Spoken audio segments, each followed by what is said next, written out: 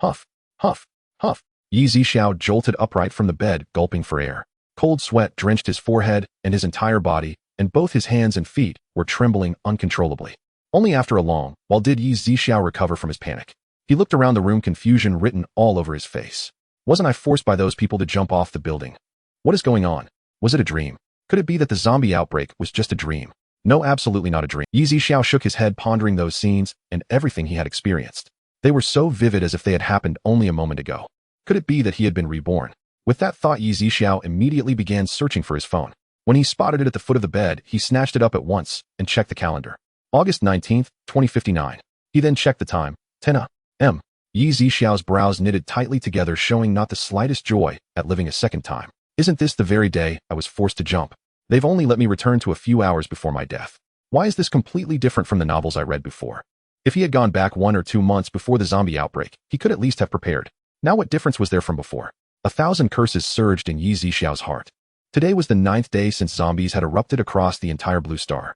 9 days ago, a dense grayish-white fog had swept across the planet without warning, shrouding the sky and blotting out the sun for a full 3 days. No one knew what that sudden thick fog was. The meteorological bureaus of every nation had detected no anomaly. At first, no one paid the fog any mind, assuming it was nothing more than smog.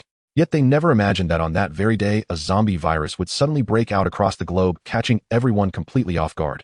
Zixiao remembered clearly that at 1 o'clock this very afternoon, just before his rebirth, a gigolo who was kept long-term by a rich woman in this building would bring several thugs carrying axes and break into his home, demanding he hand over all his food. At the time, in order to survive, Zixiao let them take everything. But as they were about to leave, the leading thug, He Biao-eyed Zixiao's delicate skin and handsome face, and a vile thought surfaced. He tried to drag Zixiao forcefully into the bedroom. Zixiao had already heard that this He Biao fancied both men and women, and that his interest in men was even stronger than in women. He had never imagined he would one day fall into such a situation himself. As he was about to be dragged into the bedroom, he struggled with all his might and finally broke free. In the end, with the thugs pressing him step by step, he leapt from the 11th floor in a single bound. At that moment, Zixiao was utterly dead inside. Zombies had erupted, his food had been robbed clean, and he could not even step outside without courting death by starvation. Rather than die in humiliation, he chose to jump and end it all. Yet unexpectedly, he had been reborn a few hours earlier. Since I've been given another chance, even if it's only a few hours before my death, I can't just sit here and wait to die. Having steeled himself, Zixiao flipped off the bed, walked to the window, and lifted a corner of the dark gray curtain. More than a dozen zombies wandered through the residential compound below, like walking corpses. And that was only what Zixiao could see. There were certainly more hidden in the shadows. For the moment, zombies could not come upstairs. They only attacked when they heard unusual sounds or saw people. Each building had a security door at the entrance that locked automatically. The first floor was raised above ground level with a parking garage beneath. Every household's windows were fitted with privacy glass. Those inside could see out, but those outside could not see in, and the glass was much thicker than that of ordinary residential blocks. Just as Zixiao was pondering what to do, a sudden scream of terror rose from downstairs. Help! Zixiao looked down again and saw exactly as before a woman of about 20 clutching an empty bag, fleeing in great strides as a pack of zombies chased desperately after her. Her food at home had run out, and clinging to a sliver of luck, she had ventured out in search of supplies. Whether from being too nervous and afraid or simply too weak from hunger, just as she was about to reach the unit entrance, her foot suddenly faltered, and she stumbled crashing to the ground with a heavy thud. The zombies that had been hot on her heels instantly surged over in a dark mass, opening their bloody maws and beginning to tear and gnaw. The woman writhed in agony, her shrill screams echoing through the entire compound. A dozen zombies ripped chunks of flesh from her body piece by piece, blood and gore flying everywhere. Before long, her terrified screams faded into nothing. With so many zombies, she was quickly devoured down to the last scrap. A large pool of bright blood slowly spread across the concrete ground. Seeing the zombies' ferocity and their numbers, Zixiao could not help but feel a twinge of despair. He could not run. Did that mean he could only stay home and wait for death? At that moment, a sudden voice sounded in his mind. Congratulations, host, you have obtained the super invincible heaven-defying system. System? A system? It's a system. Zixiao came to his senses, his eyes lighting up. He had read not just dozens, but easily over 100 system novels. Having a system meant there was hope. Sure enough, in the next instant, a pale blue light screen appeared before Zixiao's eyes. As the chosen one bound to this system, the host will be directly granted 3 treasure chests, the screen announced. Just as Zixiao was wondering what that meant, the system's voice continued. From the first treasure chest, the host obtains aliment abilities, and your strength is elevated to the peak of Tier 6. What? Aliment abilities? Tier 6? What does that even mean?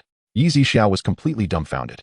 With the advent of the apocalypse, the system explained, a portion of humans, zombies, animals, and other life forms will evolve in response to the new environment, giving rise to graded tiers of power. So that's how it is. Before Zixiao could react further, a beam of golden light shot out from the blue screen and plunged straight into the center of his brow. The golden radiance coursed through every blood vessel and into his very bone marrow, spreading throughout his entire body. Soon Zixiao felt heat surging through his whole body. His once thin and frail frame began to develop faint muscles, his features grew more defined, and golden light flashed within his eyes. After a while, the golden light faded. From inside out, Zixiao had been completely remade. He had already been 1.8 meters tall, but now he appeared even more upright and strikingly handsome, and even his gaze had become resolute. Moreover, methods for wielding various abilities surfaced in Zixiao's mind. Wind, rain, thunder, and lightning, metal, wood, water, fire, earth, strength, spirit, time, space. And space itself was divided into two types: a personal divine sense storage space and control over the surrounding space, allowing him to kill and to teleport in an instant. Feeling the changes in his body, Zixiao was wild with joy. Yet only moments later, he suddenly felt as though his body had become a bottomless black hole, craving more energy. His current strength seemed utterly insignificant within that abyss. Zixiao could not understand what was happening and simply assumed it was some strange reaction of his body to having just acquired such power. Based on the system's projections of future ability evolution, the voice continued. Even if many awaken in the days ahead, your strength will remain the greatest on Blue Star for the next 5 years. You possess alignment abilities, and only those who reach Tier 7 will be able to contend with you. Barring special circumstances, no Tier 7 ability user will appear within 5 years. Furthermore, you will still be able to continue enhancing your strength. When will I be able to continue improving? Zixiao asked urgently. He did not want his strength to stagnate at Tier 6. Even if the system predicted he would be invincible for 5 years, what about after that? Nothing was absolute. He had to make preparations early. When the system encounters items capable of enhancing your strength, it will notify you, host. As of now, your strength has already reached Tier 6, and your lifespan has increased by 300 years, the system replied. 300 additional years. The increase in lifespan filled Zixiao with intense excitement. This had been entirely beyond his expectations. After calming himself a bit, he still could not help but ask curiously, will those evolved humans in the future also be able to extend their lives by raising their strength? Yes, host. Zixiao nodded, thoughts already churning. According to the system, he would be able to continue improving his strength in the future. Did that not mean his lifespan could stretch even further, perhaps to 1,000 years, 10,000 years, or more? At that moment, the system's voice sounded again. From the second treasure chest, a Nine-Storey supermarket building. As the system's words faded, a Nine-Storey supermarket materialized within Zixiao's divine sense space. Zixiao was overwhelmed with joy, for with this supermarket, he would never again fret over food. Then his consciousness entered the supermarket's first floor, where he discovered that the area spanned over 1,000 square meters. Apart from a central glass door about 3.5 meters wide, the rest of the walls were lined with full-length, transparent windows. Zixiao's eyes lit up with excitement as he beheld shelves laden with abundant supplies. There were arrays of rice noodles, grains, oils, seasonings, self-heating hot pot meals, compressed biscuits, canned foods, beef jerky, potato chips, a variety of snack, cigarettes, as well as wines and soft drinks. In the center of the supermarket, 3 refrigerators displayed a diverse assortment, including ice cream, frozen dumplings, tang yuan, and more. Along the walls, an entire cabinet was filled with daily necessities: tissue paper, sanitary pads, shampoo, body wash, toothbrushes, towels, and even various pots and pans. Without lingering further, Zixiao ascended the stairs to the second floor. However, upon reaching the end of the staircase on the second floor, he was halted by a barrier resembling rippling water, upon which the inscription "Fresh Fully Cooked Foods Area" was displayed. Zixiao stared at the water-like barrier, yet his consciousness could not penetrate it. System, what is happening here? He wondered. In puzzled tones, he asked, and the system replied, to unlock access to the second floor, the host must sell goods of sufficient value. The supermarket accepts only gold, silver, jewels, luxury watches, antiques. After the explanation, Zixiao glanced at the blue panel and indeed saw a 3.0 displayed under the unlock indicator with progress at 0. Zixiao understood that to unlock the second floor, he must sell goods worth 30 million. Currently, every time 10 million worth of supplies is sold, a lucky draw wheel is triggered, which contains items to enhance the host's power, the system explained. A spark of realization lit his eyes as the system continued. The third treasure chest, a necklace, also serves as a key. Please, host, keep it safe. As the system finished speaking, a black metal pendant necklace appeared around Zixiao's neck. System, what kind of key is this? He inquired. Perplexed, Zixiao questioned, and the system replied, host, in time you will understand. A brand new journey awaits, and your future will be boundless. After the system finished speaking, the blue panel vanished. Though Zixiao paid little heed to the system's cryptic words, he couldn't help but wonder about its origin and why it had chosen him. Without any clear answers, Zixiao decided not to overthink and believe that as his strength grew and his lifespan extended indefinitely, the mystery would eventually be unraveled. Soon after, in his living room, Zixiao began to attune himself to and familiarize himself with his unique ability. Before long, he approached the balcony window, flung it open wide with both hands, and with a sweeping palm directed at the zombies below, a bolt of purple lightning surged forth from his hand, piercing directly through the brow of a zombie. The zombie collapsed upon impact with wisps of black smoke emanating from its brow, while the other zombies, startled by the commotion, paused briefly before resuming their aimless wandering through the neighborhood. Is it possible that merely 10% of my abilities could be this formidable? Zixiao marveled inwardly. Since I now possess such power, I have no reason to fear these insignificant ants. Amid the zombie outbreak, panic had gripped everyone. So much so that Zixiao had lost his appetite for days, yet now he suddenly felt ravenously hungry. Indeed, joy rekindled his spirit and awakened his appetite. Zixiao opened the refrigerator to grab some chicken wings for preparing a serving of cola chicken wings, and he also took a bag of dumplings from the supermarket to boil for a meal. After feasting and finishing a bottle of sparkling soda, he lay contentedly on the sofa, recalling how a year and a half ago fortune smiled on him when he won the lottery and subsequently purchased his home. He then remembered the year of seclusion spent working diligently at his computer amidst the zombie outbreak, and how neighbors, once aware of his frequent grocery runs, had reported him under Biao's threats, eventually driving him to the brink of despair, where he even attempted to end his life.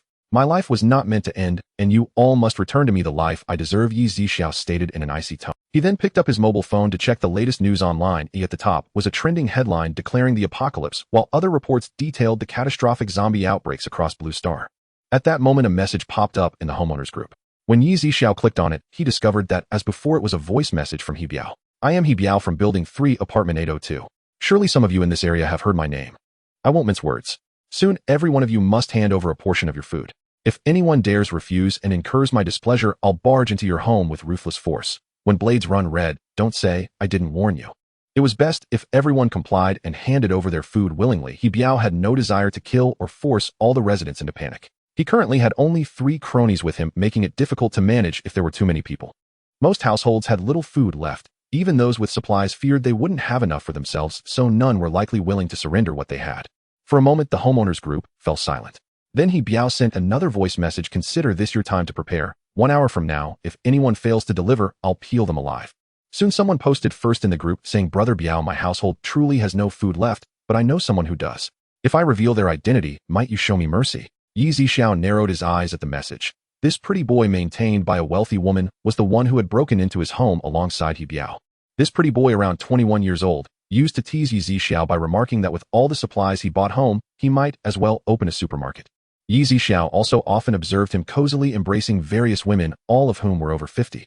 Moreover, on one occasion, Zixiao had seen the pretty boy calling a heavily wrinkled woman in her 60s babe. That scene almost made Zixiao vomit his leftover meal. Sure enough, stirred by the pretty boy's words, Biao replied in the group, if you tell me, not only will you be exempt from surrendering your supplies, but you will also receive extra goods, with a share thrown your way. Upon hearing this, the pretty boy burst into a delighted smile. After all, living with a wealthy woman meant he never had to cook and dined on gourmet feasts daily. He had always scoffed at ordinary food and never stockpiled it, for his wealthy mistress provided him with gourmet meals. Now that even those expensive fruits and delicacies were finished, he was at a loss for what to do. Thus the pretty boy quickly sent a message from his phone. Brother Biao, that person is from our building. I know where he lives, I'll take you. At that moment, others in the group began to chime in, saying, that's right. I saw a young fellow in our building carrying bags full. Indeed, I saw it too. Brother Biao, he stockpiled enough goods to last for months. Yes, I witnessed it as well, they added. Everyone exchanged words, all with the underlying hope that once Biao had seized Zixiao's supplies, they would no longer have to hand over their own food. With a cold snort, Zixiao set his phone aside, knowing that within 10 minutes the pretty boy would arrive with Biao. Zixiao walked to the front door, cracking it open slightly, and awaited the arrival of Biao and his men. Sure enough, not long after, sounds could be heard at the door. Brother Biao, we're here. The pretty boy led the way, followed closely by Biao and his 3 cronies armed with axes. As they approached the main entrance, several of Biao's underlings raised their axes to smash open the lock, only to pause and realize the door was slightly ajar. Brother the kid didn't even lock the door. Biao shoved the underling aside and peered for himself. Sure enough, a narrow gap gleamed between the door and its frame. Ha ha ha, how convenient. Biao roared with laughter. Perhaps the brat saw your message in the group chat, heard of your fearsome reputation, and lacked the courage to defy you. So he opened the door himself to welcome you in. The pale-faced sycophant chimed in obsequiously. He had long mastered the art of currying favor with wealthy women, and knew precisely how to flatter. Biao nodded approvingly at the remark, a satisfied grin spreading across his face. Indeed, you're right. He's shown good sense. With that, he strode through the doorway, head high and shoulders broad. His 3 underlings and the pale-faced sycophant followed closely behind. Inside, they found Zixiao lounging leisurely on the sofa, scrolling idly through his phone. The pale-faced sycophant rushed forward, one hand planted defiantly on his hip, the other jabbing accusingly at Zixiao. A perfect caricature of arrogance backed by borrowed power. Brat, don't you see, senior brother, he has arrived? Hurry up, pack up your belongings, and offer them as tribute to senior brother he. What are you even worth?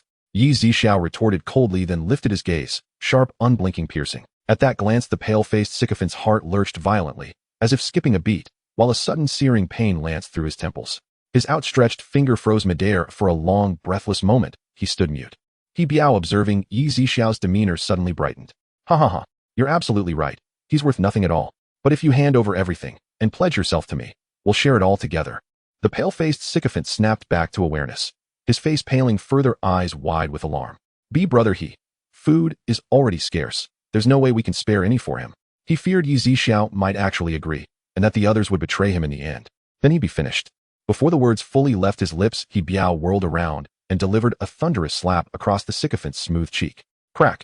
Instantly, the man's face swelled crimson, 5 stark fingers imprinted upon his skin. Stunned, he reeled, dazed and speechless. Biao barked, voice like grinding stone, I don't need you telling me how to run things. Say another word, and I'll toss you down to feed the zombies. Heh! Zixiao gave a faint, icy shake of his head, then said calmly, Biao, why not just throw him down now? Do you truly intend to share food with him? Food is life itself these days. The sycophant shot Zixiao a venomous glare, desperate to curse him, yet too terrified to utter a sound with Biao standing so near. Biao paused thoughtfully, then nodded. You've got a point. He'd never intended to share food with the sycophant. Not really. His earlier words were mere posturing. Now Zixiao had voiced exactly what suited his own intentions. Brother he, don't listen to this brat. Panic seized the sycophant, his limbs trembled uncontrollably. Zixiao wanted only one thing, to watch them tear each other apart, to let the sycophant die in bitter regret. Biao silently signaled his men. In an instant, they stepped forward and seized the sycophant's arms. Brother he, spare me. I'll do anything. I have experience, every kind. I'm far better at serving than he is. I swear. Just let me live, and I'll obey your every command. Panic had reduced him to near collapse. If not for the firm grip of Biao's men, he would have dropped to his knees, and Biao studied him carefully, then shook his head dismissively. You're simply not my type. With an impatient wave, Biao gestured toward the balcony. His men dragged the sycophant into the living room and onward, toward the glass doors. Struggling wildly, the sycophant turned desperate, pleading eyes toward Zixiao. I was wrong. Please beg him for mercy. From now on, I'll be your dog, your loyal hound. Do anything you demand. You, my dog. You flatter yourself outrageously. Zixiao replied, voice glacial. Seeing that plea fail, the sycophant's eyes darted sideways. Then he blurted, I know exactly who has the most food. Let me go, and I'll lead you there myself. I want nothing for myself. Everything goes to you. Then tell us now. No need for you to guide us. Zixiao said flatly. The sycophant's gaze flickered. This was pure improvisation. Name any household, then flee at the first chance. Zixiao caught the shift, but so did Biao. Years spent navigating the underworld had honed Biao's instincts. Such petty deception was transparent to him. He exploded, damn you, trying to trick me? Toss him down now? No. Brother he, mercy. Terrified screams tore from the sycophant's throat as he writhed, straining futilely against iron grips. But his slender, hollowed-out frame stood no chance against the thick-muscled thugs who held him fast. In that final shuddering instant, he drowned in remorse. Why had he been the first to speak? Dozens lived in this building, all aware of Zixiao's stockpile. Had he waited, perhaps death would have claimed another. Yet regret changed nothing. His body was already hoisted aloft, suspended over the balcony's edge. Brother he. Please, killing is illegal, you. Allah. A single guttural shriek pierced the air, then silence, as the 3 thugs hurled him from the balcony. A faint knowing curve touched Zixiao's lips. He rose slowly, walked to the balcony, and looked down. Below, the zombies had already converged, drawn by the scream, surrounding the fallen man in a ravenous swarm. His gaze drifted to a small tree in the courtyard, its branch snapped cleanly by the impact. Returning his attention to the sycophant, Zixiao's smile deepened, dark, spectral, chilling good. He still draws breath. Zixiao's perception had sharpened to preternatural levels. That the sycophant retained consciousness, even now, pleased him deeply. It meant he would remain lucid, aware as the undead devoured him bite by agonizing bite. Zombie infection typically required 3 to 5 minutes to complete full transformation, depending on wound severity and proximity to the brain. Only after the virus seized control of neural pathways would true reanimation occur. Yet the sycophant died within a minute, before the first fang could pierce his flesh. He wouldn't even rise again as one of them. At that moment, Biao stepped up behind Zixiao. Well, I did as you suggested, so now? A cruel smirk curled his lips. Since he's already gone down, why don't you join him? Zixiao turned, eyes frozen, expression serene. yet a chilling smile played at his lips. Zixiao recoiled instinctively, a wave of primal dread flooding his veins. Without thinking, he retreated, putting distance between himself and that unnerving calm. "Grab him now!" Zixiao shouted, ducking behind his remaining men. They surged forward, hands outstretched to seize. "Trying to grab me?" Zixiao scoffed, then raised a hand palm outward. From across the room, he seized one thug's throat, without touching him. "Let go." Zixiao watched the man's terror bloom, then flicked his wrist. The thug sailed backward, out the balcony, into the void. "Aya!" A shrill, fading wail echoed, then cut off abruptly. Silence crashed down, so profound a pin drop would have shattered the air. What technique did you just use?" Zixiao swallowed hard, yet forced the question out. Everyone had seen it clearly, no contact. Yet the man had been lifted, throttled, and hurled into oblivion. Such impossibility could not be ignored, and fear, raw and undeniable, coiled in every chest.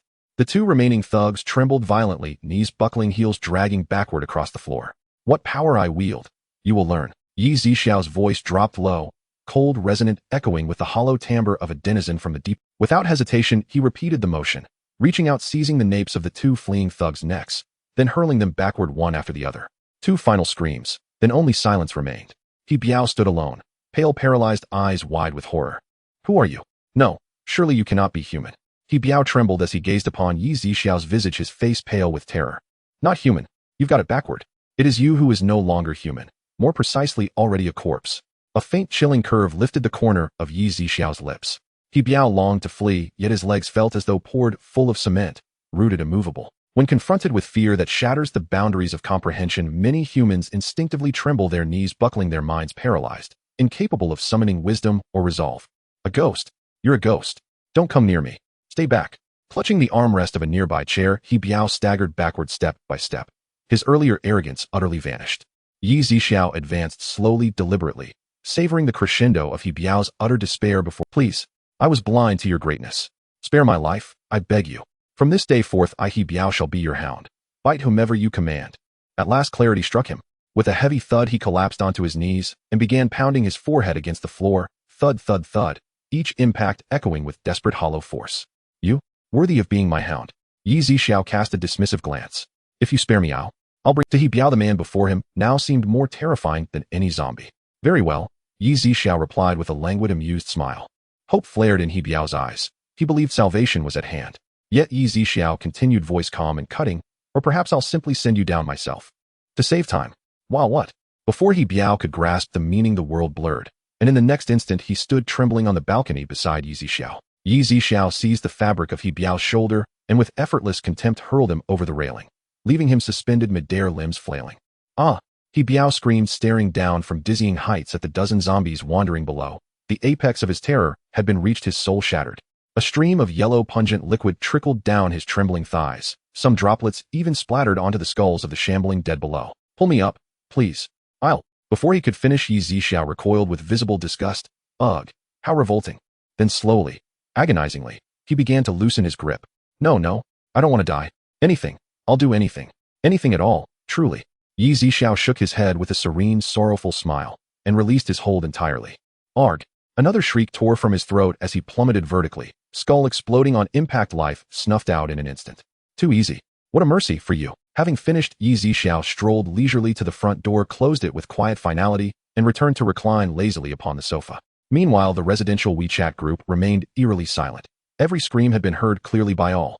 Through their windows, residents had witnessed Zixiao's gruesome end, and understood plainly that those who'd come for Zixiao had met their doom. Especially those who'd previously echoed the smarmy young man, and Zixiao in the group now cowered in their homes. Fearing retribution, some even hurriedly changed their profile pictures to erase any trace of their faces. Those who'd stayed silent, however, breathed easier. Zixiao's removal meant they'd no longer be forced to surrender supplies, granting them fleeting relief. "Revenge is complete," Zixiao murmured softly. Yet he had no intention of retrieving the supermarket from his spatial realm. Not yet.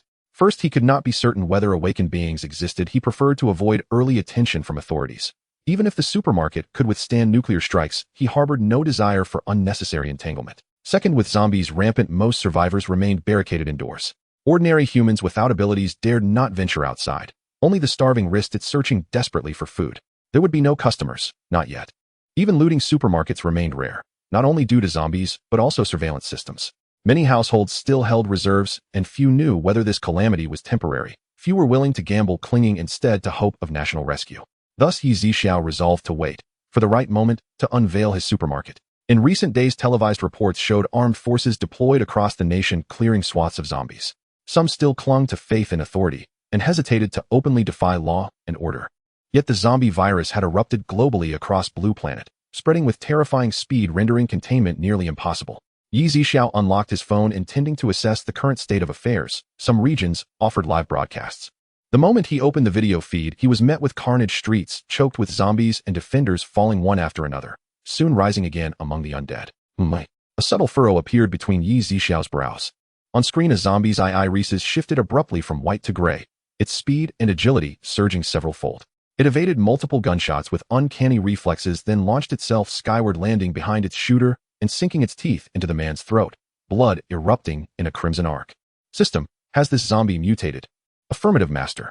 A fraction have evolved from Tier 1 to Tier 2, intelligence and combat prowess surging exponentially. Some have even awakened unique abilities. After the system's reply, Zixiao scanned the footage anew and found that fully 1/5 of the visible zombies bore gray irises. Fall back now, a commanding voice shouted from the video. Even from a distance, the live reporter was ambushed by a leaping Tier 2 zombie, slammed to the ground and instantly decapitated at the throat. The feed cut to black. So even the authorities are overwhelmed. Zixiao closed the video and sat motionless on the sofa, lost in thought. Just then a sharp rapping echoed at the front door. Knock, knock, knock. Who is it? Zixiao asked. Hey, handsome, we live across the hall. A sweet melodic voice floated through the door. Zixiao recalled. Yes, 2 women lived opposite him. His tone carried unmistakable impatience. We're just 2 girls alone at home. It's so frightening. Could we possibly stay with you? Her voice dripped with affected charm, making Zixiao's skin crawl. Handsome, can't you please say yes? Get out. His voice dropped low, cold, final. Outside, the 2 women seethed, humiliated by his instant, contemptuous refusal. They possessed both beauty and poise. Normally, they wouldn't have spared Zixiao, a penniless nobody, a second glance. Only because they'd seen him stockpiling food and glimpsed through the peephole how he'd hurled Biao and his men off the balcony. Though details remained unclear, they recognized Zixiao as formidable. In this zombie apocalypse, having such a figure nearby might mean survival. Otherwise, they'd never have knocked nor offered to cohabit. Calmly regaining composure, she cooed. Handsome, our supplies are nearly gone. Could you possibly share some with us? Dream on. His reply was icy. As a man, can you truly bear to watch 2 helpless girls starve to death? One woman retorted. Zixiao refused to engage. Their deaths held no weight for him. He retreated into his room and shut the door, preparing to rest. The 2 women chattered on for a while, receiving no reply, then stomped away in fury, returning to their own apartment. Zixiao slept straight through until 7 p.m. It's been ages since I've slept so deeply. He stretched luxuriously. But as he rose and glanced out the window, a dense fog had rolled in once more. He remembered clearly. The same fog had preceded the outbreak. Yet this time it shimmered with a faint azure hue, like drifting through clouds beneath a stardust cerulean sky. It was less oppressive than the first wave. Visibility extended roughly 10 meters. Zixiao sensed the temperature had plunged sharply. Checking the thermometer, he confirmed the outdoor reading had plummeted from 30 degrees to 20. Even at night, such a rapid drop is unnatural. As he murmured, a piercing scream, male and female, erupted from downstairs. Zixiao looked across and saw the reinforced glass balcony window of a ground-floor apartment in the neighboring building now shattered. Zombies vaulted in one after another, each bearing gray irises. These zombies have mutated too. Soon even upper floors won't be safe. Previously, they attacked only upon sight or sound. Now many displayed nascent intelligence and heightened senses. Anyone within proximity could be detected. Residents across the complex witnessed the assault, and panic deepened, especially among those on lower floors who scrambled upward, desperate to escape. Yet zombies had already infiltrated stairwells. Where could they run? All they could do was pray not to be found. With each shattering pain, wails of agony pierced the air. Even within Zixiao's own building, the guttural scrape of zombie footsteps echoed up the corridor. Zixiao did not continue to check. After all, with his current strength, he was not afraid of zombies. He could simply eliminate one after another. When Zixiao picked up his phone to see if there was any news in the owner's group, he noticed a friend request. Little brother, we are your neighbors across the hall. Please can you let us come to your— Little brother, we are your neighbors across the hall. Please can you let us come to your house? There are zombies in the hallway, and we are so scared. Zixiao replied, why should I care if you are scared? He remembered how those 2 women used to look at him with such arrogance, as if they would look down on him from their noses, and now they were acting so pitiful, it was like 2 different people. Zixiao was an orphan with no relatives, having grown up in an orphanage where he never felt warmth. All the children there were desperate to be adopted by wealthy families using all sorts of tricks. Zixiao had become reclusive, indifferent, and even ruthless as a result of betrayal. The adults at the orphanage preferred lively and adorable children who could amuse them, so someone like Zixiao was naturally unlikable and often bullied. This is why after winning the lottery, Zixiao chose to stay at home, unwilling to interact with others. Human hearts are hard to gauge. Zixiao understood this from a young age, especially in this apocalyptic world, where someone who called you brother one moment could stab you in the back the next, not just brothers, but lovers, and even family. Seeing Zixiao's reply, the two women exchanged glances, seemingly having made some decision. Soon after, they sent another message. Little brother, if you let us come to your house and protect us while providing us food, we will be yours from now on. You're that generous. And with two of you. Zixiao shook his head. He was used to being alone. The thought of being close to even one person made him feel I'm not interested in you. If you continue to disturb me, don't blame me for being rude, Zixiao replied.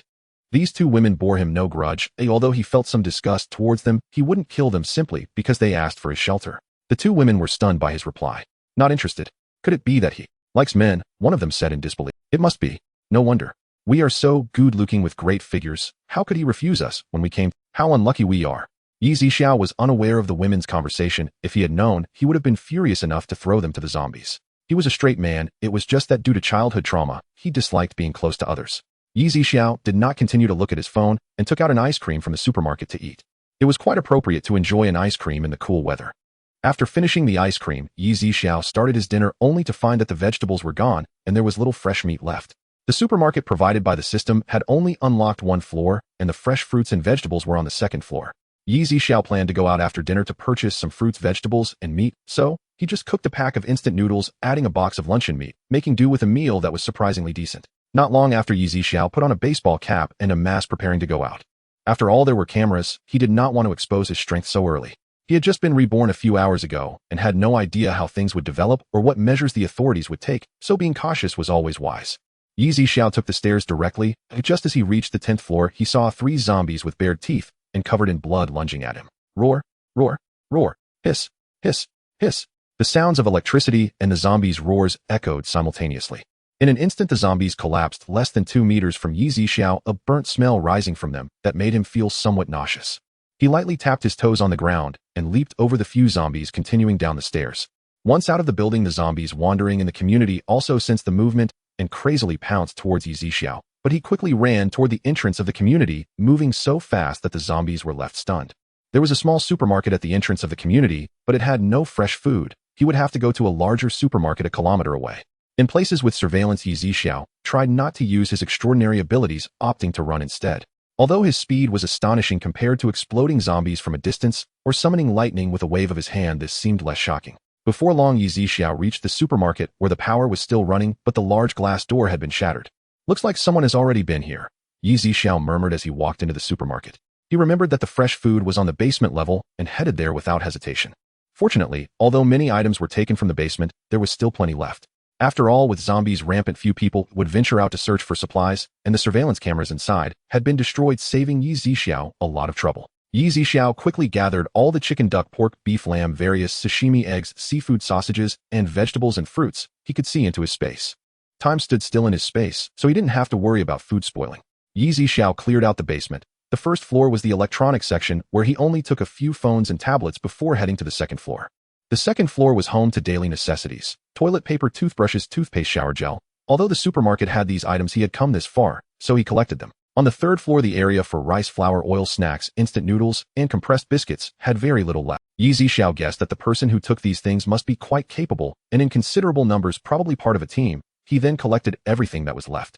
After reaching the fourth floor, which was filled with clothing for both men and women, he stuffed all the clothes into his. The fifth floor had bedding, sheets, quilts, pillows, and massage chairs, all of which Zixiao also put into his space. Although some of these items were useless to him in this apocalypse, one never knows when they might come in handy or be traded for something he needed. Better safe than sorry.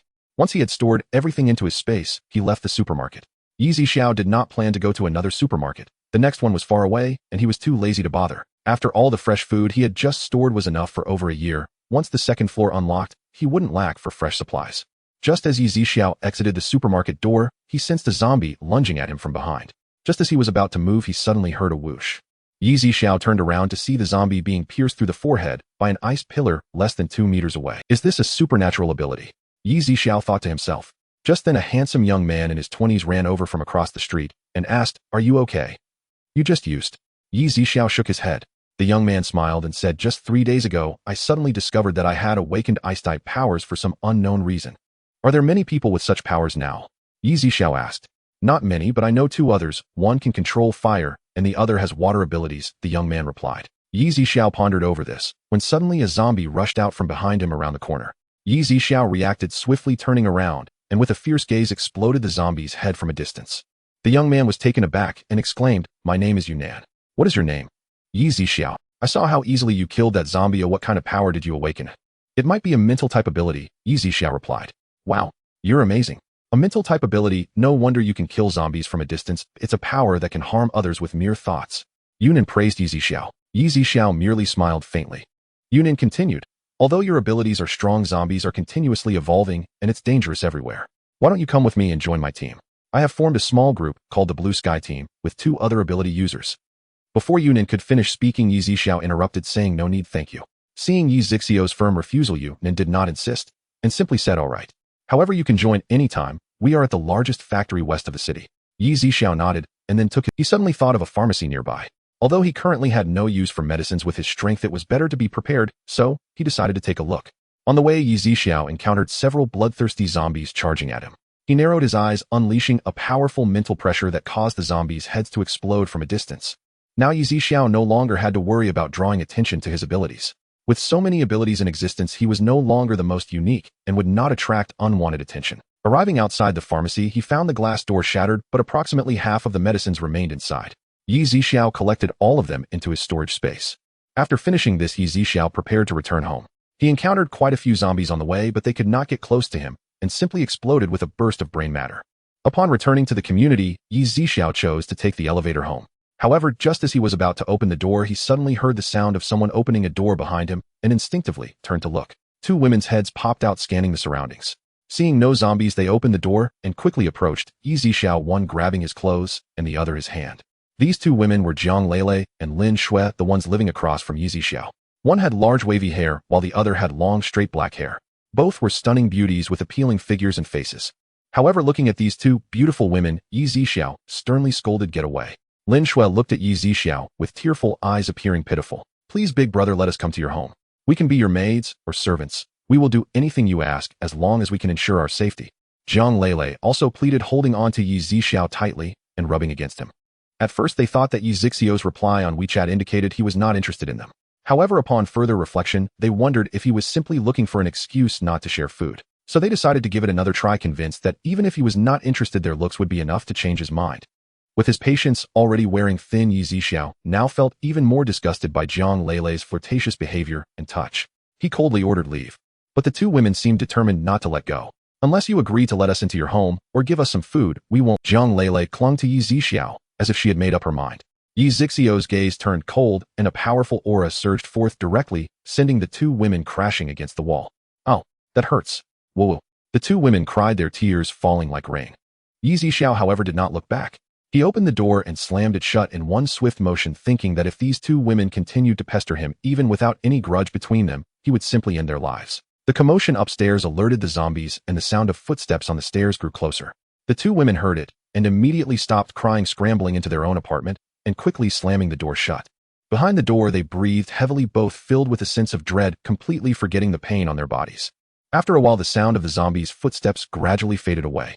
Only then did they look down at their arms, waists, and backs, which were already covered in bruises. They felt that if Zixiao had used a bit more strength, their bones would have surely been shattered. In this apocalyptic world, without medical conditions or medicines, a broken bone could likely lead to death. That damn man, if I get the chance, I won't let you go, Jiang Lele said through gritted teeth. Although Lin Shui was also very angry, she understood their current situation. Lele, we can barely protect ourselves now. Those who pursued us before are either unreachable or too scared to come out.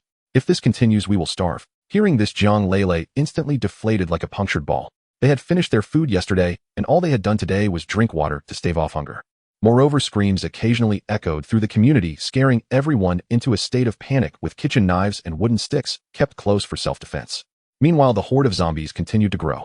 Zixiao closed all the windows tightly, not wanting to be disturbed from his sleep by the sounds of screaming. The next day, Zixiao woke up having slept rather well. He opened the window to look outside, and the thick fog was almost dissipating. He walked to the living room, preparing to open the window for some fresh air, but as soon as he did, a gust of cold air rushed in. Yi Zixiao checked his phone and found that the outdoor temperature had dropped to 3 degrees. However, this temperature was nothing for Yi Zixiao at this point. He was still wearing a thin long-sleeve pajama. System, why has the temperature dropped so suddenly? Is it extreme cold? Yes, host. Extreme cold is about to arrive, but with your physical condition, it will have no impact on you. Just 10 days into the zombie apocalypse, and now facing extreme cold, oh, I doubt many will survive this. In the apocalypse, the survival of the fittest. The system replied succinctly. Yi Zixiao nodded and did not dwell on it further as it was of little concern to him. Yi Zixiao cooked some noodles for breakfast. After eating, he noticed his phone lighting up repeatedly. It was messages from the group, all complaining. What the hell is this weather? It's August, and we're about to drop to 0 degrees. Yeah, I'm freezing to death. You don't think the apocalypse is coming, do you? No way. Don't scare me. I'm terrified. I had hoped the government would eradicate the zombies and rescue us. If this is truly the end of the world, what will we do? What can we do? We all die together. What's there to fear? Yi Zixiao shook his head as he watched the chaotic chat. Who isn't afraid of death? When the extreme cold truly arrives, not a single person will face life and death with calmness. Zombies can wait for rescue, but natural disasters are a different story. Ordinary humans cannot possibly resist nature. At that point, the ugly side of humanity will gradually be torn open. In fact, under the pressure of cold, hunger, and fear, many people's internal states have silently begun to change. They have been holding back, but once an opportunity arises, it will explode uncontrollably. Yi Zixiao turned on the TV and saw the usual announcement: stay safe, do not go out unless necessary, close your doors and windows tightly, and wait for rescue. After that, Yi Zixiao returned to his room, played some games on his computer, and then took a hot bath feeling very comfortable. Meanwhile, other residents were rummaging for down jackets and thick comforters. Although there was still electricity, many were too afraid to turn on the air conditioning, fearing the noise would attract zombies. They could only wear down jackets and cotton clothes, anxiously waiting for the government's rescue. By the afternoon, the temperature had dropped further to -2 degrees and snowflakes began to fall from the sky. Yi Zixiao wrapped himself in a coral fleece robe and sat on the soft lounge chair on the balcony, watching videos while enjoying the snow scenery. At that moment, Yi Zixiao suddenly noticed the zombies downstairs beginning to gather and leave the community in groups. Yi Zixiao continued to observe. Before long, a large group of first-tier zombies, led by some second-tier zombies, left the community. Could it be that they sensed the extreme cold approaching and are looking for a place to hide? If that is the case, it seems their perception is already higher than that of ordinary humans. Yi Zixiao speculated. Currently, the zombies are not very strong, especially the first-tier ones. While they may not die in extreme cold, they would freeze into popsicles. Compared to extreme cold, zombies are more heat-resistant. This phenomenon of zombies leaving in droves was not only seen by Yi Zixiao, many others also witnessed it. However, those who saw it did not speak up in the group. About half an hour later, Yi Zixiao saw people gradually heading outside, all carrying weapons for self-defense, such as hammers, kitchen knives, and iron rods, while others had bags or backpacks. Everyone instinctively gathered at the small convenience store by the residential complex gate. Over the past few days, many had nearly exhausted their food supplies. With the zombies gone, survival took precedence. Hunger overrode all else. They exchanged a silent glance. No words were needed. In the next instant, they raised their weapons as one. A thunderous crash shattered the glass door into glittering shards. Chaos erupted. People surged forward, shoving and scrambling over one another to storm inside. Anything edible vanished instantly, stuffed into backpacks, pockets, even tucked into coat linings. The commotion, shattering glass, crashing shelves, frantic shouts, could not go unnoticed. Residents from elsewhere in the complex rushed toward the store, brandishing whatever tools or weapons they owned. The tiny shop soon teemed with dozens, then scores of desperate souls. Shelves emptied in minutes. Latecomers stared in disbelief at barren aisles, then turned on each other, snatching food directly from trembling hands. In an instant, batons and kitchen knives struck down neighbors who only days before had exchanged polite nods and smiles. Oh, who slashed my back? Damn it. I'll kill you. Hand over that food now. Get lost, or I'll kick you senseless. Oh. Screams, curses, and wails pierced the air like jagged blades. Yi Zixiao did not activate his psychic ability to witness the carnage. He needed no vision to imagine its horror. He noticed the two women from across the hall standing downstairs, clutching cloth bags, evidently preparing to join the loot. Yet just as they reached the complex gate, they froze, then bolted back in sheer terror, as if fleeing something far more dreadful than zombies. Is this not the nature of humanity? By now the store floor was littered with fallen bodies, blood pooled, thickly spilling onto the pavement beyond. This was the only convenience store nearby. The others required a detour, a brisk 7 or 8-minute walk past. No one dared venture farther. Though the zombies had vanished, no one could guarantee their absence elsewhere. Staying near home felt safer. At least here within 100 meters, any threat remained visible, and escape still possible. From the chaos, figures burst forth, arms laden with goods, dashing homeward, pursued by others. Brink. Yi Zixiao gave a cold, mirthless smile and shook his head. And this is only the beginning of the apocalypse. Snow fell heavier now. After deaths and injuries inside the store, the able-bodied, and those lightly wounded, had secured provisions and fled, cradling their spoils as they sprinted home. Soon silence settled over the complex gate, broken only by the faint coppery tang of blood lingering in the frigid air. Then message notifications flooded the group chat once more. A woman's voice trembled with sobs and fury. You monsters. You'll pay for this. Give me back my husband. Murder is a crime. I swear I'll see every last one of you rot in prison. Those who'd returned home laden with food flinched inwardly upon reading her words. In the heat of desperation, consequences had been forgotten, but now calm returned, and with it dread. Still faced with the same choice again, they knew they would do it all over. Who knew how long this would last? Hope lingered, however frail, and survival demanded sustenance. Starvation waited no longer than tomorrow. Yet none replied. With so many involved whose hand had struck the fatal blow, mass culpability shielded them all. Even imprisonment seemed preferable to slow, hollowy death by hunger. Give me back my son, my son. I'll haunt you till my dying breath. You accursed fiends. I'll walk straight to the zombies now. I'll become one and bite you all to death. I'll slaughter you. Give me back my daughter. A woman's voice shrieked raw with hysteria. Zixiao turned away, silenced the phone, and brewed a cup of coffee. Stepping onto the balcony, he took a slow sip and gazed into the distance. Hours passed. The temperature plummeted to -10°C. Snow fell harder still, but with no zombies left to fear, residents switched on heaters. Warmth-filled apartments, cold became merely atmospheric. Those without food fared worse.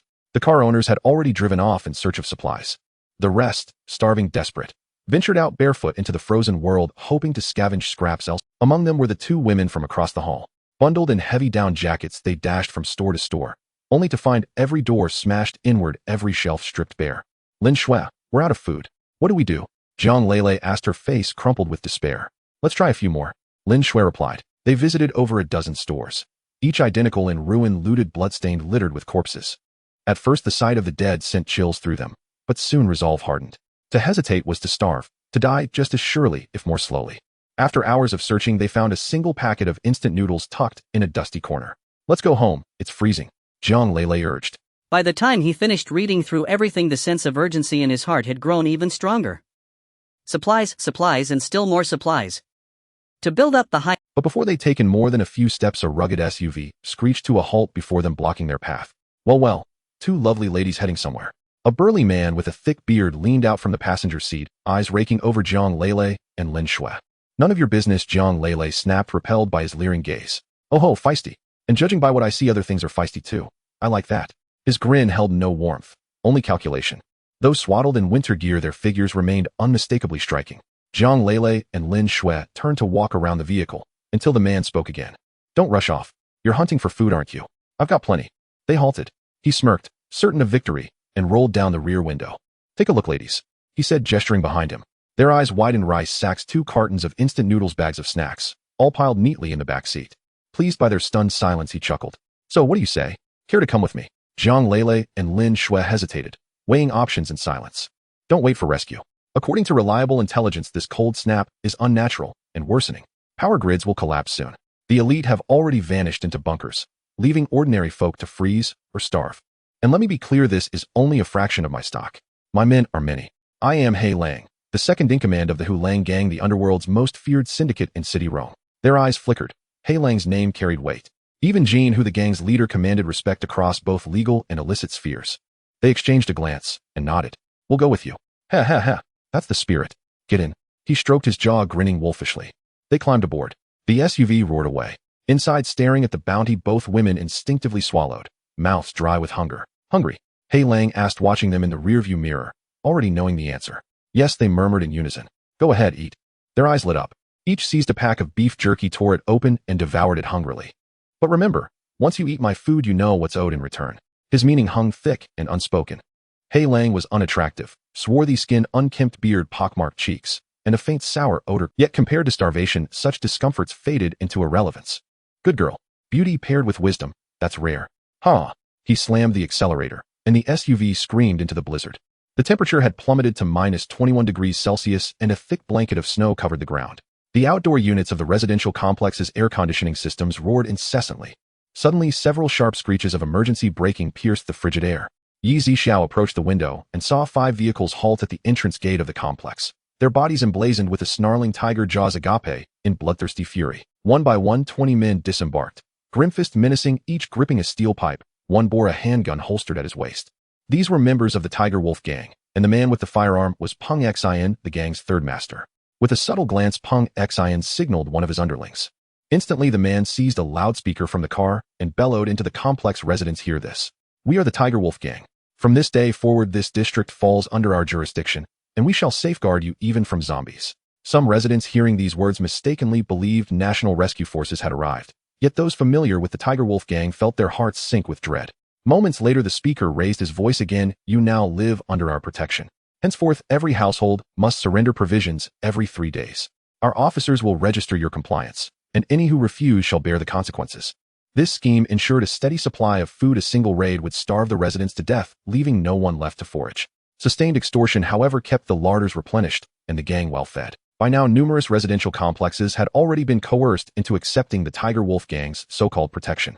Every 3 days, the gang would return to collect, while terrified residents braved the lethal cold to scour for rations, sparing the gang all effort. It dawned on them then this was no government relief mission, merely armed bandits cloaking plunder in the veneer of, "We don't need your protection, we won't comply," shouted a man from an upper-floor window. "Nor will we," echoed others. "Neither will I, we've run out of food," cried another. Voices erupted in frantic unison, until a contemptuous snort cut through the clamor. "Don't mistake our courtesy for weakness. Bring your provisions downstairs, house by house, now, or face." The Tiger Wolf Gang spoke in low, chilling tones. "We won't comply. Kill us if you dare. Handing over our food means certain starvation anyway." A 50-year-old man thrust his head out the window to shout, but before his sentence finished, a gunshot cracked the air. A bullet struck him square in the forehead. He crumpled lifeless in an instant. That single shot sent shockwaves through the complex. None had imagined the gang possessed firearms, and panic slammed every window shut, silencing all protest. "You have 10 minutes. Fail to deliver your rations, and we'll storm each residence, whereupon your food will be the least of your concerns." Peng Xian's voice was glacial. Soon the timid began descending, clutching instant noodles, dried pasta, or sacks of flour. "Damn it, this is all." Peng Xian cursed, glaring at their meager offerings. Yet it was better than nothing. Their haul, though modest, was duly recorded. After all, this protection tax would be collected every 3 days henceforth. Temperatures had since plunged further, to minus 27 degrees Celsius. Every apartment ran its air conditioner. The hum of outdoor units allowed the gang to tally the complex's total households upon arrival. The complex was small, just 3 16-story buildings, and within minutes the gang had mapped every unit. When no more residents emerged, Peng Xian reviewed the registry of contributors. "Damn it," he roared, discovering nearly 30% had refused to comply. So the tiger must bare its fangs to prove its know-how. Scat. He gestured sharply. "Let's teach them a lesson." With a dozen men, he stormed the ground floor security door, shattering it with a gunshot that made every defiant heart leap in terror. Within moments, screams and gunshots erupted from the rightmost building, agonized wails piercing the frozen air. Then another cry tore through the silence. "Oh!" A man was dragged to the 9th-floor window and hurled downward. Though deep snow cushioned his fall, leaving him bleeding, eyes rolled back, unconscious, he survived. Not so those flung from 15th or 16th floors. They died instantly upon impact. Their homes were then stripped bare, the Tiger Wolf Gang claiming every morsel. Witnessing this horror, residents of the other 2 buildings scrambled to gather whatever food they had left, rushing downstairs to surrender it. Escape crossed some minds, until they saw Tiger Wolf sentries blocking the main gate, extinguishing all hope. As the gang emerged from the rightmost building, they found dozens awaiting them in the courtyard of the central tower, hands clutching sacks and boxes of provisions. "Excuse me, senior brother. I had severe diarrhea and couldn't make it sooner. This flour, 1 kilogram, is my family's humble tribute to you," stammered a middle-aged man, trembling as he offered the sack. "Humph. Obedience earlier would have spared you this trouble," Peng Xian sneered, spinning his pistol idly, then flicking his gaze toward an underling. The man stepped forward to take the flour, only for Peng Xian to lash out, driving a brutal kick into the man's abdomen and sending him sprawling. "Oof." The man curled on the ground, groaning in agony. "A minor lesson. Next time you defy us, you'll pay with your—" Others hurried forward with their offerings. Each met not with gratitude, but with slaps, punches, or kicks that sent them crashing onto the snow. Yet compared to those already dead for refusing, their fate was merciful. Even residents of the leftmost tower, Zixiao's building, rushed forth with provisions, bowing low as they handed them over, only to suffer the same violent rebukes. Then Zixiao emerged calmly from his building's entrance. Peng Xian spotted him immediately, his expression darkening as he noted Zixiao's empty hands. Zixiao had descended not out of submission, but to avoid a chaotic, confined brawl inside his cramped apartment, where bloodstains would stain his walls and movement would be crippled. "Brat, where's your tribute?" Peng Xian demanded, voice like grinding stone. "What tribute?" Zixiao replied coolly. "Playing dumb with me. You're pushing your luck." His pistol snapped up, barrel leveled unwaveringly at Zixiao's temple. Even the man, writhing in pain on the ground, paused mid-groan, staring in disbelief. Others who recognized Zixiao recalled how he Biao had met his end, and forgot their own agony captivated by the unfolding drama. Think I won't pull the trigger? Peng Xian thundered. Go ahead, try it, Zixiao retorted, voice glacial. Grab him. Today I'll break him slowly. Peng Xian commanded. Yes, third master. 4 or 5 hulking enforcers charged forward, steel pipes raised high, poised to crush Zixiao where he stood. But as the pipes descended, Zixiao vanished, leaving one thug clutching only air, his weapon gone without it. Stunned, they whirled. Too late. Zixiao now stood behind them, gripping one of their own pipes. Ow! A chorus of shrieks rang out as steel shattered skulls, crimson blossoms erupting across them. In less than a heartbeat, Peng Xian turned, only to find his men sprawled motionless in the snow, breathless. Peng Xian fired, yet Zixiao dissolved from sight. A blur, a flash, and suddenly the pistol vanished from his grip. Let me use your own gun to send you on your way. Zixiao's voice came from beside him. Peng Xian's peripheral vision caught the figure standing to his right, his own weapon now aimed cold and unwavering at his temple. His pulse hammered, his mind reeled. And no, don't kill me. I'll give you everything I've taken, food from the car, from multiple complexes.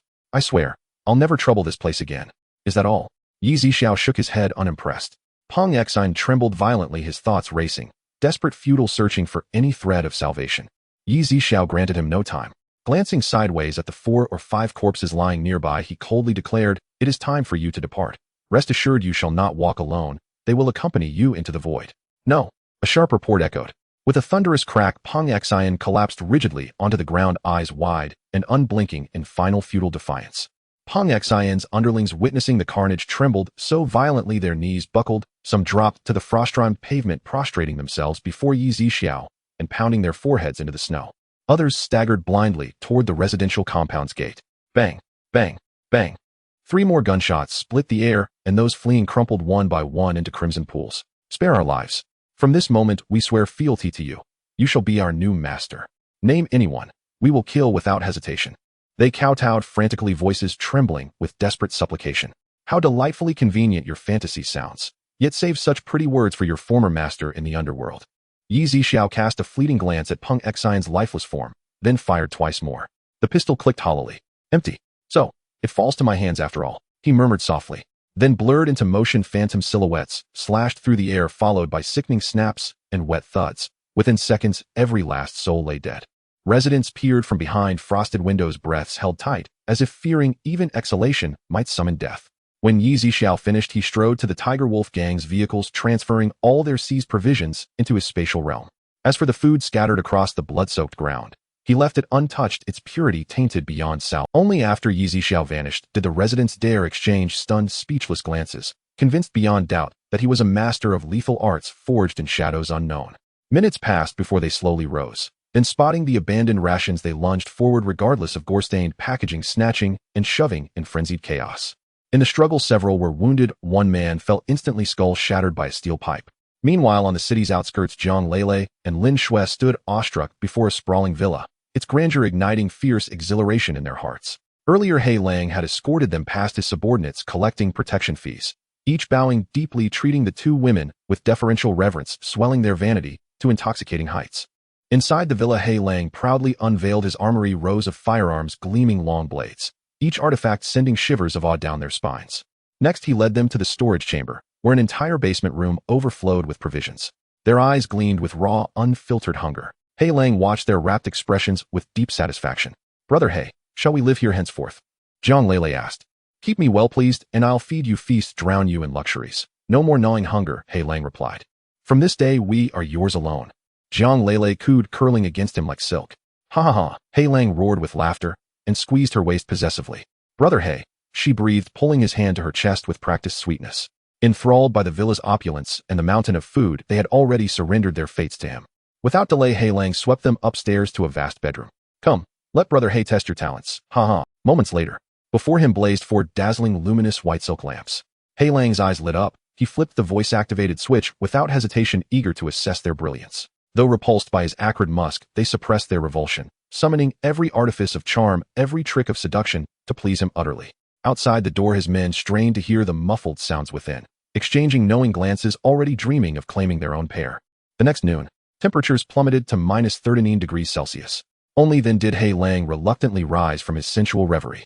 I have business today. Tonight I'll finish what we started, he announced, dressing swiftly and striding out. Exhausted beyond measure, Zhang Lele and Lin Shui merely hummed drowsily before sinking back into slumber. Once outside, He Lang paced the villa, yet found no trace of Peng Exine or his men returning from yesterday's supply run. A chill of unease crept up his spine. Where's that boy Peng Exine? He Lang beckoned sharply to a nearby subordinate. The man sprinted over instantly. Second master. Have you seen third master Peng return? No, sir. He's been gone since yesterday and hasn't reappeared. What a... Suspicion flared. Gather men, search immediately. Something has gone terribly wrong. Yes, second master. The subordinate bolted away, rallying others before vanishing from the villa grounds. Meanwhile, Zixiao sat before a steaming hot-pot beer bottle in hand. Musing wryly on life's cruel irony. Days ago, he'd leapt from a skyscraper in despair. Now, he stood unchallenged as the strongest being on Blue Planet. Suddenly, a deafening thunderclap tore the sky. Boom. A jagged lightning bolt cleaved downward. Crack. His chopsticks froze midair, suspended in shock. More thunder roared, earth-shaking and primordial. Purple lightning cascaded like divine wrath. Though daylight lingered, thick clouds veiled the sun, yet the violet bolts remained terrifyingly vivid. His ceiling lights flickered wildly, sputtering with angry metallic hisses. Boom.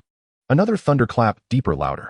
Then total darkness. Lights died, air conditioning ceased, silence swallowed the room whole. Power grid failure. Zixiao murmured. He pulled out his phone. Breaking news flooded the screen, tens of thousands reporting blackouts, all within seconds. Scrolling further, he confirmed it. Not just his nation, not just one continent, but the entire Blue Planet had fallen silent. All electricity everywhere extinguished. So the hour has arrived. After all the system had foretold the apocalypse, this collapse was inevitable. Within minutes, the room chilled rapidly. Outside, temperatures plunged to minus 40 degrees Celsius. Urban dwellers huddled beneath quilts, scrolling feverishly, hoping for official bulletins, rescue plans, or power restoration updates. But each refresh deepened their dread. This was no localized outage. It spanned nations, continents, the very globe. Rural residents fared better, tending crackling hearths, drawing warmth from ancient steadfast flames. Soon Zixiao heard engines roar to life within the compound. In this third-tier city, many lived near countryside homes, and those quick to grasp the gravity fled immediately toward rural shelters. Zixiao resolved to relocate his supermarket from his spatial domain to a suitable site. After securing clothes and essentials inside his space, he descended the stairs. At ground level, snow had nearly buried the Tiger Wolf gang corpses. Their vehicles still sat frozen at the compound gate, untouched, unmoved, ice encasing every surface. Zixiao approached one car, placed his palm flat upon its hood, and a surge of energy erupted from his hand, shattering the ice into glittering dust.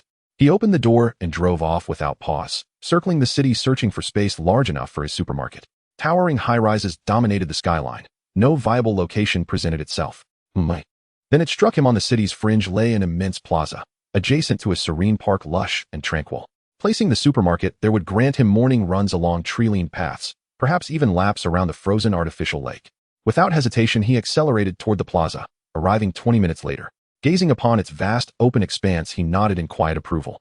Less than a kilometer behind stretched a running track. Beyond it, a frozen lake shimmered under the leaden sky. With a single focused thought, a towering Nine-Storey supermarket materialized, impossibly precise, impossibly grand, anchoring itself upon the plaza's heart.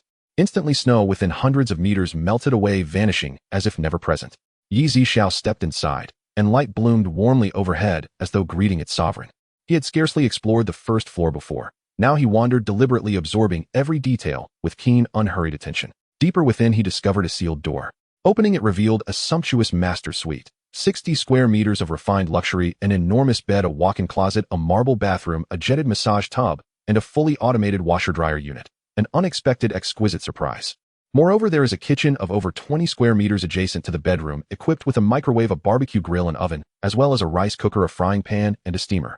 Outside the kitchen, there is a dining area with a long white rectangular table and 6 soft light gray chairs with embroidered cushions. Zixiao was also satisfied. After the tour, he sat down behind the cash register, which was spacious, and even the chair was soft with heating and massage functions, making it very comfortable. Above the cash register, there is a display screen showing the items that this supermarket is accepting. Gold and silver jewelry and gemstones, luxury cars and watches, antiques, and so on. Moreover, this supermarket operates at pawn shop purchase prices, so some items that are particularly expensive in the market can be exchanged here at Zixiao's supermarket for much cheaper. Just then, a camper abruptly stopped on the road outside the supermarket. A man and a woman got out of the car, looking incredulously at the supermarket. Upon seeing the 4 large characters outside, they both murmured in unison, Yuzuan Supermarket. Yuzuan Supermarket is the name of this supermarket. Li, how are we dreaming? I remember there was no supermarket here before. The woman asked in a daze. Suyu, how about we pinch each other to see if it's real? The man named Li Hao turned and said. Suyu nodded, and they immediately pinched each other's arms. Ouch! Ouch! Let go! Suyu hurriedly said. Li Hao also gasped in pain. They quickly let go. It's really not a dream, nor an illusion, but I also remember that there seemed to be no supermarket here, and wasn't there a power outage? Why is there still light in this supermarket? The man named Li Hao also looked puzzled. Let's go in and take a look. Suyu said. Li Hao nodded. The two walked side by side to the transparent glass door of the supermarket, which opened automatically. They exchanged glances and immediately stepped inside. Wow, it's so warm. Suyu couldn't help but exclaim. The supermarket maintains a temperature of around 25 degrees, while it was minus 41 degrees outside. The vast temperature difference made them feel as if they were in paradise. Even with the air conditioning on in their camper, it was only a few degrees. After their shock, they spotted Zixiao sitting behind the counter. Zixiao was fully aware of everything the two had done on the road just now, and the food outside had already been mostly sold out. Although the apocalypse had just begun, some people were not in immediate need of food, but hoarding more was a form of security. Zixiao was not worried about selling out. Naturally, he wouldn't rush to sell. Are you the owner here? The woman named Suyu asked. Zixiao nodded. We can buy things here, right? Suyu asked again. Yes, but my supermarket only accepts these items. Zixiao pointed behind him. At that moment, both of them looked up and saw the items that the supermarket would accept for exchange. Suyu understood and immediately took off the necklace from her neck and handed it to Zixiao. Zixiao took the necklace and placed it on a black pricing machine on the counter. Shortly after, several blue characters appeared above the machine. Gold necklace valued at 3,300 yuan. Do you want to exchange? Zixiao asked. Yes, Suyu said firmly. Gold is still relatively stable in value, so although Suyu's necklace was not heavy, it had a decent price. At that moment, Li Hao also took off a bracelet from his wrist and handed it to Zixiao. Zixiao placed it on the machine as well, and moments later blue characters appeared again. Platinum bracelet valued at 2,600 yuan. Although this platinum bracelet was heavier than the gold one, it is not as stable in value. However, being able to exchange for this much, both were quite satisfied. Now that the apocalypse has arrived and food is scarce, they would be willing to exchange anything for a bag of rice. There are shopping carts over there for you to use, but my supermarket does not give change. The shopping cart has a pricing device. You just need to buy enough, and if you exceed the purchase amount, a red exclamation mark will show up on the cart. If ignored, it will trigger an alarm. Zixiao reminded. These reminders are also posted on the wall, but Zixiao reiterated since it was the first. Okay, thank you, boss. After expressing their gratitude, the two immediately pushed the shopping cart to start buying. The two looked at the dazzling array of products and wanted to buy everything, but due to limited funds, they prioritized oil, salt, sugar, various canned goods, and instant noodles. Of course, they bought the most of the cheapest rice and flour. Before long, they had filled the shopping cart. Seeing the price on the shopping cart, they walked to the counter and asked, Boss, can we push the shopping cart outside to load the stuff into the car? Yes. Zixiao nodded. Okay, thank you, boss. Gratitude filled their faces. Above the entrance, there is an automatic scanner. The moment they stepped out of the supermarket, a faint white light instantly enveloped them, although it was hardly noticeable. However, as they exited the supermarket, they shivered in the minus 40-degree temperature outside. It's so cold. Suyu said. They exchanged glances, both envious of Zixiao for having such a supermarket with abundant food and warmth. Before long, after moving their items, the two shivered as they pushed the shopping cart back to Zixiao, reluctant to leave the warm supermarket. But no matter how much they hesitated, they still had to leave. In the short distance of 2 meters, it took them 2 minutes to walk, but Zixiao did not rush them, as they were the first customers and were being considerate. After they left, Zixiao exchanged the bracelet and necklace he just received with the system, as he would need them for future supplies. After all, the first batch of resources was provided for free by the system, and he would have to spend his own money for supplies later. Everyone was complaining about the power outage. By now, even tap water had ceased flowing. Temperatures had plummeted to well below minus 40 degrees Celsius. Once electricity failed, all power-dependent infrastructure ground to a halt. Water froze solid. Flushing toilets became impossible. Electric space heaters, heated blankets, and even hot water bottles, all rendered useless. The water inside those bottles had already turned to ice. Some people, having failed to keep their smartphones close to their bodies, watched helplessly as the devices froze and shut. Panic erupted across the city. A zombie outbreak could at least be evaded, but this extreme cold kept intensifying with no food, no power, and dwindling hope of survival. Those who could return to rural areas did so immediately. There at least firewood could still be burned. Those with no countryside to retreat to huddled indoors wrapped in thick quilts, trembling uncontrollably. Some families resorted to chopping up their own furniture with axes and lighting fires on balconies, hauling snow indoors to melt for drinking water. Though balconies had windows, they dared open only half a pane to allow minimal ventilation.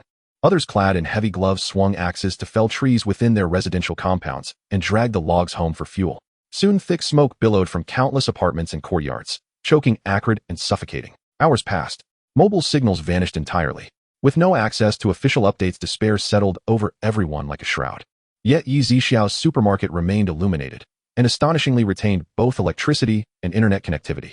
Power was expected, the working network, however, was wholly unexpected. As Zixiao watched a film on his tablet, two black G-wagons pulled to a stop outside the supermarket. Their license plates bore no local insignia. Instead, they were registered to High City, a first-tier metropolis. The doors opened, and a woman draped in sable fur stepped out, flanked by two men. All three stood exceptionally tall. The men each exceeded 185 centimeters, the woman around 175 centimeters. Even taller in her heeled thigh-high boots, nearly matching the men in stature. They gazed at the Nine-Storey supermarket, its windows blazing with light, their expressions unreadable. "Let's go inside," one man said. Upon entering, warmth enveloped them instantly. There behind the counter stood Zixiao, and behind him, the visible rules governing how customers exchanged items for goods. The two men exchanged a glance before one spoke. "Boss, are you selling this place?" Zixiao glanced at him coolly and replied tersely, "Not for sale." "Name your price, we'll pay it." The man pressed on. "No. If you're shopping, welcome. If not, leave." Zixiao's voice dropped low and firm. At his words, the trio's brows tightened slightly. Under such circumstances, any large-scale supermarket would ignite envy, but some exercised caution and restraint while others arrogantly assumed total control. Especially after scanning the premises and spotting only Zixiao, they dismissed him entirely. "We own a publicly listed company in High City. Cooperate wisely, and rewards will follow." But if... Before he could finish, Zixiao uttered a single word: "Leave." At that word, their faces darkened, fury igniting in their eyes. "Kid, I'm warning you. Don't mistake kindness for..." One man roared. Zixiao's expression hardened instantly. He lifted his gaze, extended his hand, and with a silent, invisible grip, seized the man's throat midair. The man rose off the floor, legs kicking wildly in empty space. "Let go." The man choked out, his face purpling, breath slipping away with every second. The other two recoiled in shock, yet instinctively lunged forward, fists flying toward Zixiao. But the moment their punches launched, the supermarket's defense system activated. A wave of unseen force hurled them backward with brutal force. "Ow!" Their screams echoed as they crashed onto the concrete pavement outside, spitting blood, faces ashen, multiple bones shattered, and piercing internal organs. Meanwhile, the man, still suspended in air, thrashed desperately, until Zixiao clenched his fist. A sharp crack echoed. The man's neck snapped, his eyes bulging grotesquely as life fled. Zixiao flicked his wrist, hurling the corpse outward, directly onto the two fallen men. Their injuries worsened instantly. The woman collapsed unconscious on impact. The surviving man writhed on the ground, crawling agonizingly, only managing a meter in several minutes, leaving a long crimson trail from his bleeding mouth. Zixiao made no move to finish them. With wounds like theirs, driving was impossible, and at -40 degrees death would claim them within minutes. Sure enough, less than 10 minutes later, the last two succumbed. Zixiao studied the two G-wagons outside, then stepped out and absorbed both vehicles into his spatial domain. Pausing briefly beside the three corpses, he shook his head. Those who rushed headlong toward death deserved. Hardly had he returned and sat down when another modified SUV arrived. From it emerged a man and a woman, one of them Yunnan, whom Zixiao had met before. Yunnan's companion brightened upon seeing the supermarket, then froze mid-step, spotting the fresh corpses just outside. Her earlier spark of hope dimmed into wary stillness. They exchanged glances, tension tightening between them. Only when the supermarket doors slid open automatically did Yunnan spot Zixiao behind the counter, and her vigilance dissolved instantly. "Zixiao, is that you?" Yunnan asked in surprise. At this moment, Zixiao also saw Yunnan and remembered this person, as he was the first one he had encountered with supernatural abilities. Zixiao nodded. "Is this supermarket yours?" Yunnan looked around in shock. Zixiao replied. "Do you know each other?" At this point, the woman finally spoke up in surprise. "Yes, this is the psychic ability user I mentioned to you earlier," Yunnan said. "Oh, I remember now." The woman also realized. "Hello, I am Jean Curson, the vice captain of the Blue Sky team, a water ability user." The woman smiled and extended her hand for an introduction. Zixiao nodded and said hello. He did not extend his hand to shake hands with Jean Curson, as he did not like to get too close to others. Although his mindset had changed somewhat, he still felt some resistance for now. Perhaps over time it would improve, especially as his strength grew, his inner self would also become stronger. Seeing this, Jean Curson did not say much and just smiled slightly, retracting her hand. Although Jean Curson looked to be only in her early 20s, she exuded a mature and capable aura like a strong woman in her career. Yunnan was also continuously observing the supermarket. Although he was extremely curious about it, he was a wise man and knew what to ask and what not to, so he did not speak much. At this moment, Yunnan also noticed the rules of the supermarket, so he hurriedly handed over his watch and the jade necklace around his neck to Zixiao. "Can you see how much these two items are worth?" Zixiao took them and placed them on the machine, and the blue font displayed the price. 26,000 yuan. Do you want to exchange it?" Zixiao asked. Of course. I didn't expect these things to be worth so much at this time. The food we get in exchange will last our team for a long time," Yunnan said. At this moment, Jean Curson also took off a deep purple jade necklace from her neck with a pendant carved with a phoenix. Boss, can you see how much this is worth? Zhang Kurson handed the necklace to Zixiao.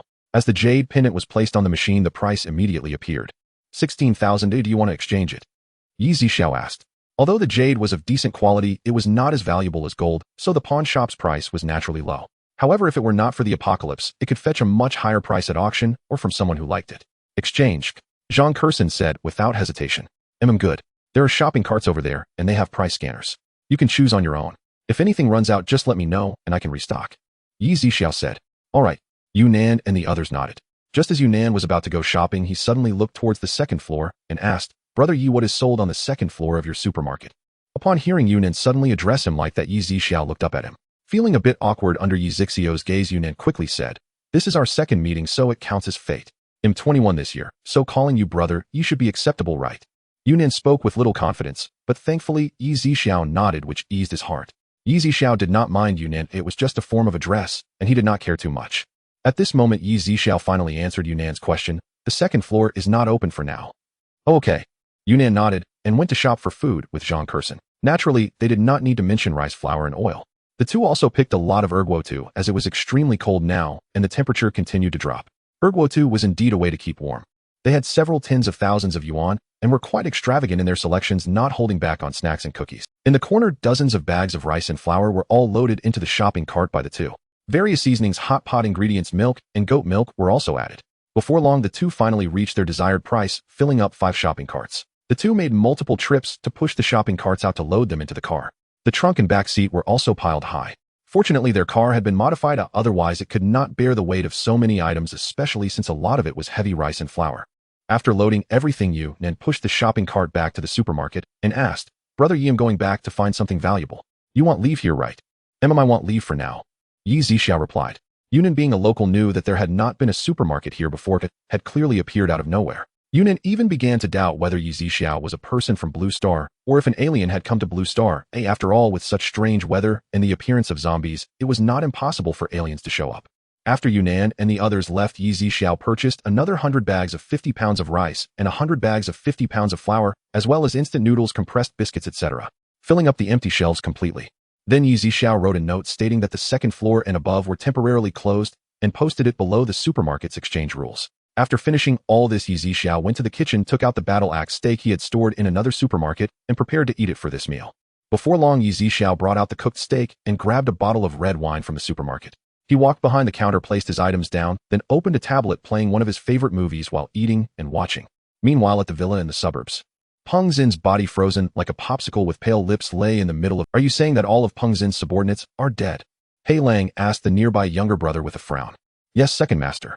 When we found the second master in that Huyuan community, all 19 people he brought were gone. Hei Lang did not speak further, standing silently before Peng Xin's body, knowing in his heart that Peng Xian had encountered someone extraordinary. After a moment, Hei Lang walked into the villa with a serious face, followed closely by a younger brother. Returning to the living room of the villa, Hei Lang sat down on the sofa. Zhang Lele and Lin Shui noticed Hei Lang's grim expression and immediately came to his side, one massaging his shoulders and the other massaging his legs. We also captured a few individuals from Huyuan community and inquired about a young man residing on the 11th floor of Building 3 who is quite skilled. Some even mentioned seeing him leave the community. When we arrived on the 11th floor, we indeed found it empty. Upon hearing this, Zhang Lele and Lin Shui exchanged glances, both realizing that the person they were talking about. However, just as they were about to speak, Black Wolf suddenly slammed the table, causing spiderweb-like cracks to appear on the wooden surface, which startled Zhang Lele and Lin Shui. Dare to kill a member of the Tiger Wolf gang. Even if you are a dragon, I will peel your skin and drink your blood. Black Wolf gritted his teeth as he spoke. After a moment, Zhang Lele cautiously said, Second master, we used to live in Huyuan community, as well on the 11th floor of Building 3. We might know who killed third master. Moi. Black Wolf turned his gaze towards Zhang Lele. At that moment, Lin Shui spoke up. That person seems to have the surname Yi. Oh, I heard the property management call him that before. Second master, I can draw. How about I sketch his likeness for you? Zhang Lele said. Both Zhang Lele and Lin Shui had graduated from university, where they had also learned to draw and dance, so they had particularly good figures. They both aspired to marry into a wealthy family, but with the apocalypse upon them, they could only submit to Black Wolf as mere playthings. Black Wolf was somewhat surprised to hear Zhang Lele say she could draw, but he immediately pointed to the table in front of him and said, Go draw that person's likeness for me. If we find him, you will have made a contribution and you won't miss out on the rewards. Upon hearing this, Zhang Lele's face lit up with a smile, while her heart seethed with the desire to kill Zixiao. She prided herself on her beauty and figure, which man wouldn't glance at her. Yet Zixiao treated her as if she were invisible, and despite her attempts to present herself to him, she ended up injured by him. To her it was a great humiliation, and she wanted to use this opportunity to have Black Wolf avenge her. With a plan in mind, Zhang Lele quickly walked to the table, grabbed a sheet of white paper and a pen, and began to draw. Although the villa had no electricity, it had a fireplace and a generator. Outside it was over -40 degrees, yet inside the villa, it was a comfortable 10 degrees. Though still a bit chilly, it felt like paradise compared to outside. Moreover, there were several solar panels on the roof, but with the overcast weather they were of little use. Before long, Zhang Lele stopped drawing and brought her completed sketch to Black Wolf, sweetly saying, "Second master, I've finished. Please take a look." Black Wolf took the drawing, scrutinized it for a few seconds, and handed it to the subordinate in front of him, saying, "Show this to everyone. If we find this person, notify me immediately." "Yes, second master." The subordinate took the drawing and left. Zhang Lele sat beside Black Wolf, her expression somewhat aggrieved. "Second master, we lived on the same floor as this person. He has tried to make advances towards me and Shui many times. When the zombie outbreak occurred, he forcibly tried to drag us into his apartment, but Shui and I resisted fiercely. The bruise on my arm was from that time." "Whoa," Zhang Lele said, wiping her tears. "Second master, if it weren't for you saving us, who knows what would have happened if we had gone back." Black Wolf's eyes narrowed slightly as he pulled Zhang Lele and Lin Shui into his embrace and said, "Don't worry, second master will definitely avenge you. When the time comes, we will capture him alive, and you can take your revenge personally. He will suffer unspeakably." "Yes, second master, you are the best," Zhang Lele said softly. Seeing Zhang Lele and Lin Shui's tearful expressions, Black Wolf couldn't help but start to take advantage of them right on the sofa. "Second master, I'm feeling a bit angry today. If I don't vent it, I might just kill someone." Hearing Black Wolf's words, Zhang Lele and Lin Shui dared not resist feeling somewhat embarrassed, especially with all the subordinates still in the courtyard and the transparent glass doors allowing a clear view inside. Meanwhile, Zixiao was unaware that Black Wolf had already sent his men to look for him, but whether he knew or not was irrelevant, considering Zixiao's current strength. Their arrival would only mean death for them. The weather was too cold today, and no customers came to Zixiao's supermarket. It closed at 7 in the evening. Zixiao returned to his room, first going to the bathroom to fill the bathtub with water. He then began brushing his teeth and washing his face. Once done, he took off his clothes, preparing for a nice soak. The next morning at 8 o'clock, after having breakfast, Zixiao opened the supermarket door. However, just as he opened the door, he noticed that the 3 corpses that had been outside had vanished, and the ground was smeared with dragging bloodstains and bits of flesh. Zixiao frowned. What happened? Was it human or beast? He speculated, but didn't dwell on it too much. He then looked up at the sky and found that the snow had stopped. It hadn't snowed for long, and the snow on the ground was only about 40 to 50 centimeters deep. However, the temperature continued to drop, now reaching -48 degrees. The biting cold wind outside was like a knife. If one didn't have abilities or was not bundled up in layers of winter clothing, they would soon suffer from frostbite. Ordinary people, without warm clothing, wouldn't even dare to step outside. At that moment, a modified off-road vehicle stopped by the roadside in front of Zixiao's supermarket. It was Yunan's car, which had been there just yesterday, and Zixiao naturally recognized it. As soon as Yunan got out of the car, he rushed towards Zixiao. "Brother Yi." Zixiao nodded in response. "Brother Yi, I'm here this time to discuss a big business deal with you." "Oh." Zixiao was intrigued. After all, his supermarket had only 1 floor. Although he knew what the second floor was, he was still unaware of what lay above. It was impossible not to be curious. "Brother Yi, why don't we go inside and talk?" Yunan glanced at the supermarket's interior. Although he was an ice-type ability user, he still preferred warmer places, which was quite contrary to his ice-type nature. "All right." Zixiao nodded. Since this is a business discussion, he naturally welcomed it. The two entered the supermarket, and Zixiao took a stool from behind the counter and handed it to Yunan. Yunan also smiled as he took it and sat down. "Let's talk," Zixiao said. Yunan nodded.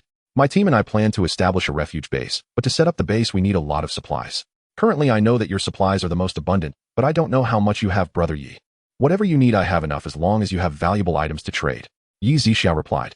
"Of course, while my family may not be among the wealthiest in Xirong City, we rank in the top 20. Although much of it is real estate and companies, we still have some of what you need for the supermarket plus what my teammates have, which should be quite a lot." Yunan said, When do you need it?" Zixiao asked. "In about a month. We are already in the process of establishing the base, planning to first build a small base and then gradually expand." Yunan inquired. Zixiao nodded. Yunan continued, "Brother Yi, when you have time, you can come and take a look. It's at the largest factory west of the city that I mentioned before. I'm currently converting it into a base." After finishing, Yunan took out a gold bar and a folded piece of paper from his pocket. "Brother Yi, this is the deposit, and this is the list of needed items. I hope you can help prepare them," Yunan said. Zixiao did not say he didn't need to prepare. He simply accepted the paper and gold bar with indifference, then placed the gold bar on the machine. 100000. The system displayed the price. "Aren't you afraid I might run off with your gold bar?" Zixiao asked with interest. Not afraid.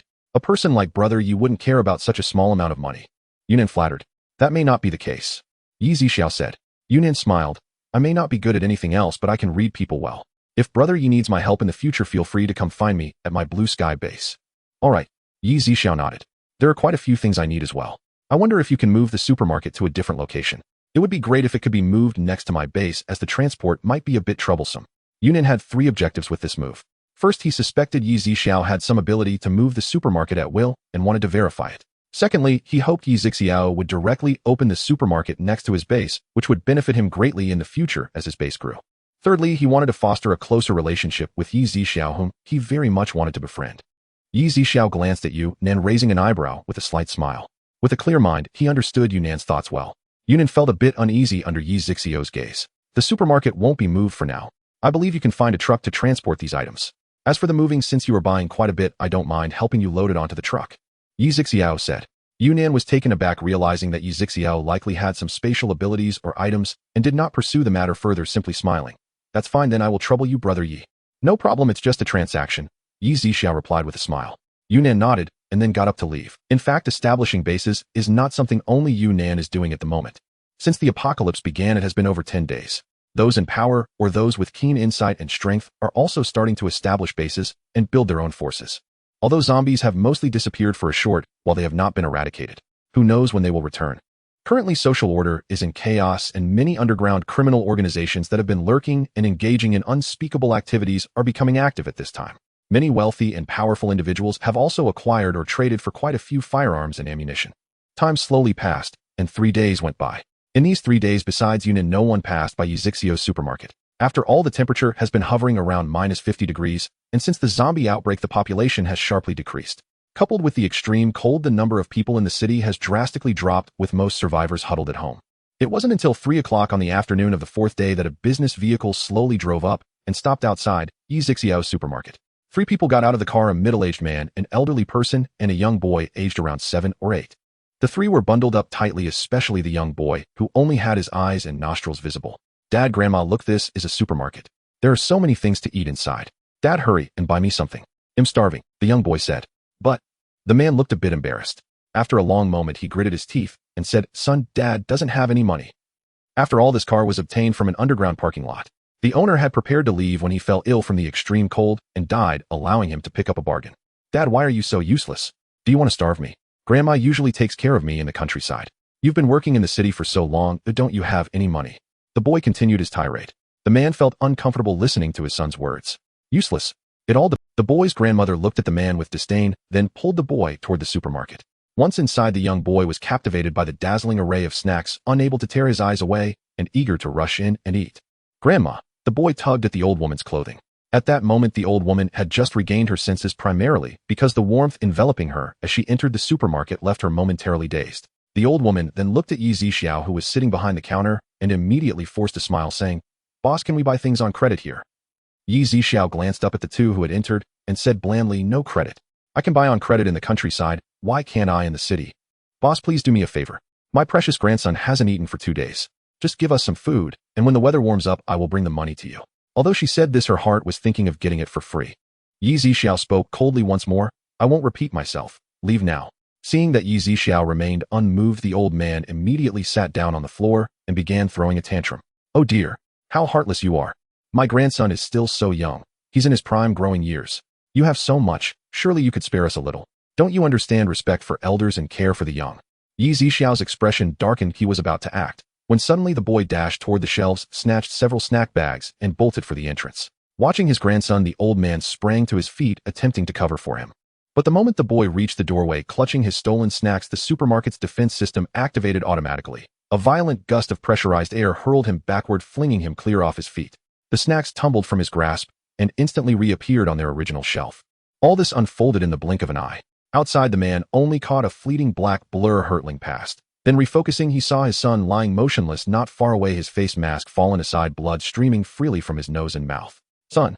Son! Snapping out of shock, the man lunged forward. But no matter how loudly he shouted or vigorously shook him, his son gave no response. Worse still, the blood flowing from his wounds rapidly froze solid. Only then, startled by the man's frantic cries outside, did the old man inside the supermarket snap back to reality. Turning to look, his legs trembled violently. He staggered unsteadily toward the exit. Up. At the sight of her grandson's mangled form, she shrieked and collapsed to her knees with a thud. Open your eyes and look at your grandmother. If anything happens to you, how am I supposed to go on living? Yet no matter how agonized the father's and grandmother's wails grew, they could not rouse the boy, not even for a single breath. Zixiao remained utterly indifferent, continuing to watch his film as if nothing had occurred. After a long silence, the old man regained his composure and charged into Zixiao's supermarket, hurling accusations. You murderer! Give me back my grandson's life. I'll call the police. I'll have them execute you on the spot, you accursed fiend. Zixiao lifted his gaze, his eyes narrowed sharply. With a single flick of his wrist, the old man was hurled backward through the air, crashing onto the pavement just outside the entrance. Blood gushed from his mouth, multiple fractures shattered his limbs, and within seconds searing pain rendered him unconscious.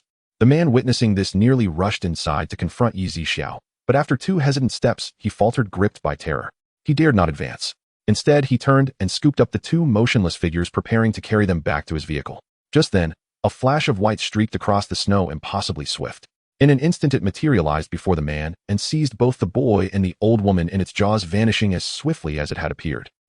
What is that? Zixiao raised a brow, his gaze sharpening as he observed the scene. He recalled the 3 corpses he'd found outside the supermarket earlier, initially assuming cannibalism. Now, however, he surmised it must have been this creature that dragged them away and devoured them. Likely it had simply caught the scent of fresh blood and rushed forth in instinctive hunger. Only then did the man realize his child had vanished. Bewildered, he whirled around, scanning the snowy expanse, but saw nothing. A crushing wave of despair crashed over him, igniting a furnace of rage within his chest.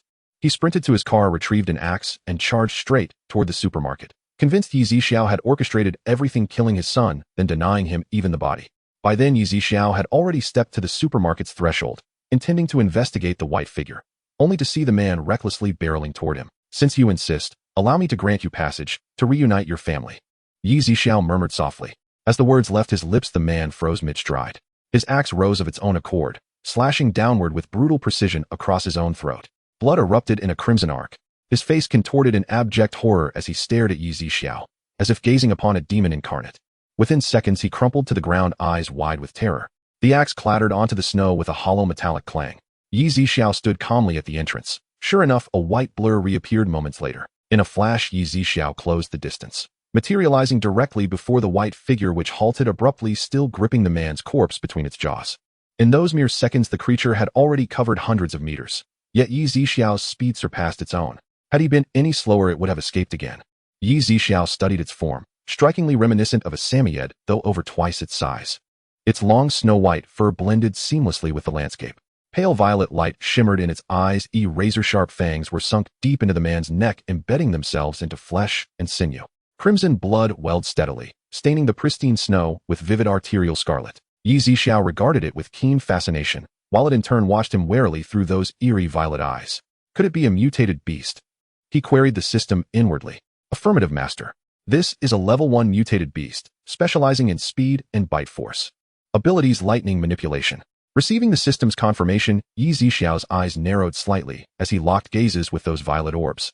He had never encountered a mutated beast before, nor had he ever seen one so formidable. Then, without warning, the beast loosened its jaws. The corpse dropped to the snow.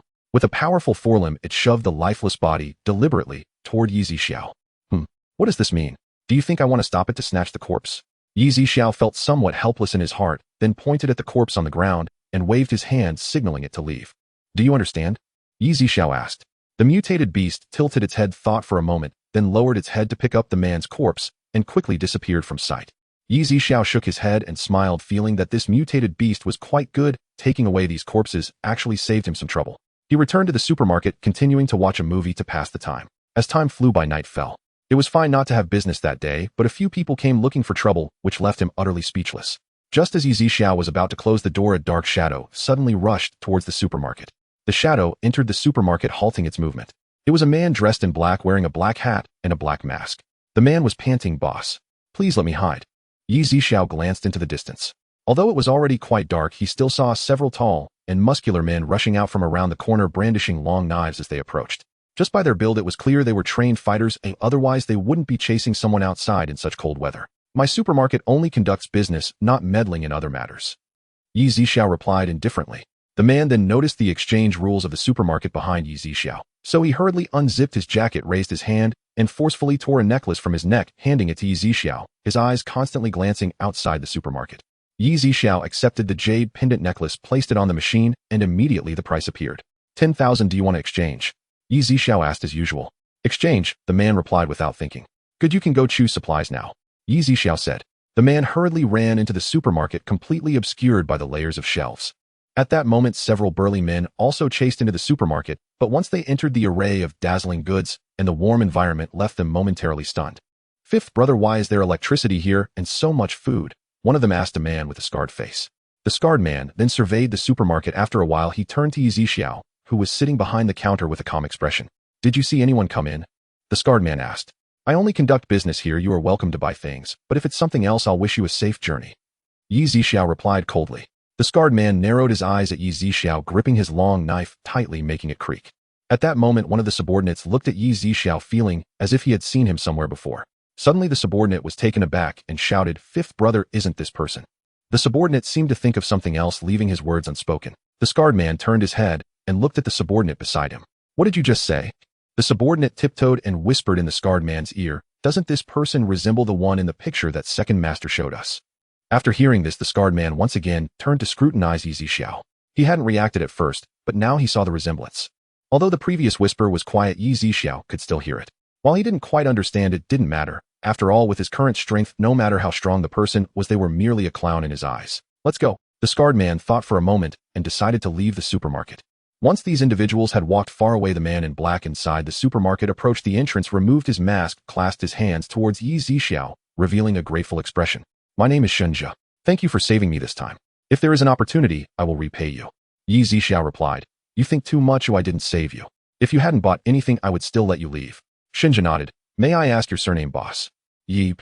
Shunjia nodded again and was about to leave, but Zixiao called out to him. Wait a moment, you still haven't bought anything with that 10,000. Shunjia replied. It's not convenient to take that many things today. If possible, I will come to choose another day. Zixiao said. That's fine, but don't exceed a month, if otherwise your 10,000 will become invalid. Zixiao said. Okay, thank you. After expressing his gratitude once more, Shunjia left the supermarket.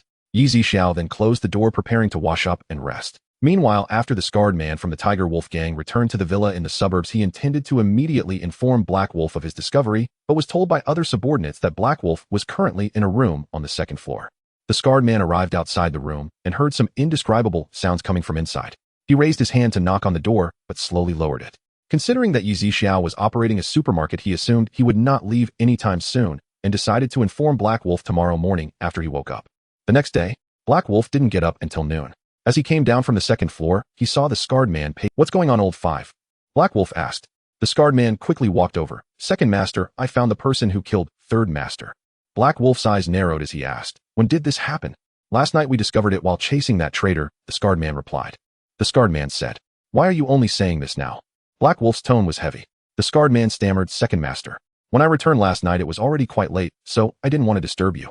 Hearing the scarred man's hesitant and shifting words, Hei Lang instantly grasped the situation and asked no further, only inquiring, where is that brat now? Could we alert him and let him slip away? No, we've located him. He runs a small supermarket outside a public park. Strangely enough, it's still open at this hour. Not only does it have electricity, but its shelves are unusually well stocked with food. The scarred man added, puzzled. Does he have any accomplices? Hei Lang asked. The scarred man shook his head. I saw no one else when I went there, just him alone. Interesting. Gather your men. We're going together to confront this brat. Let's see just what kind of 3 heads and 6 arms he possesses. Hei Lang's eyes narrowed slightly. Yes, second master. The scarred man hurried off to assemble his men. At that moment, Lin Shui descended sleepily from upstairs, holding a bottle of warm milk she was sipping. Noting Lin Shui's arrival, Hei Lang reasoned that since she had seen Zixiao before, bringing her along would help confirm his identity. Xiao Shui, we found that wretch who once bullied you. Come with us. Hei Lang said. Lin Shui froze mid-step, startled. After a long pause, she realized whom he meant and nodded hastily. After all, the claim that Zixiao had bullied them was merely a lie fabricated by Jiang Lele to exact revenge. Shortly thereafter, the scarred man had gathered his men and Lin Shui had changed into warm clothes, donning a thick hat and mask. Jiang Lele, still fatigued and suffering from a mild cold after yesterday's exertion, was left behind.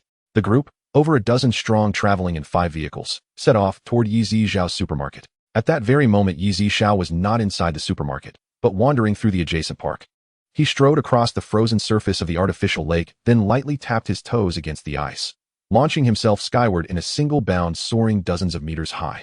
Though the sky hung heavy with gray clouds and mist, the entire park lay laid bare beneath his gaze. This was Zixiao's first flight. Despite the biting wind, the exhilarating sensation of absolute self-mastery sent a surge of elation through his chest. Soon he alighted atop a towering tree, gazing down upon the world below, his spirit seeming to ascend purified and elevated. He suddenly tilted his head, spotting several SUVs halted on the road outside the supermarket. Dozens disembarked, led by He Lang, who held Lin Shui close as they strode toward the store. His underlings wore knives at their waists. The scarred man carried a handgun holstered at his side. He Lang observed that though the supermarket's doors were closed, light spilled warmly from within, and its shelves gleamed with abundant, meticulously arranged goods, stirring a flicker of greed in his eyes. He signaled his men with a subtle glance. Instantly, a towering, broad-shouldered thug, nearly 2 meters tall, spun on his heel, retrieved an axe from the car, and marched straight for the supermarket's glass entrance. Reaching the door, the brute wasted no time.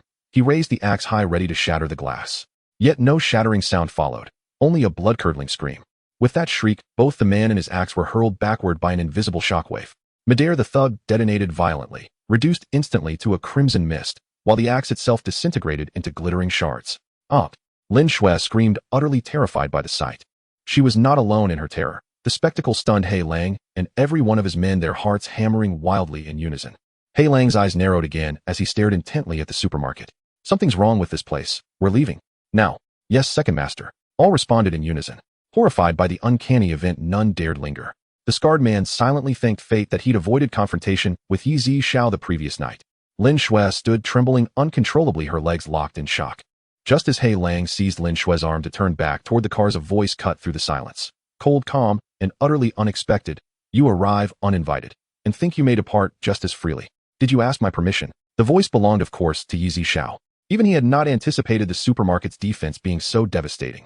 Now realizing its automated system possessed layered protocols, and that outright destruction had triggered its most lethal response. At the sound, He Lang and his men whirled around, only to find where moments earlier there had been empty space before the supermarket's entrance, a lone figure now stood motionless. And the store's doors remained firmly shut, unchanged, deepening the uncanny dread. Lin Shui, recovering from her initial shock, recognized Zixiao instantly. Though she knew he possessed some martial skill, she believed black market firearms gave He Lang the decisive edge, far beyond anything Zixiao could withstand. Second master. That's him, Lin Shui said, gesturing toward Zixiao. He Lang's gaze sharpened, boring deeply into Zixiao's face before he rumbled. Was it you who killed our Tiger Wolf gang's third master and his 19 men? So, they were from the Tiger Wolf gang. Zixiao understood at once why they'd arrived so aggressively, so purposefully. Indeed, they deserved death. I merely expedited their passage. You? They sought only provisions. Yet you slaughtered all 20, sparing not a single soul. Such ruthlessness borders on savagery. He Lang's voice dropped low and grave. Who are you really? Zixiao asked. This is our Tiger Wolf gang's second master. He Lang, the scarred man stepped forward to declare. The Tiger Wolf gang's second in command. Tell me, sir, a man entrenched in the underworld accusing me of cruelty. Doesn't that strike you as profoundly ironic? Zixiao asked, a faint, cool smile playing upon his lips. Who are you, truly, and why do you oppose the Tiger Wolf gang? He Lang assumed Zixiao must answer to some formidable power, perhaps a high-ranking official or even a rival syndicate leader. After all, the Tiger Wolf gang was far more than it appeared. Its presence in this third-tier city was merely a decoy outpost. Jean, who the gang's supreme leader, had already cultivated close ties with certain officials in a first-tier metropolis. Whether it was He Lang or the late Peng Xian, both were merely the second and third lieutenants stationed at this provincial outpost. The true center of power remained in its city. He Lang sensed he could not fathom Zixiao and dared not act rashly. I'm just an ordinary man, Zixiao said calmly. Rest assured, I have no backing, only myself and this small supermarket. Zixiao spoke. He Lang studied him again, searching his expression for any trace of deception, but Zixiao remained utterly serene, revealing nothing. You've slain 20 of our Tiger Wolf gang members. Today you must give us an account. He Lang's voice dropped low and heavy. What kind of account do you demand? Shall I send you all down to join them? As Zixiao finished speaking, the scarred man behind him swiftly drew a handgun and leveled it at him. Though they had just witnessed a comrade dissolve into crimson mist, they assumed the supermarket housed some advanced weapon, lethal only when aimed directly at the store itself. Moreover, they believed no such weapon could fire endlessly. Even firearms and artillery possessed finite ammunition. Within the limits of their understanding, they could not conceive of phenomena beyond the mundane. He Lang said nothing as the scarred man pointed the gun at Zixiao, an unspoken endorsement. He too wished to see what extraordinary leverage Yi Zixiao truly possessed. Yi Zixiao glanced at the pistol in the scarred man's hand, then lowered his head with a faint smile. Let us test it then. Whose bullet will strike first, and whose speed will prevail? Dare to die. The scarred man pulled the trigger. Bang. Lin Shui assumed Yi Zixiao would fall dead before the muzzle, and turned gently toward He Lang, her gloved hand slipping through his arm. Second master, how formidable you are. This man repeatedly humiliated me and Lei. Now at last vengeance is ours. Yet He Lang stared rigidly ahead, ignoring her completely. Not only he but every one of his men, including the scarred gunman, stood frozen in stunned disbelief, eyes locked on the same point ahead. When He Lang failed to respond, Lin Shui shook his arm lightly. Second master, later we'll bring his corpse back, so Lei knows you avenged us, and feed it to the dogs in our courtyard. As she spoke, triumph surged within her. She noticed none of the terror now etched across every face. You wish to feed my body to your dogs, eh? Have I consented? Yi Zixiao's voice rang out. Lin Shui stiffened. Only then did she register the shift in everyone's expressions, and dread flooded her veins like ice water. Slowly she turned, and saw Yi Zixiao hovering motionless 3 meters above the ground, suspended in midair. This cannot be real. Am I dreaming? No, it must be a dream. How could a human possibly? She shook her head wildly, her feet retreating instinct. She was not alone in that thought. Every soul present shared the same desperate conviction: it's a dream.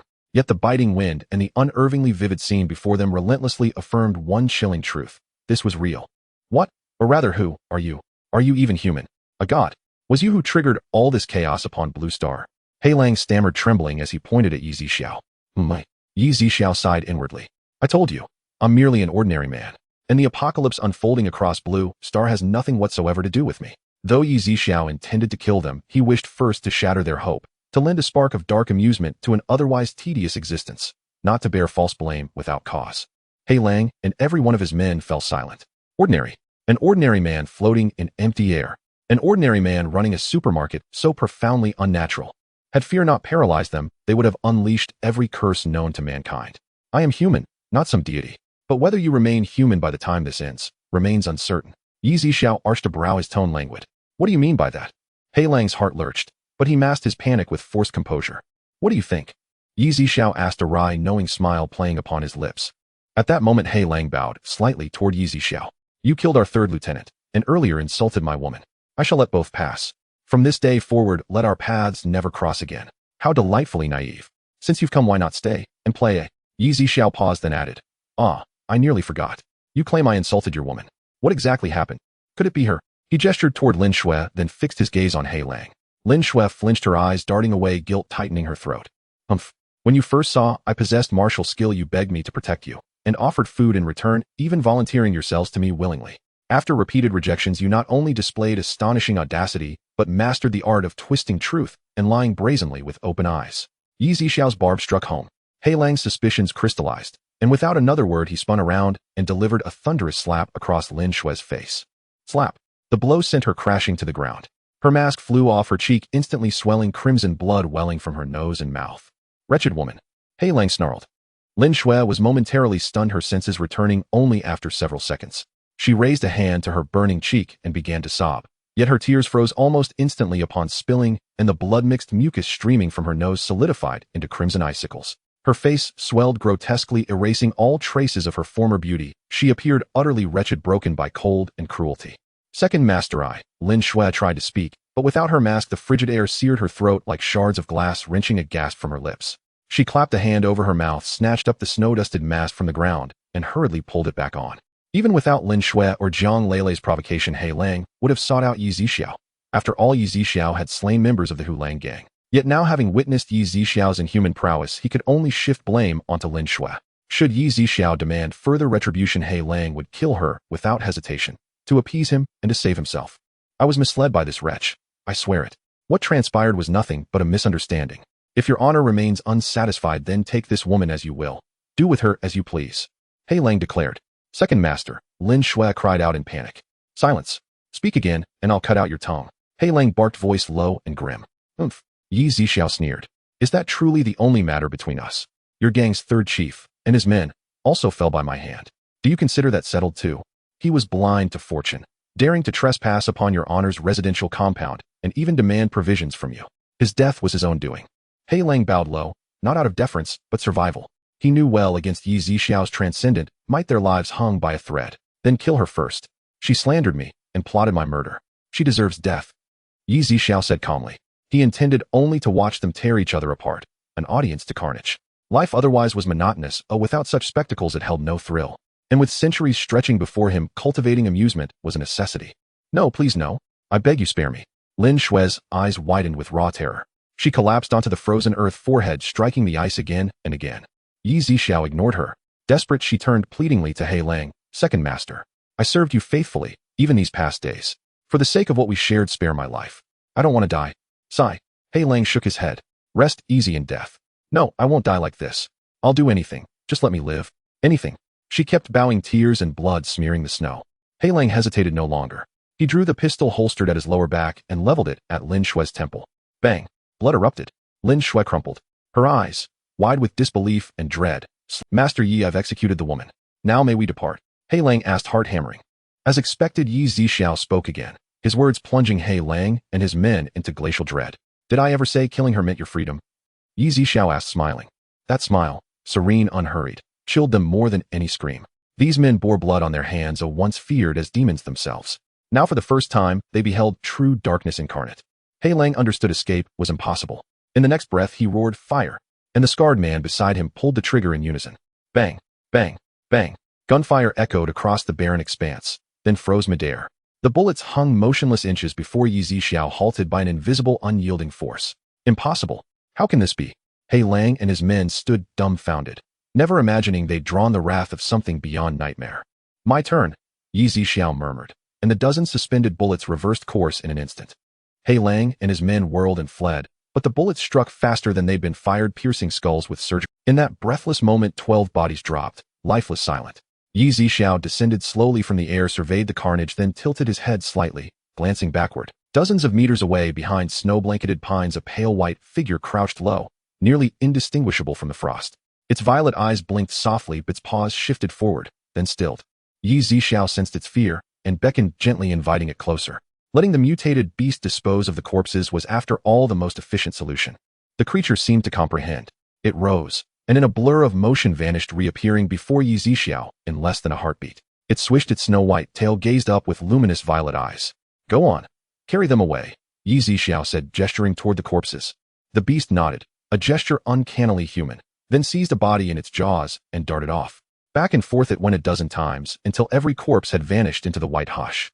After the beast departed, Zixiao returned to the supermarket. Glancing at the thermometer behind the counter, he noted the outdoor temperature, minus 53 degrees Celsius. He brewed a steaming cup of milk tea, reclined into the massage chair behind the counter, and watched a film, serene, unhurried, utterly at ease. 3 days slipped by like falling snow. At the suburban village, young Lele had heard, from He Lang's surviving underlings, that he and Lin Shui had gone to exact vengeance upon Zixiao. Here she lived comfortably, endless food, warmth, silence. Though 3 days had passed with no word, she felt no anxiety. Savoring a tender steak, swirling ruby wine in her glass, she imagined Zixiao already dead, or worse, writhing in agony somewhere. A quiet, fierce satisfaction warmed her from within. She could never have imagined that the Black Wolf and Lin Shui had long since died. She only speculated that Black Wolf had taken Lin Shui somewhere else to enjoy life. In recent days, Zixiao's supermarket had no customers at all, not even anyone passing by in cars. Yesterday, the temperature dropped to minus 58 degrees Celsius, but it did not continue to fall, further fluctuating around minus 57 and 58 degrees.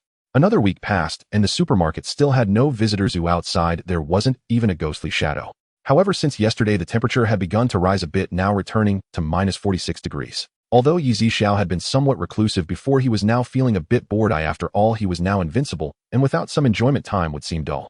Fortunately, on this day, customers finally arrived. They were the first batch of customers since Zixiao's supermarket opened. Li Hao and Su Yu. The two of them got out of a large truck, with Li Hao carrying a big black leather bag, hastily walking into the supermarket. Boss, how much do you think these things are worth? Li Hao impatiently opened the bag and dumped its contents onto the counter, a total of more than 10 boxes. Zixiao opened them one by one. There were gold necklaces, bracelets, rings, platinum necklaces, an imperial green jade pigeon egg pendant, diamond rings, necklaces, and a light purple jade bracelet of decent quality. Zixiao placed these items on the machine one after another, and soon the prices were calculated. The total price for everything is 1.3 million. Do you want to exchange? Zixiao asked for confirmation as before. Exchange, the two said in unison. Then the two of them each took 2 shopping carts, continuously sweeping through the supermarket. One was loading rice flour oil, while the other went to the shelves to grab compressed biscuits, instant noodles, salt, and various seasonings. Before long, the shopping carts they pushed were already full, and they continued to push 2 more carts to fill. Although these prices were several times higher than before the apocalypse, over $1 million could still buy a lot. After filling 10 shopping carts, they spent only about 500. Rice flour and oil were not expensive, but took up a lot of space. You can first load these things into the car and come back to continue buying. Zixiao said, as having so many shopping carts blocking the way was not very convenient. Alright, the two thought it was feasible and thus pushed the shopping carts out. At this moment, Zixiao took the opportunity to exchange all these items with the system. In total he earned 6 million, which was normal. After all, the pawn shops did not take much for diamonds and jade, but their market value when sold was different. Some of these were high-end jewelry with certain value retention. If they were cheaper, the price difference would be even greater. Zixiao then purchased a lot of supplies in the system store, completely refilling the shelves they had emptied. When they returned to the supermarket with the shopping carts, they saw that the places that had been emptied were now once again full. The two were also shocked. They exchanged glances without saying a word, not daring to ask too much. The two clearly divided their labor and began to load the replenished goods into the shopping carts again, this time also adding some beef jerky, pork jerky, and snacks like spicy chicken feet. After filling the 10 shopping carts again, they checked out. This time, it was almost 590, still 200 short of 3 million. Once again, the two did as before, first moving these items to the car, and Zixiao replenished the stock once more. When the two entered again, they saw the shelves full of goods. Although they had seen it once, seeing it again did not lessen their shock. The two could not help but feel that they could continue to buy several trucks worth of goods, and they would never have to worry about food. During this time, they had searched every possible place and only found these valuable items.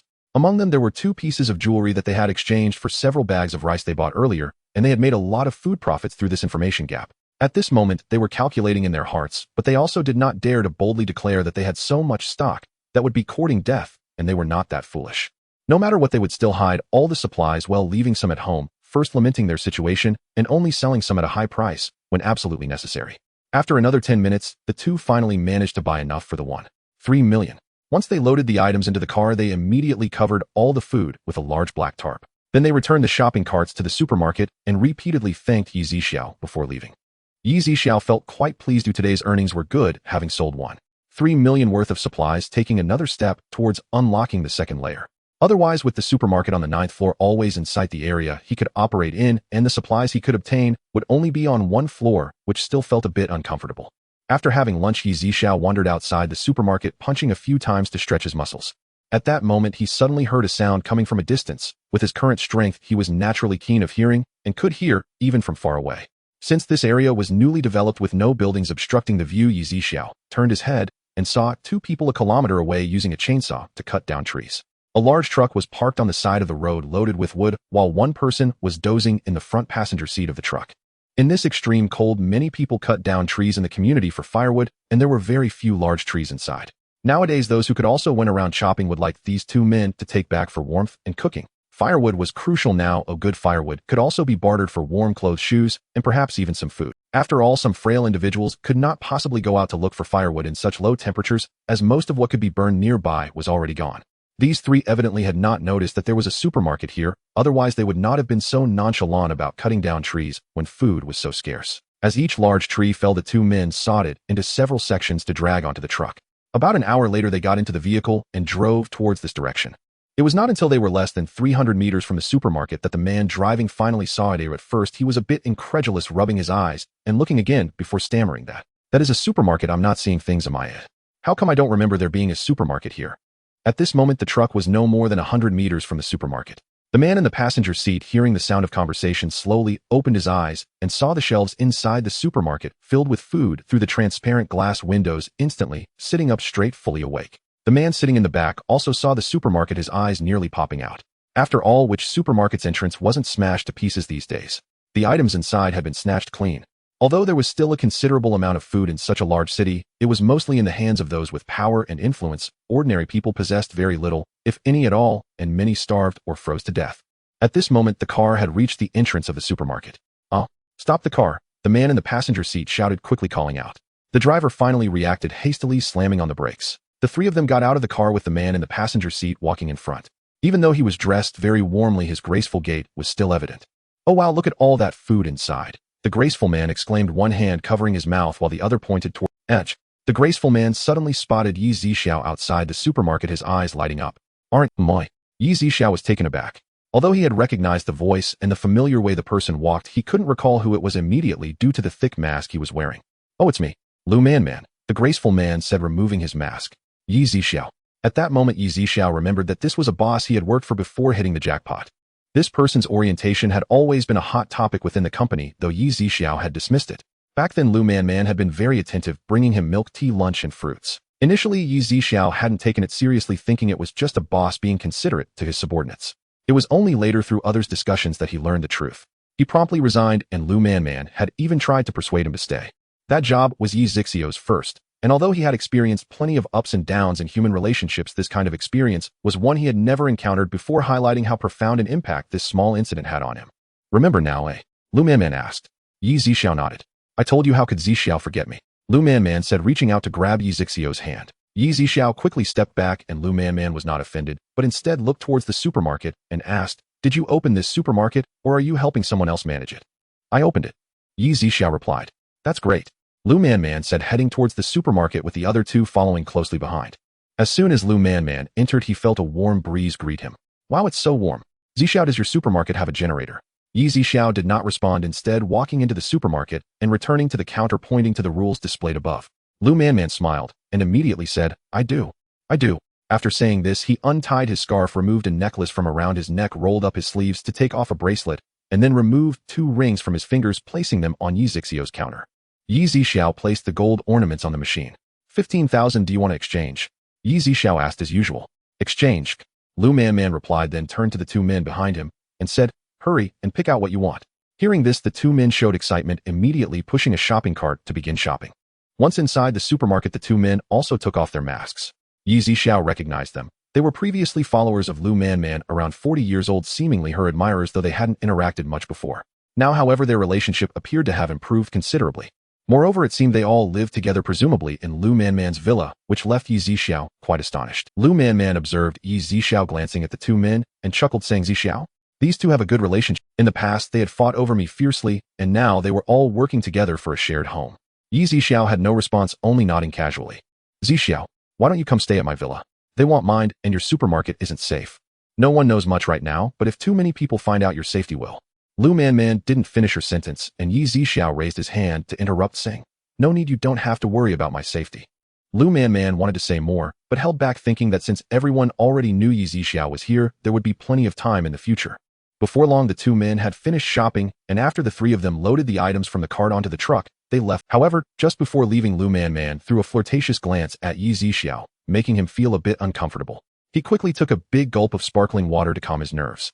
Meanwhile, in a large villa on the outskirts of the city, Zhang Lele was still humming a tune in the bathroom, joyfully soaking in the bath. But suddenly, with a loud bang, the bathroom door was kicked open from the outside. A man in his 30s with a broad back and a tall, muscular build strode in. Up. Zhang Lele was startled, her face filled with horror, and she screamed repeatedly. Shut up, or I'll kill you, the man shouted. Zhang Lele, hearing this, quickly covered her mouth, looking at the intruder with a face full of terror. Who are you? Why are you in this room? The man asked in a deep voice. Zhang Lele was still a bit dazed. During this time, He Lang and Lin Shui had not returned, and she was free to roam in this villa. The little brothers didn't dare to say anything to her, as they all knew she was He Lang's person. Previously, Zhang Lele had always lived on the 2nd floor and had never been to the 3rd floor. Today, out of curiosity, she went up to the 3rd floor and discovered a super large and luxurious room complete with a high-end massage bathtub. So she took a bath, but unexpectedly, just 10 minutes later, this fierce-looking man barged in. I am He Lang's woman. Zhang Lele stammered. Didn't he tell you that you can't come up to the 3rd floor? The man leaned in and grabbed Zhang Lele's wrist, dragging her out and throwing her to the ground. Zhang Lele winced in pain and hesitantly said no. Before she could finish, it seemed she suddenly remembered that during a battle with He Lang, he had mentioned it once, but at that time Zhang Lele hadn't taken it to heart and had completely forgotten about it. Coming to her senses, Zhang Lele thought that this was the territory of the Tiger Wolf gang, and there were so many members below. So she mustered her courage. Who are you? How did you get in here? This is the territory of the Tiger Wolf gang. I am also the woman of their 2nd master. Aren't you afraid he will come to take revenge on you? The man pinched Zhang Lele's chin, his gaze sharp, and the strength in his hand was not small. Zhang Lele was in so much pain that tears nearly came to her eyes. Does He Lang dare to take revenge on me? His territory was all given to him by me. Without me, he is nothing. Zhang Lele was taken aback, her heart racing, and she blurted out, Are you Jin Hu? I must say you do have some brains. Jin Hu glanced at Zhang Lele. Tiger Yi. Upon hearing this, Zhang Lele immediately changed her demeanor, her voice turning soft and sweet. Moi. Jean, who looked at Zhang Lele, who had a flirtatious gleam in her eyes, raising an eyebrow. Jean, who naturally knew what Zhang Lele was thinking, the leader of the Tiger Wolf gang was right in front of her, so the second-in-command would naturally be forgotten. Moreover, a woman like Zhang Lele, who was eager to climb up, would naturally stop at nothing. However, Jean, who quite liked this kind of woman who knew how to be opportunistic and was willing to do whatever it took. Jean, who once again scrutinized Zhang Lele's figure and appearance as they were now fully visible. Seeing Jean Huss's demeanor, Zhang Lele felt ecstatic inside, but she still pretended to be shy, turning her head away, though it didn't really conceal anything. Jean, who laughed coldly, his muscular physique evident, then grabbed Zhang Lele's hair and threw her back into the bathtub. Zhang Lele was terrified by Jean Huss's rough actions. However, this was the effect Jean who wanted. Soon the bathroom was filled with piercing screams, which could only be described as heart-wrenching. Hours passed. Jean, who went downstairs and poured himself a glass of red wine. Meanwhile, in the bathroom, Zhang Lele lay on the floor, feeling only a faint breath remaining barely noticeable. Her body was bruised and bloodied, and the scene was a complete wreck. She thought of Jean, who was a demon, yet she had now fallen into the hands of that very demon. A rare hint of regret surfaced in Zhang Lele's heart, but the hardest thing to find in this world is a remedy for regret. Uncertain of how long it took, Zhang Lele finally trembled and crawled up from the ground. She was so weak that she could hardly rise. Though the villa had a generator running with air conditioning and warm lights in the bathroom, the temperature was still not high. Zhang Lele felt cold all over, shivering. After putting on her clothes, she limped out of the bathroom, not daring to stay on the third floor any longer, and slowly made her way down to the second floor. Back in her room, after lying down on the bed and covering herself with a blanket, Zhang Lele could no longer hold on. The next noon, Zhang Lele slowly awakened. As soon as she opened her eyes, she felt excruciating pain throughout her body, as if she had been run over by a large vehicle. Zhang Lele wanted to continue resting, but her stomach growled. She could only drag her aching body out to get something. As soon as she reached downstairs, Zhang Lele saw Jean, who walking towards her. The immense pressure made her legs tremble, and fear gripped her heart. The foot that was originally moving forward suddenly stopped. What? Are you afraid of me? Jean Huss's lips curled slightly, his features sharp, far more handsome than He Lang. If it were before yesterday, Zhang Lele would have unhesitatingly chosen Jean Hu. However, after experiencing those nightmare-like hours, she would rather choose He Lang, who didn't look as good and had a certain smell. No. Zhang Lele's lips trembled. Jean Hu stepped forward, grabbing Zhang Lele's wrist and dragging her onto the sofa, then took a seat on the opposite sofa. Jean Hu crossed his arms and propped up his legs, gazing with intrigue at Zhang Lele, who looked like a frightened bird. You go get her a cup of hot water. Jean Hu looked towards a subordinate, standing not far away, and said, Yes, Tiger Yi. Before long, the subordinate brought a cup of hot water and handed it to Zhang Lele. Trembling, she took it. She was both thirsty and hungry and immediately drank all the hot water in the cup. Where is He Lang now? Jean Hu asked. Zhang Lele was taken aback, somewhat confused, thinking Jean Hu should know He Lang's whereabouts. The second master went to find the person who killed the third master a few days ago and hasn't returned since. Zhang Lele replied truthfully. Upon hearing this, Jean Hu frowned slightly, pondering something. Suddenly, Zhang Lele had some guesses in her heart. Could it be that He Lang ran into some trouble? Otherwise, he wouldn't take so long to return, and even Jean Hu didn't know where he had gone. Zhang Lele then spoke up. Tiger Yi, I know what the person the second master is looking for looks like. Jean Hu looked at Zhang Lele again. Zhang Lele immediately stood up, went to a table in the living room, took out a portrait of Yi Zixiao from a drawer, and walked back to Jean Hu to hand it over. Jean Hu took the portrait and looked at it for a moment before waving to a capable subordinate who had returned with him. Feng Yun, send someone to investigate this person, Jean Hu said. Yes, Tiger Yi. Feng Yun respectfully took the portrait and left the villa's living room. At that moment, Zhang Lele's stomach growled again, and she hurriedly covered it, afraid of provoking Jean Hu. However, Jean Hu reached for a pack of biscuits on the table and tossed it into her arms before getting up and leaving. Zhang Lele was taken aback, but once Jean Hu left, she immediately opened the biscuits and began to eat quickly. Jean Hu walked to the entrance of the villa, feeling the icy cold wind, yet seemingly indifferent to it. 2 days later, the temperature had risen to -39 degrees. Yi Zixiao had barely opened the supermarket door when 2 modified military green pickup trucks arrived. One person got out of each truck, one of whom was Shunja, who had previously been chased by the Wolf and Tiger gang and had left a necklace worth 10,000 at Yi Zixiao's supermarket. The 2 entered the supermarket and Shunja took off his mask, smiling slightly at Yi Zixiao. Boss, do you still remember me? Yi Zixiao nodded. Of course. After all, there aren't many customers in the supermarket, and given Yi Zixiao's current strength, his memory is quite good. There are shopping carts over there. You can select items worth 10,000. Yi Zixiao said. All right, but I brought some things with me as well. Boss, how much do you think they are worth? Shinja then took out 5 gold bars from the backpack he was carrying. Yi Zixiao scanned the gold bars on the supermarket machine. 400,000, do you want to exchange? Yi Zixiao glanced at the price and asked. Yes. Shunja answered firmly. Good, adding the previous 10,000, that makes 410,000. Shinja nodded, and then turned to the person behind him who was standing straight and respectfully raising a hand. That person immediately followed suit to start selecting supplies. The two primarily chose rice, flour, oil, salt, and compressed biscuits, which were the top choices for everyone in the apocalypse. Zixiao also helped the two replenish some compressed biscuits midway. Shinja noticed Zixiao replenishing supplies out of thin air, his eyes flickering slightly, but he said nothing. Half an hour later, after filling 9 shopping carts, they had just reached 410,000. The two pushed the shopping carts to their pickup trucks and began loading all the supplies. Before long, the two pushed the shopping carts back again. Shinja looked at the person with him and said, "You go to the car first, I will come out shortly." "Yes." The man nodded respectfully. After the man left, Shinja paused and looked at Zixiao, saying, "I heard that the second-in-command of the Wolf and Tiger Gang, Black Wolf, has died." Zixiao raised his gaze to Shinja, his eyes deep. "Is it by your hand, bossy?" Shinja asked again. "What does it matter whether it is or not?" Zixiao inquired. "Don't get me wrong, I have no other intentions. To be honest, I am with the authorities. Previously, I infiltrated the Wolf and Tiger Gang as an undercover agent due to their smuggling of arms, murder, and collusion with officials, but I never expected such a disaster to strike the entire Blue Star." After finishing, Shinja sighed heavily. Zixiao frowned slightly at Shinja's words. He did not wish to have early dealings with the authorities, but if it was just a transaction, it would be fine. However, if the authorities began to take an interest in his supermarket, wanting to study its secrets and trace its origins, it would likely lead to continuous trouble in the future.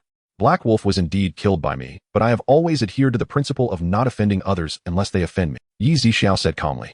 The bosses killed them, which counts as avenging me. I had several brothers who fought alongside me, who fell at the hands of the Wolf and Tiger Gang. As Shinja spoke, there was a hint of sorrow in his eyes. Zixiao remained silent, his expression very calm.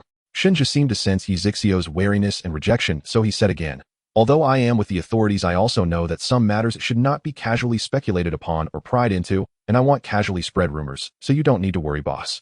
Hearing this, Zixiao nodded and said that would be best.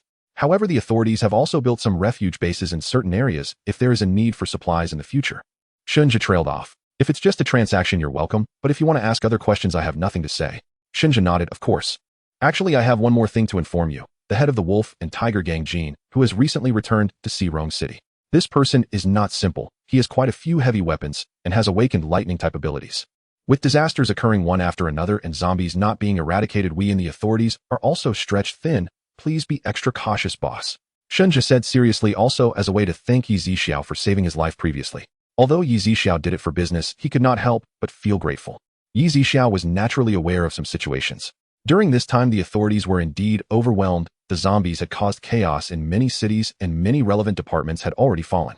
The subsequent extreme cold and global power outages caught the authorities off guard. Nowadays, even the authorities were in a state of panic, unable to search for and deal with zombies in a short time, let alone manage people like the Wolf and Tiger Gang. Zixiao nodded in acknowledgement of the other party's goodwill, saying, "Thank you, I will be cautious. In fact, as long as I am not against the authorities, I do not take other people or forces or zombies seriously. After all, I still have to live in the Blue Star, and it would be best to avoid trouble. If someone from the authorities really wants to provoke me, I am not afraid. Then I will take my leave." Shinja cupped his hands. Zixiao watched Shinja's departing figure, his eyes filled with meaning. Night. At a street corner, a man and a woman bundled up tightly, holding a particularly small flashlight, planned to search each supermarket to see if there were any supplies left behind by others. "It's so dark, I'm a bit scared." The woman said, her heart filled with fear. "Don't be afraid. If we searched during the day, even if we found supplies, we couldn't take them back." The man comforted her. The woman recalled the burly guard stationed at the neighborhood security booth earlier that day, then clenched her teeth and pressed forward. Yet after searching 2 supermarkets consecutively, they found nothing edible, only a single lollipop abandoned in a corner. The two continued their search. But as they approached the mouth of an alley, suddenly, 3 shadowy figures lunged forth from within, tattered clothes, bloodied, and claw-marked bodies, eyes clouded with ashen gray. Roar, roar, roar. The zombies roared as they lunged toward the pair. The man failed to evade in time. Crack. A sickening snap of bone and flesh echoed sharply. The woman screamed, her face contorted in terror as she watched 3 second-tier zombies devouring her partner's neck. Blood sprayed violently, some even spattered into her eyes. In that instant, one of her eyes turned crimson with blood. She snapped back to awareness and immediately tried to flee, but her legs betrayed her, stumbling wildly. After only a few frantic steps, 1 second-tier zombie leapt forward and sank its fangs into her throat. The zombies greedily drained the couple's blood.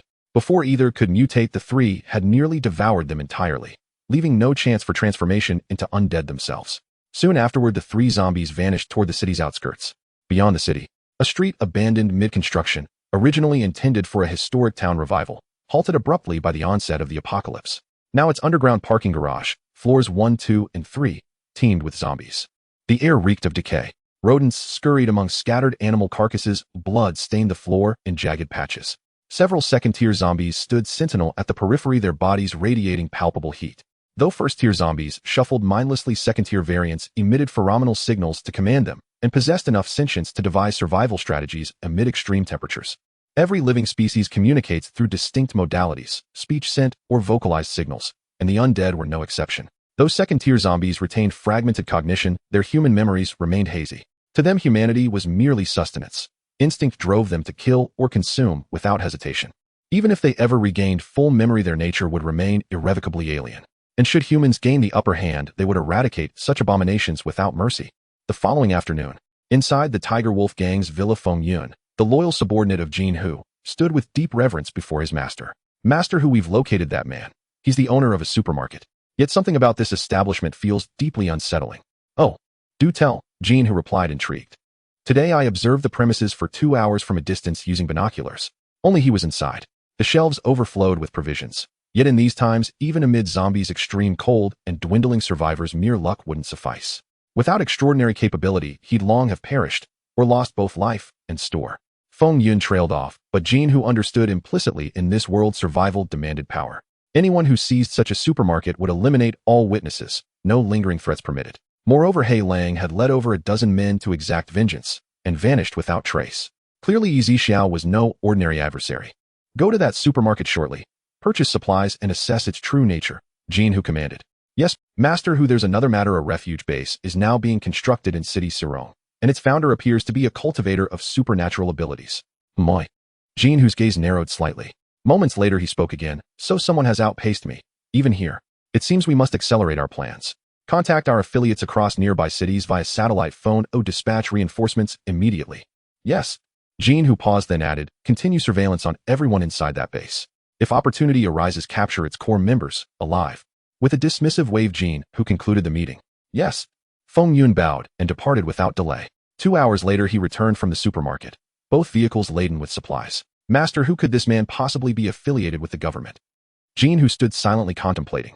After a long pause, he shook his head faintly. He is indeed formidable, but unlikely to be governmental. In fact, cooperation may not be out of the question.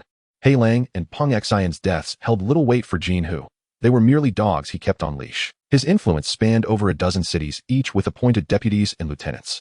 Losing 2 meant nothing. Replacements could be appointed without delay. Of course, he still desired Zixiao's death. Even if the man had only slain a few of his subordinates, and even if seizing the supermarket remained his ambition, he now faced far more pressing priorities. Unnecessary complications were best avoided. Have someone move these items to the basement and gather 3 trucks to go to the supermarket for supplies soon. After Jin Hu finished speaking, he entered the villa and went up to the 3rd floor.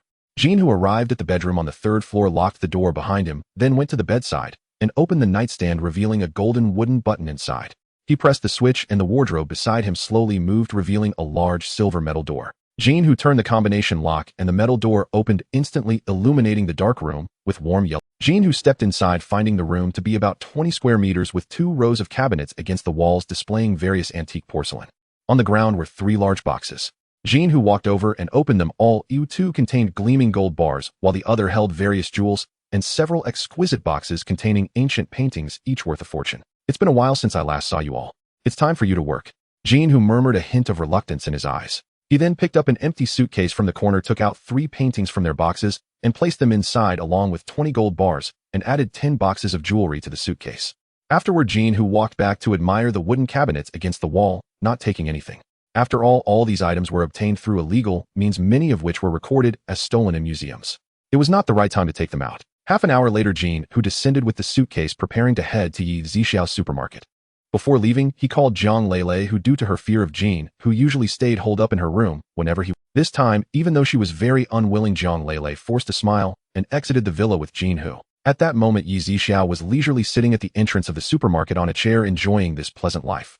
Today, the supermarket had sold supplies worth 1,000, marking a successful opening, and he didn't care who the items were sold to. Just as Zixiao was enjoying himself, he noticed 3 SUVs and 3 large trucks speeding towards the supermarket from a distance. Looks like a big business is arriving, Zixiao murmured. The vehicle stopped and Jean, who walked ahead with Jiang Lele while Feng Yun accompanied them, followed closely by a dozen subordinates. Zixiao recognized Jiang Lele as well, and he also identified Feng Yun as the person who had spent 1300 at the supermarket today. For a moment, Zixiao was uncertain whether these people were here to rob the supermarket or genuinely to buy something. You must be the owner of this supermarket. I've heard a lot about you, truly an impressive figure, ha ha ha. Jean, who said with a smile. Zixiao merely nodded lightly. Jiang Lele was taken aback upon hearing that Zixiao was the owner of such a large supermarket, but she had no opportunity to speak and could only obediently keep her mouth shut. Bring the items up. After Jean, who said this, one of his subordinates came forward carrying the suitcase. Previously, some of my Hulang gang acted foolishly and offended the owner, and that's that. My Hulang gang will not pursue this matter. Today I, Jean, who have no other intentions, just wish to do business with you, boss. Alright, let's talk inside. Zixiao said as he turned to enter the supermarket. Jiang Lele was somewhat bewildered. At this moment, even she, no matter how slow, could confirm that He Lang and Lin Shui were dead, and it seemed Jean, who did not intend to pursue the matter further and was treating Zixiao with respect. At this time, she was also contemplating. Although Jean, who was wealthy and powerful, if she continued to follow him, she would likely be tormented to death eventually. On the other hand, with Zixiao owning such a large supermarket, even Jean, who did not dare to act recklessly. Jiang Lele felt confident in herself, thinking that she must win over Zixiao. Jean, who noticed Jiang Lele's dazed expression and asked, "What? Do you have your eye on him?" Jiang Lele's heart raced, and she hurriedly waved her hands, saying, "How could that be? In life, I belong to you, Tiger Lord. In death, I shall be your ghost." Hee. Jean, who chuckled ambiguously, and then entered the supermarket, followed closely by the others. Once inside, Jean, who gave Feng Yun a knowing glance, and Feng Yun understood, promptly opening the suitcase. Glistening gold bars came into view for everyone. Feng Yun first opened several boxes containing paintings and handed them to Zixiao. Zixiao took one of the paintings and upon examining it nodded in approval. He had previously liked such antiques and paintings, but his finances had not allowed him to buy any. He had only admired them from afar and had never made a purchase. Moreover, without proper channels, it was difficult to obtain genuine articles. The characters on this painting were vigorous and powerful, flowing like clouds and water, and the slightly yellowed paper indicated that these artworks were at least 200 or 300 years old. Zixiao then examined the remaining pieces. Both the calligraphy and the artistry were remarkably exquisite, and the seal at the bottom revealed the identity of the artist. Zixiao placed the painting on the machine, valuing the total of the paintings at 3 million. The gold bars were valued at 260,000. The jewelry was valued at 130,000. In total, it's 690,000. Shall we trade? Zixiao asked. Let's trade. Jean, who replied, and signaled to the people behind him. Feng Yun immediately led the subordinates to start purchasing supplies. 50 shopping carts were filled in no time, and then Zixiao instructed them to first move the goods to the vehicle. As the subordinates pushed the shopping carts out of the supermarket, Zixiao looked at the many empty spaces and stepped out from behind the counter, preparing to restock the items. Jean, who watched as food suddenly reappeared in the previously empty spaces, his eyes narrowing slightly, and a fleeting glimmer of greed flashed in his gaze. Jiang Lele felt a deep shock in her heart, and soon her spirits soared as she made up her mind to win over Zixiao, so she would no longer have to worry about food. If possible, she thought marrying Zixiao would be a good choice. With the continuous purchases and transport, Zixiao had restocked several times, especially with rice flour and compressed biscuits. Of course, all the frozen dumplings and tanyuan in the freezers were completely cleared out. With many subordinates under Jean, who naturally a lot of supplies were consumed. Zixiao regarded Jean, who as a significant client, thinking that perhaps the Hulang gang could directly help him unlock the second floor of the supermarket. As for who Jean Hu and the Hulang gang were, Zixiao didn't care. After all, in the apocalypse, good people didn't live long. After about an hour, Jean Hu's subordinates finally gathered enough supplies worth 6.9 million. May I ask your surname, boss? Jean Hu inquired. Yi. Haha, bossy, this cooperation has been very pleasant. I look forward to working together again soon. However, next time the items needed may be more. I wonder if bossy has enough stock. As Jean Hu spoke, he looked into Zixiao's eyes, trying to gauge his intentions. Yet Zixiao's gaze was calm and unwavering as he softly replied, "Looking forward to our next cooperation." This statement from Zixiao implied that as long as Jean Hu could provide sufficiently valuable items, he wouldn't have to worry about the stock in his supermarket. Boss Yi is a straightforward person. Jean Hu laughed heartily and left the supermarket. Jiang Lele followed him out, but turned back at the door, giving Zixiao a shy smile. Zixiao. He looked at Jiang Lele's antics with some disgust. He not only felt no fondness for her, but instead harbored a strong aversion. Now that Jiang Lele was still under Jean Hu's influence, she dared to send him flirtatious glances. Such a person would likely endure countless battles with men to climb up the social ladder. Moreover, such a person could betray those around her at any moment, and perhaps she would be the one to stab the deepest. Zixiao didn't even spare Jiang Lele a glance. Although she felt a bit disappointed, she remained undeterred. After everyone left, Zixiao exchanged the goods with the system, totaling 32 million. After restocking everything in the supermarket, he planned to get some food. Having made a large sum today, Zixiao prepared a lavish seafood feast: steamed king crab, salt-baked shrimp, and garlic lobster. These were all items he had scavenged from other supermarkets earlier. After finishing his meal, he placed the dishes into the automatic dishwasher and stepped out of the supermarket, intending to stroll in the nearby park. The temperature was around -29 degrees, and the snow from before had not melted. The landscape was adorned in silver, but the weather was gloomy, with a thin layer of gray mist hovering above, similar to a smoggy day. After wandering for half an hour, Zixiao returned to the supermarket. In the evening, as he was about to close the door, he suddenly heard a cracking sound from outside. Moi. Zixiao found it strange, as the area had been extremely quiet before. The extreme cold even silenced the chirping of insects and birds. He stepped out of the supermarket and walked towards the source of the sound. The further he went, the darker it became, yet Zixiao could see clearly. Suddenly, a figure leaped out from behind a large tree, pouncing directly at Zixiao, blood dripping from the corner of its mouth. A second-tier zombie. Zixiao prepared to strike, but suddenly a white shadow flashed in the darkness, swiftly taking down the second-tier zombie that was about to reach Zixiao. Ow! Roar! It's you. Zixiao observed the mutated beast in front of him, engaged in a fierce battle with the zombie, both sides evenly matched. Could it be trying to save me? Zixiao muttered, but in the next moment, the mutated beast suddenly began to falter, and the zombie opened its gaping mouth, preparing to bite down on the beast's neck. Zixiao immediately struck out with his palm, and purple lightning struck the zombie's head in an instant. Boom! A loud explosion echoed as the zombie's head burst apart. The mutated beast, startled by the earlier purple lightning, shrank back to the side. Don't worry. It's all right. Zixiao reassured the mutated beast. Only then did it slowly rise, though its limbs still trembled. Zixiao wondered if it was scared by the zombie or still shaken by the lightning. Weren't you quite capable just now? Zixiao shook his head. This mutated beast was merely first tier, while the zombie had just entered the second tier, but there was still a noticeable gap between them. Don't fight above your level in the future, or you might lose your life, Zixiao warned. Ow! The mutated beast seemed to understand Zixiao's words and let out a cry. What's that? Suddenly, Zixiao noticed a thumb-sized gray diamond-shaped object among the scattered flesh and bones of the zombie. Zixiao raised his hand, using his powers to lift the diamond-shaped object into the air. After washing it thoroughly with water powers for a while, he finally held it in his hand. He pinched the diamond-shaped object, which was from the zombie's brain, inspecting it closely. It was smooth and shiny. System, what is this? Host, this is a crystal core which can enhance the abilities of human ability users and mutated beasts. Oh, so this can also boost my strength. Yes, host, but this is only a second-tier crystal core, which is almost useless to you. At your current strength, you would need at least a fourth-tier crystal core. At that moment, Zixiao glanced at the mutated beast beside him, which was eagerly staring at the crystal core in his hand. Here you go. I don't need it anyway. As Zixiao spoke, he tossed the crystal core to the mutated beast. The beast bit down on the core, and then took a deep breath, directly absorbing all the energy from the crystal. Moments later, the mutated beast spat out the crystal core, which had changed from its original gray color to a transparent hue, now adorned with numerous cracks. At that moment, the mutated beast suddenly radiated a more powerful aura than before, and its body grew larger in an instant, with its limbs becoming even more robust. You've advanced to the second tier, Zixiao remarked. After a moment, he turned to leave, but the mutated beast closely followed him. Why are you following me? Zixiao turned his head to ask. The mutated beast tilted its head, wagging its tail, looking at Zixiao with its purple eyes. You're not planning to follow me, are you? Zixiao asked uncertainly once more. The mutated beast nodded. Zixiao said, I've never raised a pet, let alone a mutated beast. If you want to follow me, you'd better learn to handle your own food and bathroom needs. Of course, if there are any clueless individuals like before, their bodies are yours. The mutated beast nodded again. Then let's try to get along. If it doesn't work out, you can go back to where you came from. With that, Zixiao turned and walked towards the supermarket.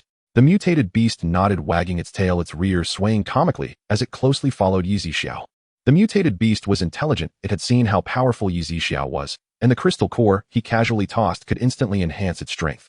It had to cling to this strong ally. Back at the supermarket, Zixiao looked at the mutated beast that had followed him inside and said, You can sleep here. He looked at the beast's large body and sighed, thankful that the entrance was spacious enough. The temperature inside the supermarket was pleasant, around 25 degrees Celsius. Even sleeping on the floor was quite warm, especially with its thick fur. The mutated beast's eyes lit up at Zixiao's arrangement, especially since it had endured temperatures below freezing outside. What pleased it even more was the abundance of food on the shelves.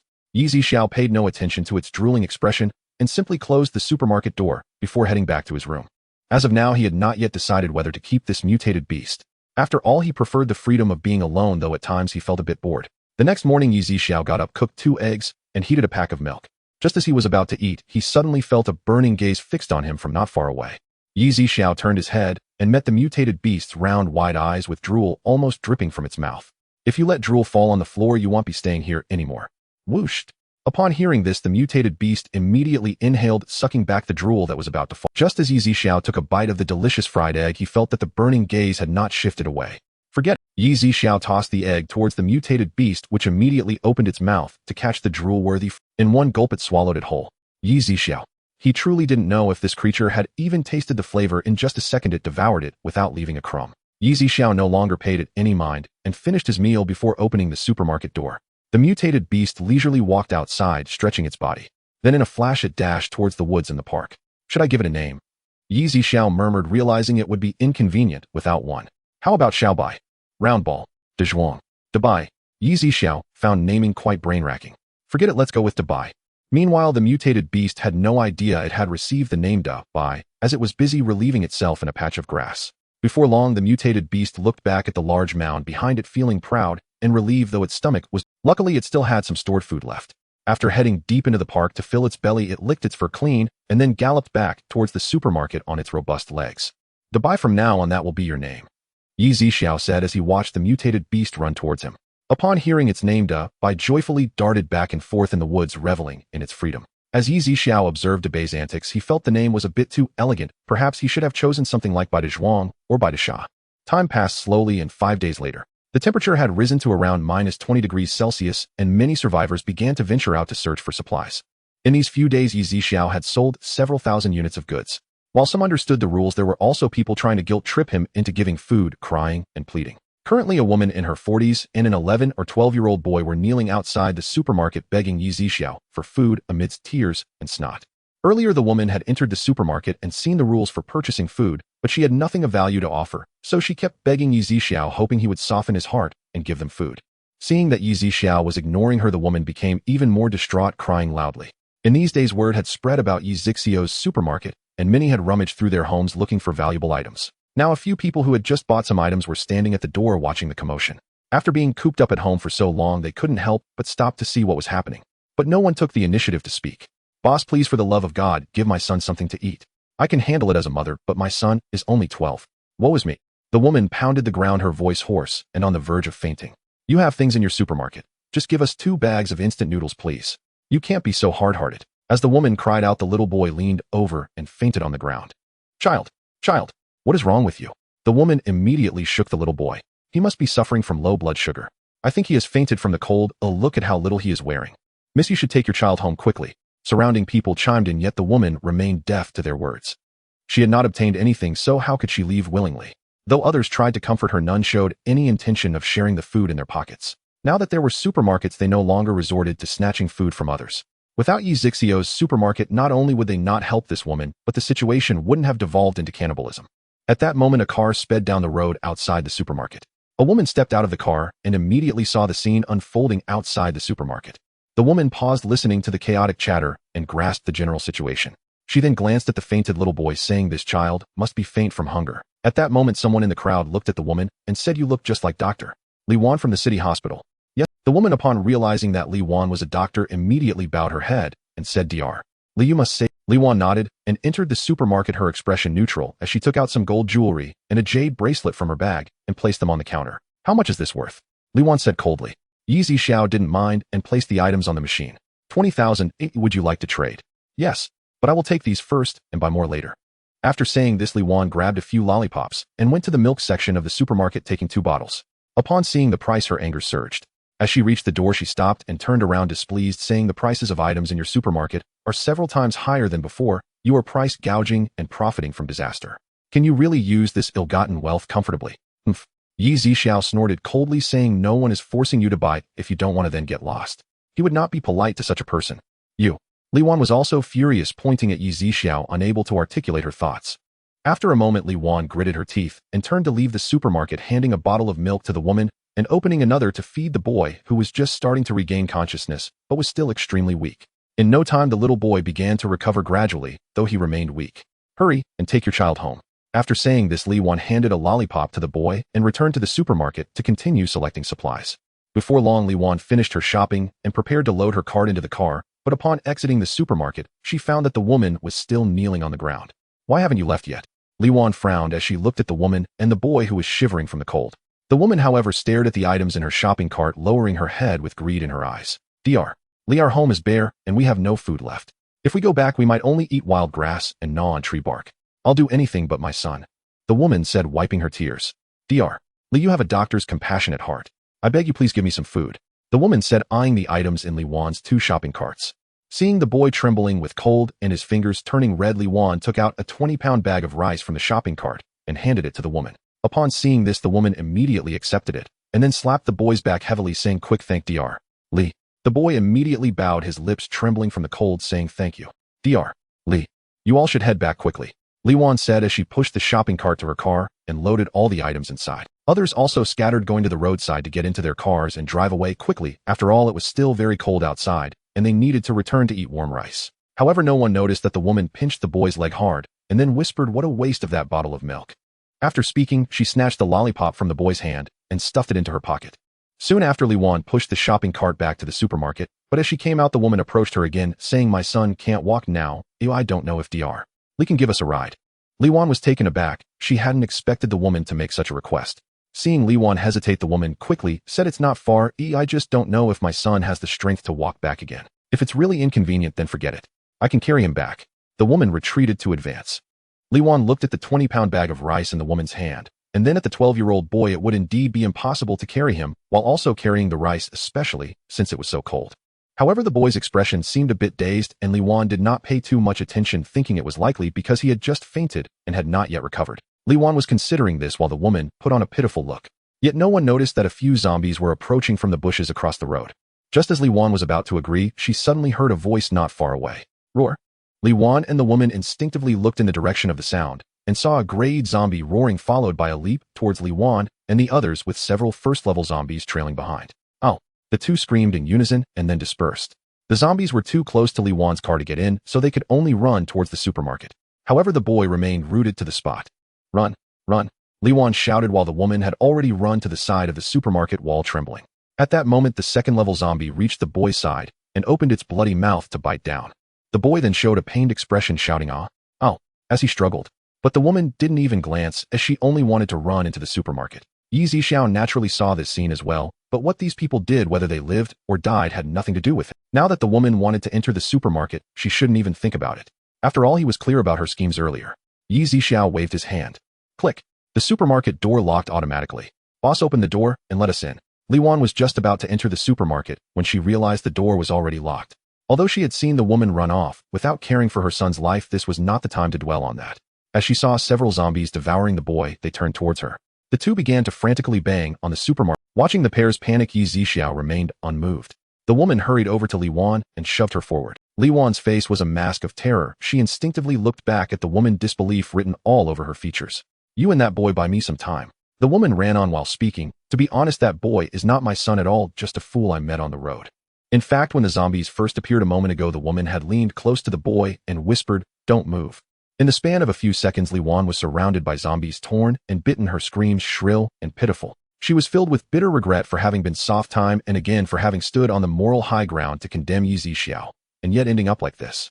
But regret was useless now. As the woman watched herself and the zombies fall back and began to feel relief, 2 second-rank zombies suddenly leapt from the roadside and sank their teeth into her neck and skull. Everything happened too fast. Before she could react, a bone-deep pain tore through her. "Ah!" The cry lasted only a moment. The 2 second-rank zombies devoured her with terrifying speed, leaving almost. Zixiao shook his head. If they had not run and had stayed within 2 meters of the supermarket, the zombies could not have approached. Instead, they chose humanity's ugliest impulse and brought about their own end. "The zombies are stirring again," Zixiao murmured, then waved, and the supermarket doors opened. The zombies, having finished, Li Wan charged at Zixiao, but the moment they crossed into the 2-meter boundary, a violent bang split the air. A first-rank zombie was flung skyward and exploded mid-flight, gore spraying in every direction. The second-rank zombie froze, unwilling to advance. Zixiao walked slowly to the supermarket entrance and called, "Dubai, come out." Dubai crouched outside the kitchen, heard the voice, and immediately sprang, sprinting toward the supermarket door. Zixiao raised his hand and blew the second-rank zombie's head apart. Turning to the emerging Dubai, he said, "The rest is yours." Dubai let out a single howl and charged at the first-rank zombies. The zombies lunged at him, but facing Dubai, now a second-rank mutational beast, they were the ones whose necks were bitten through and heads crushed. Dabai fought with steady, precise, ruthless ferocity. Before long, all the first-rank zombies were dealt with. Zixiao had inspected the head of the second-rank zombie he had killed and found no crystal core. He knew not every zombie contained such a thing in its brain. Among the fallen first-rank zombies, only 2 white crystal cores appeared. Zixiao watched Dabai retrieve one in his mouth and said, "You killed them, so the crystal core is yours." Dabai made no fuss and immediately absorbed the core's energy. He frowned slightly at the rank, bloody corpses scattered on the ground. As Dabai prepared to enter the supermarket, Zixiao stopped him. "Wait, you smell disgusting." Dabai was silent. Zixiao raised his hand and used his water-type ability to wash him clean. Then he realized he also possessed fire-type power, which could burn the corpses clean. He had only recently gained these abilities and had many of them, so he had not thought of it immediately. "Move aside," Zixiao called to the shaking Dabai. Hearing this, Dabai darted away nimbly. Zixiao lifted his hand, a wisp of blue flame flickered at his fingertip. Even from a distance, Dabai could feel the heat. He watched the small flame tremble, fear fluttering across his features. Zixiao flicked the ember, and it split into 9 flames in midair, streaking toward the zombie corpses. The blue fire enveloped each corpse the instant it touched them. Within seconds, the bodies were reduced to ash, and the cold wind scattered the remains so nothing was left on the ground. Dabai stared, his purple eyes wide with astonishment, then glanced at Zixiao with a hint of alarm on his face. Zixiao noticed the look and turned. "Afraid? Don't worry. Be obedient and none of this will be done to you." Dabai swallowed and nodded frantically, his head a blur of motion. Zixiao had not expected his fire ability to be so powerful. It was his first time using it. Zixiao then walked to Li Wan's car by the roadside, opened it, and transferred all the supplies into his space. Nothing could be wasted. "With the widespread zombie outbreak, business will be bleak," Zixiao said as he turned back into the supermarket. Dabai did not follow but crouched in a corner outside watching for more zombies. Days passed, and no one came. The temperature had risen to -10 degrees. Though a thaw should bring relief, the zombies erupted again on a far larger scale, more ferocious than before. Almost everyone hid at home, afraid to go out. Yet second-rank zombies still smashed windows and broke in. The number of zombies grew. Though people were scarce, they still encountered many, most of which Dabai handled. Those on par with Dabai's level were confronted personally by Zixiao. Over these days, they acquired 3 second-tier crystal cores and 10 first-tier cores, all of which Zixiao gave to Dabai to increase his strength. Dabai's power had reached late second rank. Ordinary second-rank zombies were no longer a match for him. One day, just after lunch, Zixiao saw a pickup truck hurtling down the road before slamming on the brakes and stopping outside the supermarket. 2 second-rank zombies were in pursuit behind it. The car door swung open quickly and a man and a woman rushed out, heading straight for the supermarket. The woman spoke as she ran, and the supermarket doors opened automatically. Once inside, both of them collapsed onto the floor, breathless, their legs suddenly weak from exhaustion as they glanced back at the zombies pursuing them. Dabai's eyes lit up at the sight of 2 second-tier zombies, and in the next moment it pounced on the zombies that had already reached the supermarket. In less than half a minute, both zombies had met their end at Dabai's jaws. Dabai began rummaging through one of the zombies' heads with its claws. Nothing. Dabai appeared somewhat disappointed. For the second zombie, Dabai started digging again. Aha, there it is. Dabai's eyes brightened as it pulled out the gray crystal core and immediately absorbed it. The man and woman watched the scene outside the supermarket, their eyes nearly popping out. What is that?" The man trembled at the sight of Dabai towering over 2 meters in height and over 3 meters long. "That is my pet. You need not worry, it won't harm you for no reason," Zixiao explained. At this, the 2 slowly regained their composure, helping each other to stand, though their legs still felt weak. "Oh," the woman suddenly reacted, hastily pulling several boxes from her white shoulder bag and placing them on. As the woman opened the 3 boxes, they revealed a collection of gold jewelry, including necklaces, rings, and bracelets. 10,000 will you trade for it?" The 2 nodded in unison. They then immediately began selecting items, indicating they had come prepared, likely having heard about the supermarket from others. Aside from essentials like rice flour, sugar, and salt, they hardly selected anything else. With no zombies outside, they filled their cart and pushed it out to place it in the car. The area where Zixiao was located had few people, and naturally, there were fewer zombies. Those 2 second-tier zombies had been drawn there by them. However, when the woman looked toward the back seat, she suddenly spotted a cardboard box, recalling that it contained a vase her husband had purchased for several thousand from a farmer's house. She had planned to have it appraised, but had not expected the arrival of zombies and the extreme cold, which had put that plan on hold. Previously, they had heard from others who shopped at the supermarket that it accepted gold and silver, but there was no mention of antiques, as not every household dealt with antiques. They had only just noticed the mention of exchanging items at the supermarket. "Honey, why don't we take this vase to show the owner? It might still be worth something, and we don't know how long it will be before we can. But what if it's a fake?" The man expressed his concerns, worried that the supermarket owner might think they were trying to trick him with counterfeit items, which could lead to them being blacklisted in the future. It was rare to encounter such a supermarket, and the man's hesitation was palpable. "What's the harm? We can just tell the owner the truth and see if he wants to buy it." As the woman spoke, it seemed she had made up her mind. She grabbed the cardboard box from the back seat and headed toward the supermarket, while the man quickly pushed the shopping cart after her after loading the last few supplies into the car. Zixiao saw the woman return, still holding a cardboard box. "Boss, I have a piece of antique porcelain that is said to be around 500 years old which my husband collected a few months ago. We just don't know if it's real or not. If it is, we would like to exchange it for supplies." The woman hurriedly clarified her statement. At that moment, the man walked in as well. "Let me see it," Zixiao said. The woman quickly placed the box on the ground and retrieved a blue and white porcelain vase from a pile of straw and newspaper. Zixiao took the vase, examined it, and felt it might be genuine. However, having never seen an authentic piece, he couldn't be entirely sure. But with his abilities, he could sense that the vase was at least 100 years old. Whether it was genuinely 500 years old from a folk kiln, or an imperial kiln, or a replica made a century ago, would need a system appraisal. Blue and white porcelain from 500 years ago, imperial kiln, value 1.5 million. The two stared wide-eyed at the valuation, utterly in disbelief. "Will you trade for it?" Zixiao inquired. The two finally snapped back to reality, nodding vigorously yes. "With so much food, we will no longer have to risk going out to find something to eat," the man exclaimed with excitement. However, the two glanced at their car and said, "Boss, it seems our car can't hold so much. If we have to come out again, it might." The woman expressed her concerns. Zixiao furrowed his brow. Oh, indeed, his supermarket system had not even provided a single bag. "System, do you have bags?" Zixiao asked the system. "Yes, host. There is a type of disposable space bag, 15 square meters, 3 meters high. If the goods are not taken out for a long time, it will expire after one day. The purchase price is 500 each, and they sell for 2,500 each. So expensive." Zixiao was taken aback.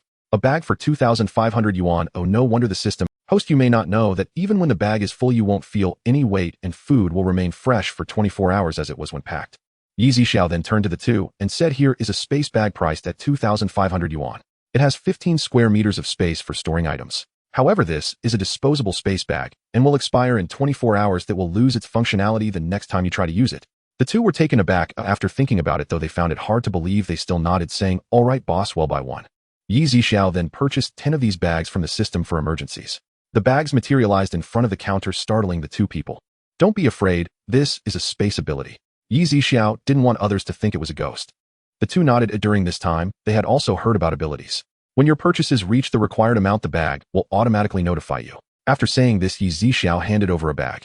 The two tried to take it, their expressions uncertain, and immediately began selecting items.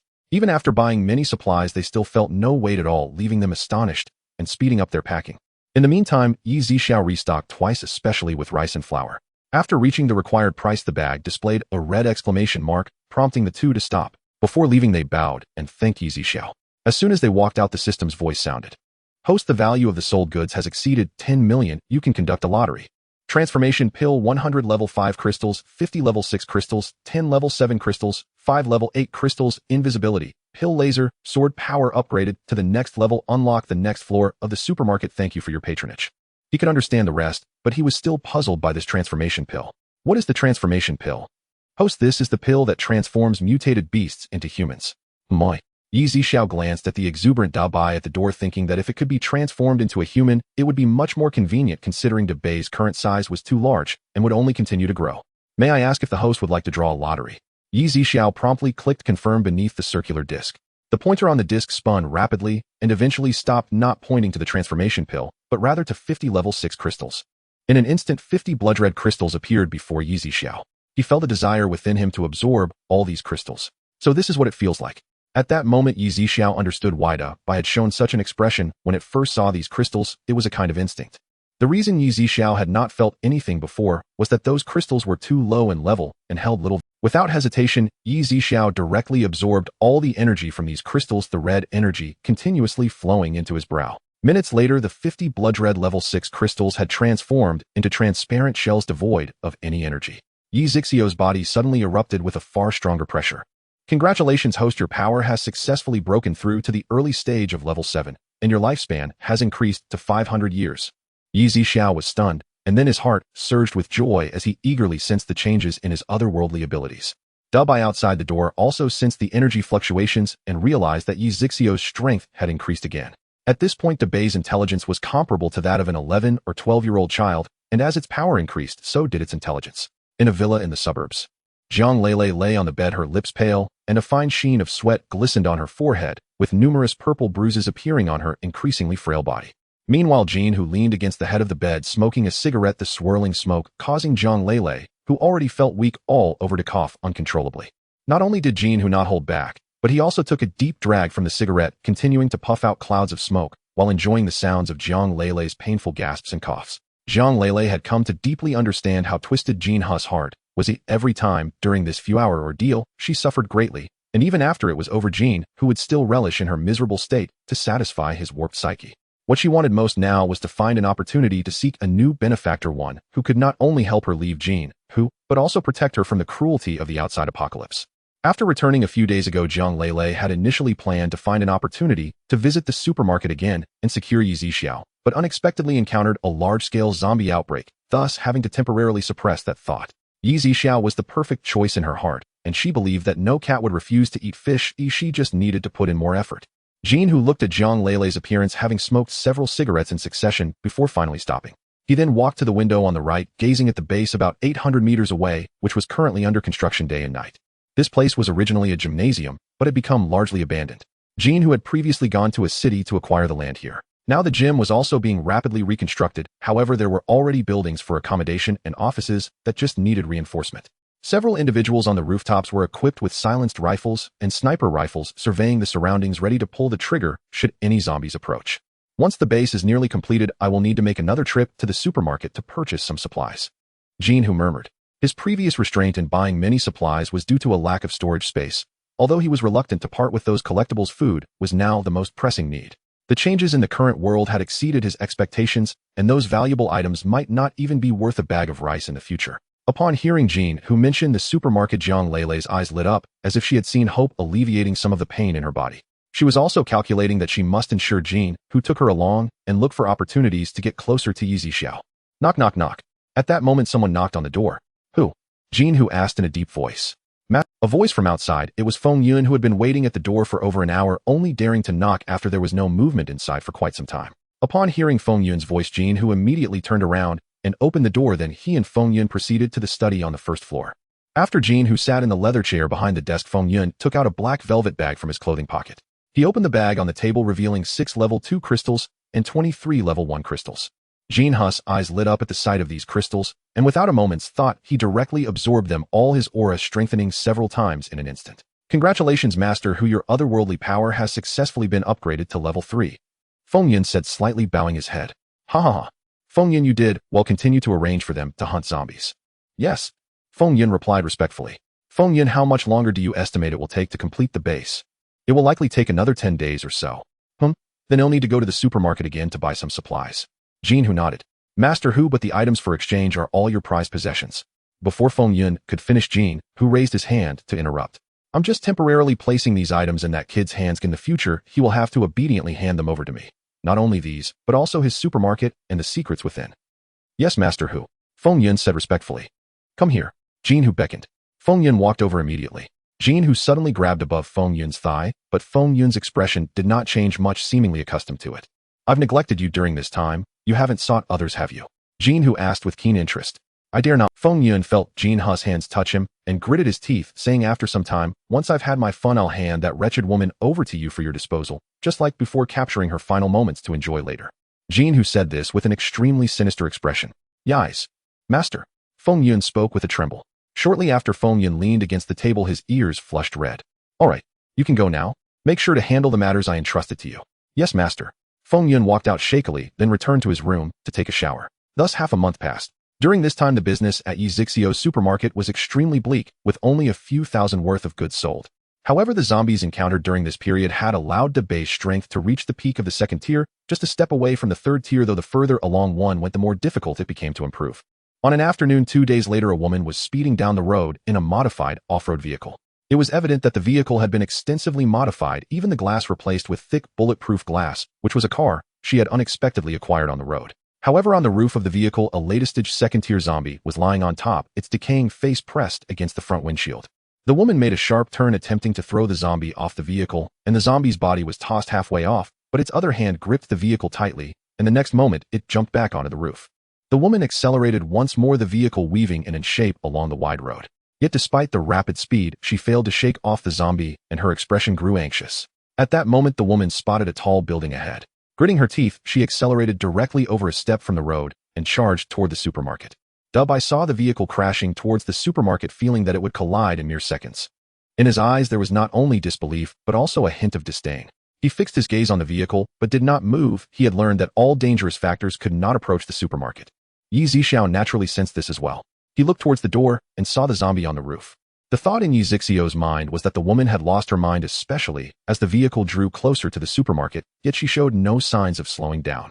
But just 2 meters away from the supermarket, the vehicle suddenly hit what seemed like an invisible wall, which took her by. Subsequently, the vehicle flipped over and rolled several times before coming to a stop, the zombie finally thrown off, but she also lost consciousness. Thanks to the special safety modifications, the airbags deployed. Although the woman was knocked out, she sustained no injuries, not even a scrape, though she likely suffered a mild concussion. When the zombie crawled up from the ground, it saw Bai already standing beside him. The outcome was predictable. The zombie was swiftly dealt with by Bai, but this zombie had no crystal core in its head.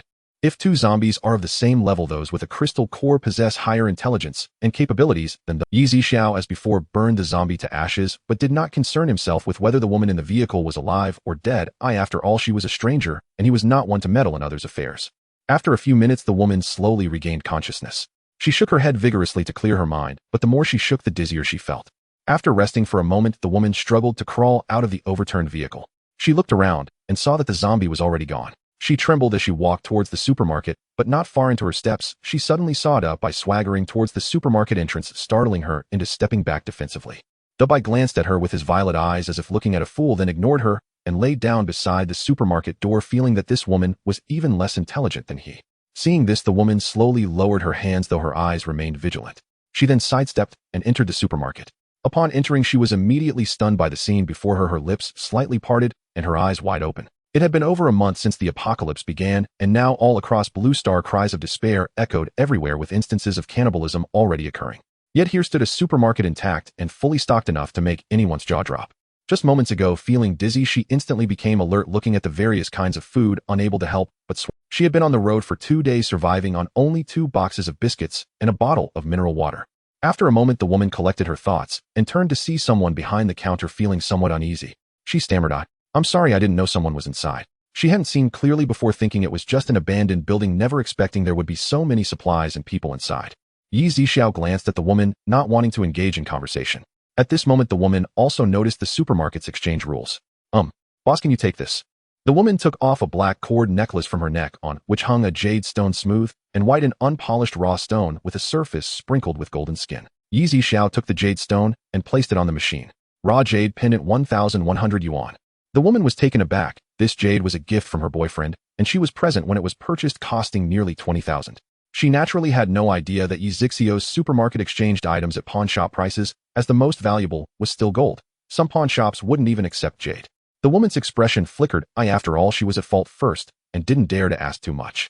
Even if she could exchange it for some food, it was certainly more useful than just wearing it around her neck, especially now that it was the apocalypse, making these items indeed rather useless. At that moment, the woman took off the jade bracelet from her wrist and handed it to Zixiao. The machine then displayed a price of 500 yuan, a total of 1,600 yuan. "Will you exchange it?" The woman bit her lip and nodded, saying yes. The woman then turned to select supplies, but after taking just a couple of steps, her stomach growled. Looking at the instant noodles beside her, she swallowed, repeatedly hesitating before turning back to Zixiao and awkwardly asking, "Boss, after I buy the supplies, can I use the water from that drinking machine to make a pack of instant noodles before leaving? I can pay for an extra pack of noodles. I'm afraid if I go out later, I might run into zombies." "Sure," Zixiao replied. The water in the drinking machine was endless, and there was no need for him to buy it. Since she was willing to pay, how could Zixiao refuse? The woman glanced at the giant robot outside and said, "Thank you, boss." She thought the supermarket was safe because of the giant robot at the entrance. After all, from its size and violet eyes, she could guess it was a mutated beast. There were also many mutated rats, cats, dogs, cows, and even ants appearing in various places. 10 minutes later, the woman finished purchasing her supplies, leaving herself with enough money for 1 pack of instant noodles. Without hesitation, she immediately picked up a bag of instant noodles and eagerly tore open the packaging, going to the corner where the drinking machine was to fill it with hot water. As the aroma of the noodles wafted out, the woman couldn't help but swallow repeatedly, her eyes fixed on the noodle bag without blinking. In less than a minute, she could no longer wait. She began to gobble down the noodles, which were not yet fully softened. The heat made her gasp, but her eating speed did not slow down at all. Before long, the noodles were completely finished, and even the broth was drained clean. Only then did the woman slowly raise her head in satisfaction, looking at Zixiao, not far away, feeling a bit embarrassed, as she realized her earlier eating manner was quite unrefined. Zixiao was handsome, and with such a large supermarket, it was clear that even in the apocalypse a man like him would be extremely sought after. Boss, thank you. The woman expressed her gratitude. Zixiao nodded without saying anything more. The woman did not linger any longer. Upon stepping out of the supermarket, she saw that her car was still overturned, and she felt troubled. Suddenly, she spotted the giant robot and hurriedly lowered her head to say, could I trouble you? She did not seek help from Zixiao, thinking he would not be able to assist her either. The giant robot ignored her as if it hadn't heard.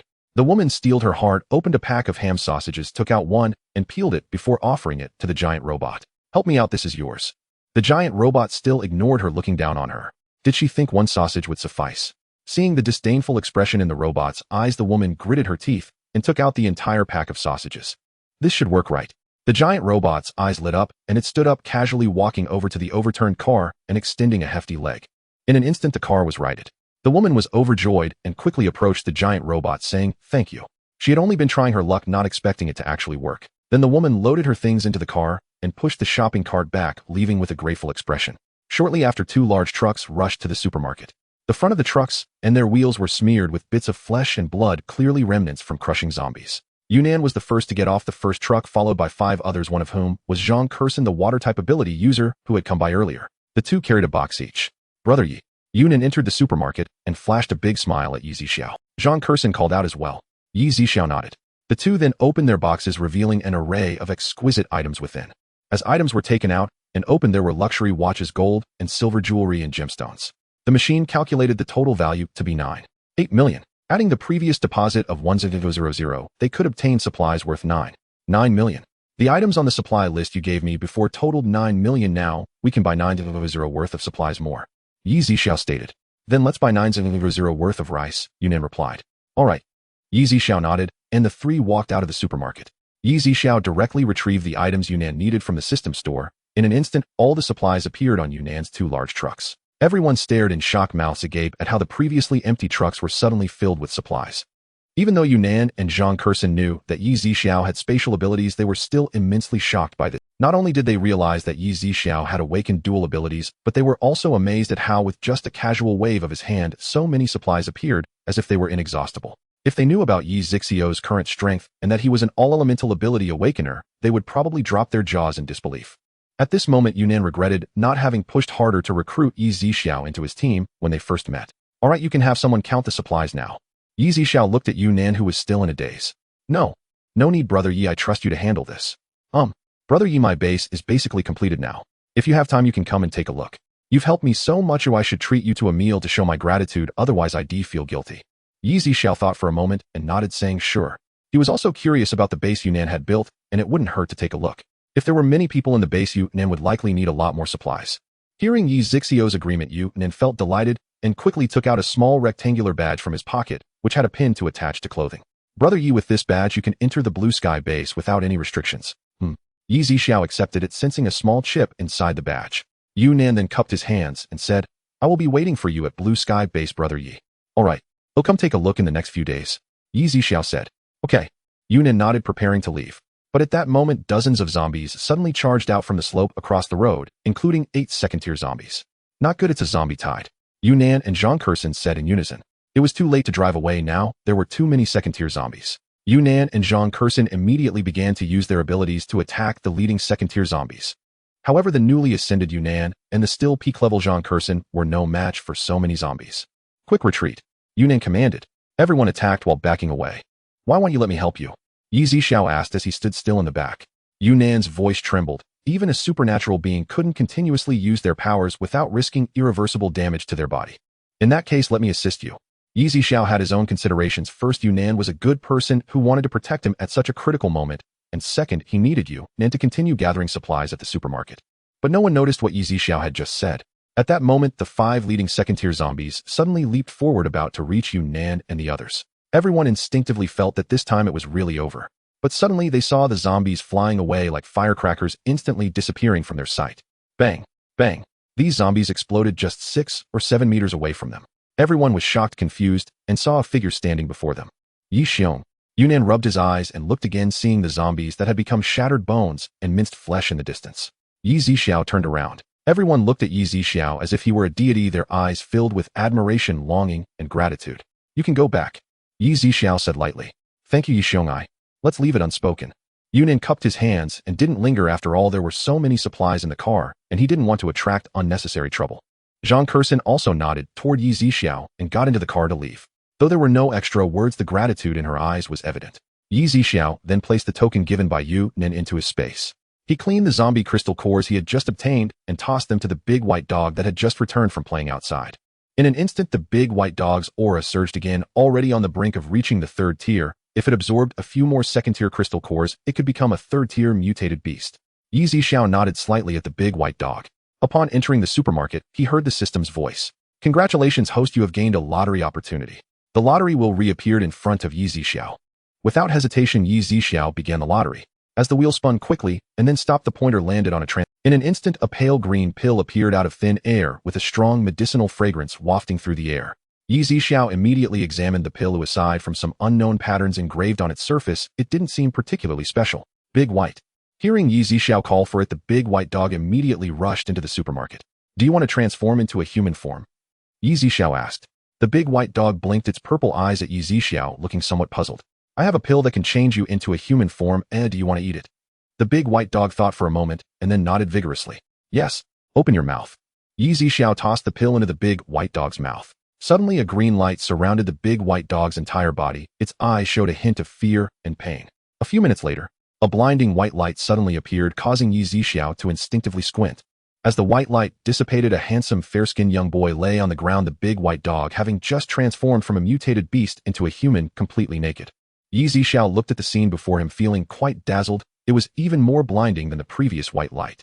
He quickly retrieved a few men's clothes from his space and threw them onto the big white dog to cover this glaring sight. At this moment, the big white dog also regained its senses, extending its hands to take a look of joy overflowing on its face. It wanted to speak, but couldn't yet form human words.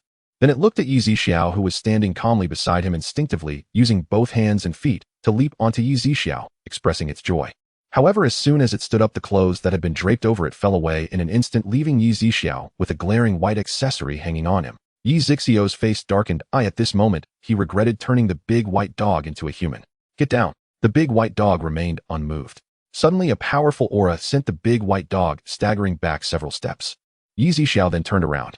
The big white dog looked wronged, blinking its purple eyes as if it were about to cry. You are now in human form. Pay attention to your image.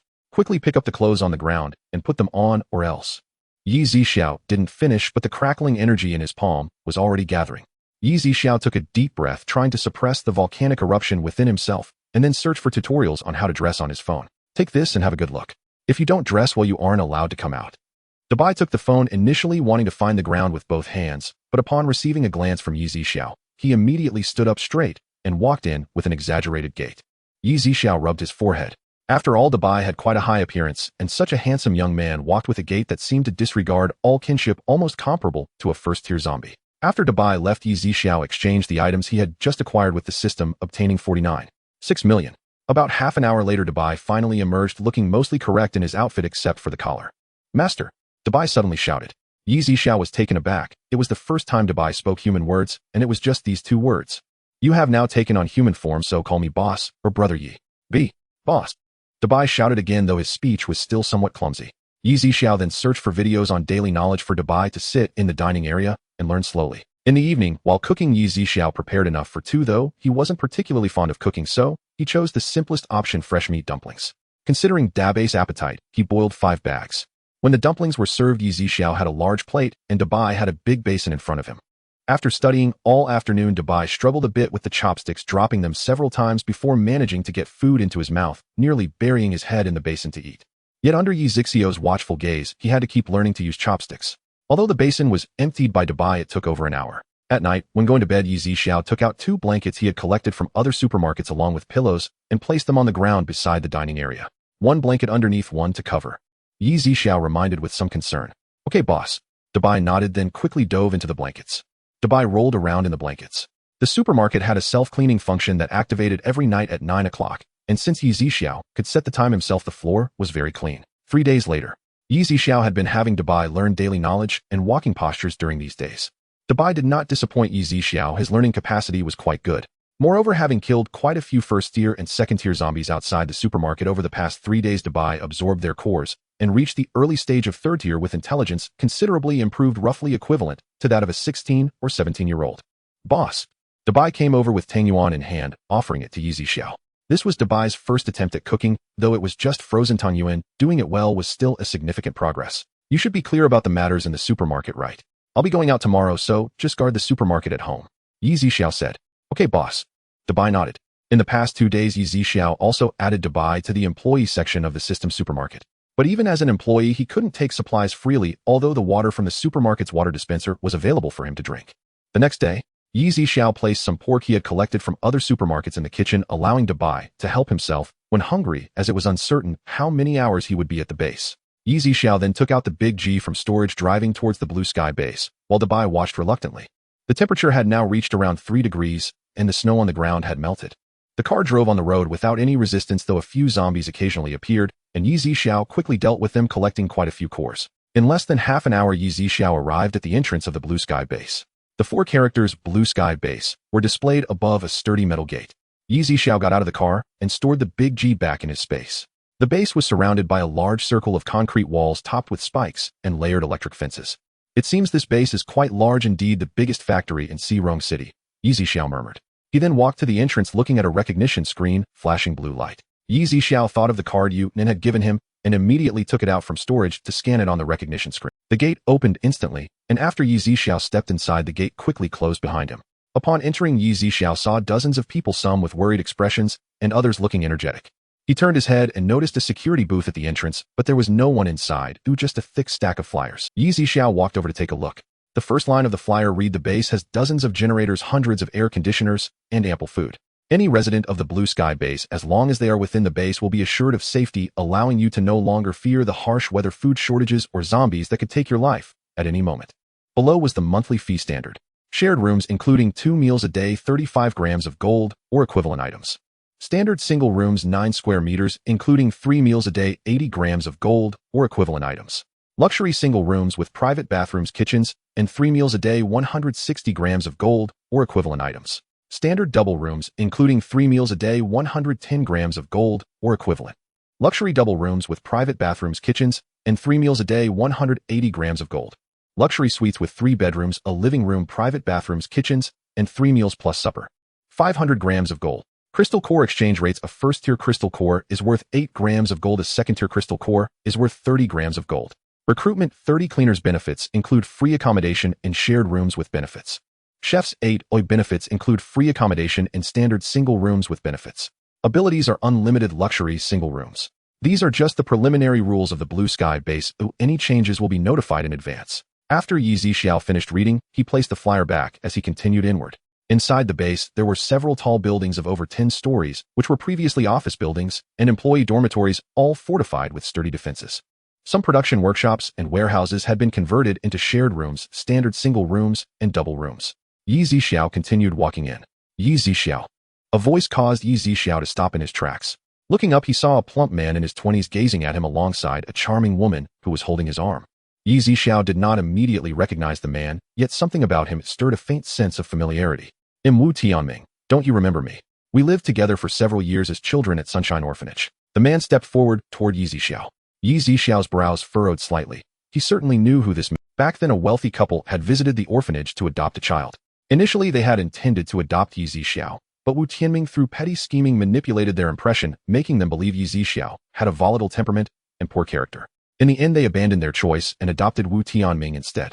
That incident not only misled the couple into blaming Zixiao, it also caused several orphanage teachers to distance themselves from him, gradually forging his reclusive, solitary nature. Zixiao had never imagined he would encounter Wu Tianming here, nor had he expected the once feeble boy to have transformed into such a burly, broad-shouldered man thick with muscle. Do you remember now, eh? Wu Tianming asked again. Zixiao replied coolly. Seeing recognition dawn, Wu Tianming stepped closer and raised a hand, preparing to slap Zixiao's shoulder. But Zixiao instantly sidestepped. Wu Tianming froze, his expression flickering with irritation, though he restrained himself, for now. Oh my, who would have thought we'd meet again here? You're planning to settle into Blue Sky base too? Before Zixiao could answer, Wu Tianming retreated a step and openly scrutinized him from head to toe, clicking his tongue repeatedly. Zixiao, I imagine life hasn't been easy for you these past years. As he spoke, Wu Tianming glanced sideways at the voluptuous woman beside him, her bust ample, her aura flamboyant, then casually rolled up his sleeve to reveal a luxury watch worth over 100,000 yuan. The woman likewise turned her gaze upon Zixiao and wore an unmistakable look of disdain. Indeed, Zixiao's attire was unremarkable. Plain inexpensive, perhaps no more than a few hundred yuan in total. His coat looked thin against the chill, his wrists bare of any timepiece, and no companion stood at his side. To Wu Tianming the verdict was clear: Zixiao had failed utterly. Tianming, let's go. What business does a person like him have speaking with you? Even before the apocalypse, those clamoring to negotiate deals or exchange pleasantries with you had to queue up. The woman shot Zixiao a contemptuous glance. A bower, Zixiao and I did grow up in the same orphanage. Now that we've crossed paths again, it's only right I lend him a hand. Wu Tianming turned back to Zixiao and declared, don't say your old brother won't help. My adoptive parents know the base commander of Blue Sky Base, and I'm on close terms with him myself. I'll ask him to reserve you a janitorial position. At least you'll earn your daily bread. Oh, you mean Yunnan?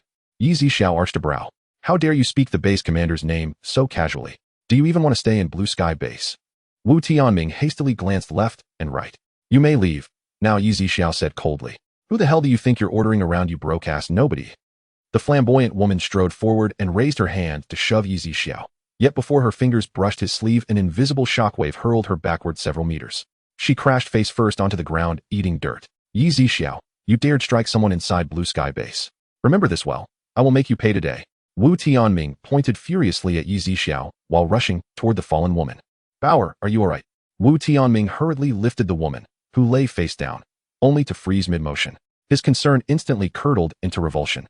Her surgically enhanced nose was grotesquely twisted, blood trickling steadily from her nostrils. Her cheeks were swollen into crimson pork-like masses, and large patches of skin had been scraped raw. Ah!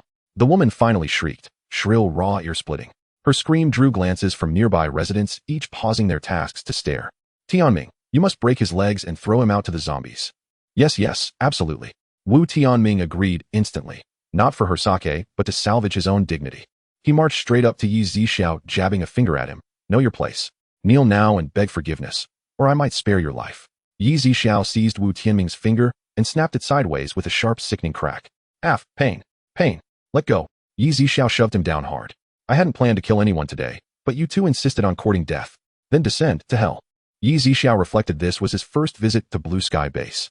If Wu Tianming truly enjoyed close ties with Commander Yunnan, as claimed, he genuinely wished to observe how Yunnan would handle someone who had just slandered him so brazenly. Yet now all he desired was to crush Wu Tianming beneath his boot.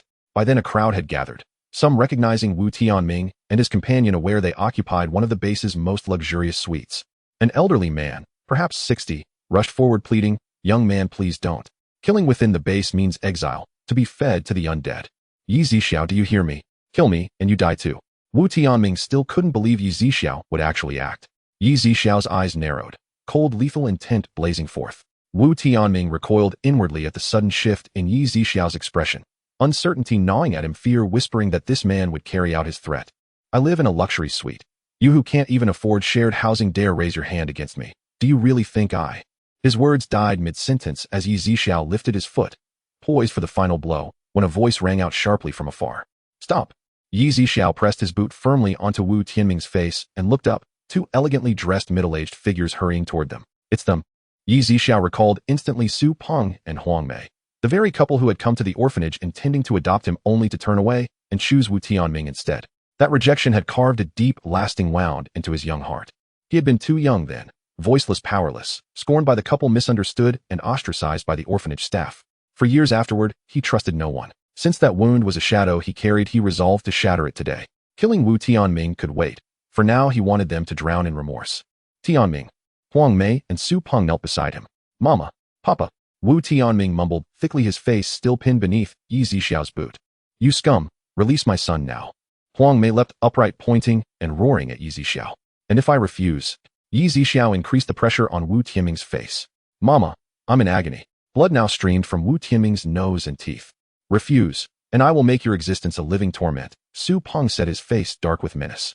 Although Wu Tianming was their adopted son, they had no biological children and had long groomed him as their heir, pouring every ounce of their devotion into his upbringing. Now that Wu Tianming lay humiliated beneath another's foot, it was as if they themselves had been struck across the face. Onlookers gathered in ever greater numbers, whispering among themselves and shaking their heads. Most deemed Yi Zixiao reckless for daring to assault someone within the Lantian base, certain he had just invited catastrophic consequences. Let me see then, how exactly you intend to make me wish I were dead. Yi Zixiao pressed down with his foot, instantly several of Wu Tianming's teeth shattered loose. Pooh! Wu Tianming spat out a mouthful of blood-mixed teeth. Father! Mother! Save me! Su Peng whirled around, scanning the crowd frantically, then strode forward, snatched an axe from a bystander's hands, and charged straight toward Yi Zixiao. I'll chop you to pieces. The axe descended, but Yi Zixiao sidestepped lightly, causing Su Peng to swing wildly and stumble, nearly collapsing onto the ground. Husband! Huang Mei's face tightened with alarm. Dad, chop this brat down. He's the same Yi Zixiao who shoved me down at the orphanage as a child and stole my things. Wu Tianming spoke indistinctly, yet Huang Mei and Su Peng grasped the gist. So it's you. Thank heavens we never adopted you. Even as a child you were rotten, and now you've grown into nothing but a blight upon society. Huang Mei pointed fiercely at Yi Zixiao, unleashing a torrent of invective. Yi Zixiao raised his hand and flicked it outward. Huang Mei was hurled backward through the air. Xiao Mei. Seeing his wife struck, Su Peng seized the axe once more and lunged again at Yi Zixiao. Yi Zixiao lifted his hand a second time. Su Peng crumpled to the ground. The axe somehow had cleaved deep into his shoulder, splitting flesh and bone. Crimson welled steadily from the wound. Murder! Murder! Hurry! Fetch the base administrators! Huang Mei screamed. In truth, the entire ordeal had lasted scarcely a few minutes. The base remained in its early construction phase. Administrators were overwhelmed, and its vast expanse meant no one had yet noticed the commotion. At that moment the crowd parted like a curtain. Who dares cause trouble within Lantian base? A young man, he emerged from behind the onlookers, appearing 23 with a sharp aquiline nose and gold-rimmed spectacles. At first glance he exuded scholarly refinement, yet his piercing gaze betrayed something far more incisive. Deputy Base Director. It's him, that one. Look at us. Wah. Deputy Director, you must restore Huang Mei pointed tearfully at Yi Zixiao. Yi Zixiao studied the man. Unfamiliar yet unmistakably the other fire affinity adept Yu Nen had mentioned. The young man turned his gaze upon Yi Zixiao, eyes narrowing, not rushing to judgment based on Huang Mei's accusations, but offering instead, I am Yuan Shi, Deputy Base Director of Lantian Base. Having introduced himself, he offered Yi Zixiao a faint courteous smile and a slight nod. Yi Zixiao found it curious. They had never met. Even if Yu Nen had spoken of him, there was no reason the Deputy Director should recognize his face. Huang Mei and the others stood stunned. Around them spectators exchanged bewildered glances, too wary to speak aloud, yet buzzing inwardly with speculation. Does the Deputy Director have no intention of holding me accountable? After all, I've left your luxury suite resident looking like this. Yi Zixiao asked amused. Mister, he jests. You are a distinguished guest of Lantian Base, while they quite plainly lack the discernment to honor your presence. Yuan Shi replied, smiling faintly. You know me? Yi Zixiao asked. Yuan Shi shook his head. Not personally, though. His gaze drifted once more to Yi Zixiao's hand. Yi Zixiao followed his line of sight downward, and saw clutched in his palm a small rectangular badge half exposed. Understanding dawned the badge Yu Nen had given him must differ subtly from others, allowing Yuan Shi to identify. Truly, Deputy Director, you possess eagle-eyed perception and meticulous attention to detail, Yi Zixiao remarked, smiling. An unwarranted compliment, Mr. Yi. Yuan Shi responded with a graceful formal bow. Deputy Director, surely you won't overlook this. We're well acquainted with the base director himself. Yet you shield this lawbreaker. How can anyone trust your authority henceforth? Su Peng gritted his teeth against the pain. Rules. You have offended Lantian Base's most honored guest. Henceforth you are banished, exiled from this base forever. Yuan Shi's voice turned glacial. I demand the base director. Yes, we insist on seeing the base director. Huang Mei and Su Peng seethed with indignation. They merely flaunt past encounters with the base director's family, yet show such staggering lack of judgment. Guards, remove them. Now. Yuan Shi gestured to the burly men who had accompanied him. Hold. Just tossing them out would be far too merciful. Yi Zixiao interjected. Yuan Shi immediately raised a hand, halting the guards. Wu Tianming, realizing Yi Zixiao's stature had shifted dramatically, even the deputy director treated him with deference. Panic being cast out now meant certain death by zombie fangs. He began pleading desperately. Yi Zixiao, I beg you, forgive me, spare me. Yi Zixiao pressed down again with his foot. Fresh blood welled from Wu Tianming's mouth. Speak. Where did you err? Recount the truth of what happened years ago, and perhaps if my mood improves I may spare your life. Wu Tianming hesitated. Yi Zixiao applied pressure once more. More teeth cracked free, spilling blood. I'll tell you everything. He hastily agreed. He recounted the entire affair. Verbatim his inner thoughts, how he'd framed Yi Zixiao, the lies he'd fed orphanage volunteers and teachers, even how he'd manipulated fellow orphans into shunning Yi Zixiao. According to Wu Tianming, he'd planted other children's belongings inside Yi Zixiao's drawer, falsely accusing him of theft. Then, Without Yi Zixiao's knowledge, he'd retrieved those items from the drawer before the other children's eyes and returned them playing the hero. It had all unfolded unseen, undetected, leaving him lauded as virtuous. Only now did Yi Zixiao comprehend why those children had ostracized him, refusing to play or speak with him. It had all been Wu Tianming's doing. Huang Mei and Su Peng stared incredulous, utterly unwilling to accept the truth. Impossible. You forced him to say this. Huang Mei shrieked, pointing at Yi Zixiao. Did I coerce you? Yi Zixiao asked Wu Tianming directly. And no, I swear it's true. May lightning strike me down if I lie. Enough. You may die now. Yi Zixiao's voice was ice. But, you said you'd spare me. I said if my mood improved. And it hasn't. With those words a sickening crack echoed, the sound of a skull. Yi Zixiao withdrew his foot. Wu Tianming's skull was grotesquely deformed, his eyes bulging, lifeless beyond any doubt. Someone's been killed. Someone's been killed. Huang Mei shouted frantically, and in the next moment, she fainted from sheer excitement. The surrounding people were horrified at the sight, and some of the more timid turned their heads, unable to bear to watch any longer. Su Peng wore a dejected expression, his eyes devoid of light, his lips pale, due to the axe still embedded in him and the excessive blood loss. Vice base leader, throw these people out of the base. Yi Zixiao said. Yuanxi nodded. The alluring woman tried to sneak away, but Yi Zixiao raised his hand and struck her back with a palm from a distance, causing her to spit blood and faint. The four of them were escorted out by the burly man and thrown outside the base. Mister, you please follow me. Yuanxi said. Yi Zixiao nodded, and the others dispersed to attend to their own tasks. The four who were thrown out covered in blood attracted a dozen zombies within minutes. The outcome was predictable. The three were overwhelmed and soon devoured completely. With his powers at the initial stage of level 7 and an exceptionally strong mental ability, Yi Zixiao could see the situation within several kilometers when using his powers, and he clearly saw the fate of these people. Though he did not kill them himself, his objective was achieved, and everything was within his expectations. He had previously seen so many zombies nearby with his mental abilities, knowing they would meet such an endo. Otherwise, how could he have easily let them go? Had it not been for his consideration of you, and he would not have hesitated to massacre everyone in the base earlier, they would have all been left without a burial place. However, if Yi Zixiao had not seen the zombies outside, he would have personally dealt with these three, as their fate was all. Yuanxi brought Yi Zixiao to a luxurious and spacious office. Mister, you please have a seat. Yuanxi said politely, then turned to pour a cup of tea and placed it on the mahogany table in front of Yi Zixiao. Base leader Yu has gone out for some matters and will probably be back soon. Yi Zixiao nodded, picking up the teacup and taking a sip of the fragrant tea. At that moment, a woman in a black uniform walked in. Vice base leader, the woman said respectfully. Go have the kitchen prepare a feast for our distinguished guest, Yuanxi instructed the woman. Yes, vice base leader. After responding, the woman glanced at Yi Zixiao, who was seated on the sofa, smiled slightly, left the office, and closed the door behind her. Not long after the woman left, the office door opened again, and Yunnan and Zhang Kersen walked in, immediately spotting Yi Zixiao on the sofa. Brother Yi, Yunnan exclaimed with joy, hurrying over. Zhang Kersen respectfully called out, Boss Yi. Yi Zixiao merely nodded. Brother Yi, since it's your first time at my blue sky base, let me show you around. Yunnan suggested. Sounds good. Yi Zixiao didn't want to just sit in the office. That seemed pointless.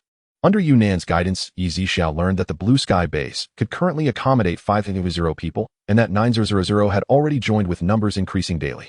Apart from the three of them, another ability user had joined, a water-type ability user who was currently working with Zhang Kersen to gather crystal nuclei and supplies needed for the base. This ability user was still outside, and Yunnan had only returned with Zhang Kersen after noticing the chip in the badge he had given to Yi Zixiao activating. This was a small precaution. The chip in his badge could sense Yi Zixiao, allowing him to know if Yi Zixiao used it. Thanks to Yunnan's introduction, Yi Zixiao saw many places and gained a basic understanding, though many areas of the base were still under construction. However, achieving this in just over a month was quite impressive. After more than an hour, Yunnan led Yi Zixiao to the dining hall and into a private room. Yuanxi and Zhang Kersen had already arrived, and the four of them took their seats. Soon dishes were served one after another. Braised pork, steamed fish, boiled meat slices, boiled shrimp, shredded potatoes, candied pumpkin, wintermelon soup. The three vegetarian dishes were made from ingredients that were easy to store. Due to the extreme cold, green leafy vegetables had already frozen and rotted on the ground, while meat was still relatively plentiful. Your meals are quite good. Yi Zixiao smiled. Mister Yi, you're exaggerating. This is also thanks to your influence, the others replied. Indeed. Boss Yi, we usually don't enjoy such treatment. This was arranged by our base leader when he returned the other day. Yuanxi and Zhang Kersen spoke in turn. Yi Zixiao understood, and they all began to eat. Indeed, if Yi Zixiao hadn't arrived, they wouldn't normally be able to eat so well, let alone have their own separate meals. Usually they had the same food as those in the luxurious suites, a standardized dish of one meat and one vegetable with very little quantity, mostly just plain rice. In contrast, those in the communal housing only had plain porridge for 2 meals a day. This was all thanks to the supplies Yi Zixiao had sold them, Otherwise, even plain porridge would be hard to fill their stomachs, and the entire base wouldn't have achieved such rice freedom. After more than half an hour, Zixiao stood up to take his leave. Yunnan and the others accompanied him to the door, watching as he took out that large G-class vehicle from his space and drove away. Yunnan and Zhang Kurson were fine, but it was Yuan Zai's first time witnessing space-type abilities, and his eyes sparkled. Mr. Yi is quite extraordinary. If only we could forge a good relationship with him. Yuan Shi murmured. Yes, but haste makes waste. Yunnan patted Yuan Zai's shoulder meaningfully. They could sense that Yi Zixiao seemed to dislike getting close to people, and Yuan Shi suddenly thought of Yi Zixiao's relationship with the Wu family, and quickly followed Yunnan's pace to inform him of the matter. At first Yunnan was quite angry upon hearing it, fearing that they had offended Yi Zixiao over this family, but he sighed in relief after learning of Yuan Zai's handling and the family's tragic end. As Yi Zixiao approached the supermarket, he saw 5 large trucks parked outside. It seems like a big deal. Yi Zixiao stopped the car, not hurrying to store it in his space, observing the few zombies occasionally appearing around, as well as the 7 or 8 people using silenced rifles to shoot. Yi Zixiao did not step forward to help. He recognized Feng Yun and knew that these people were from the Tiger Wolf gang who had enmity with him previously, and he saw no need to tire himself out. However, upon returning to the supermarket, he did not see Da by only faintly hearing a delicate voice coming from it. Yi Zixiao frowned slightly as he walked inside. As he approached the dining area, he saw Zhang Lele cornering Da by pressing her entire body against him, her down jacket lying on the ground, leaving only a thin inner garment. Jean, who did not come this time, due to other matters, and Zhang Lele had originally come to win over Yi Zixiao, pleading with Jean, who for a long time before he agreed to let her accompany him to buy supplies. However, upon arrival, it was discovered that Yi Zixiao was absent. Seeing that Dabai was also an employee of the store and could stay in the supermarket, Zhang Lele decided to settle for this option and first live in the supermarket, thinking of ways to win over Yi Zixiao later. After all, Zhang Lele understood that Yi Zixiao's personality was too cold and distant. This scene unfolded while the members of the Tiger Wolf gang were outside dealing with zombies. Zhang Lele exerted all her strength, seizing the opportunity, and whispered in Dabei's ear, "If you want me to accompany you in the future, let me stay in this supermarket." "No, that's not possible," Dabai stammered.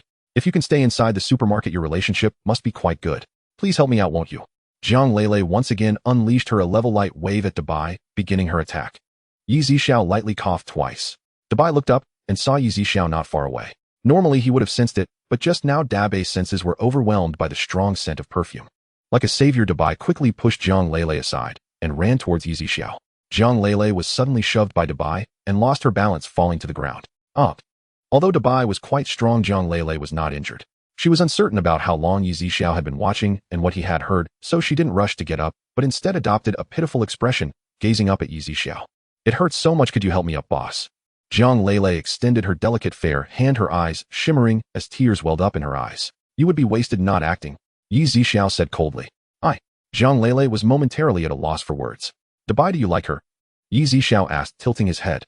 Dabei's heart was still racing intensely. "I don't like her." Dabai shook his head vigorously. "She is a bad woman from my phone."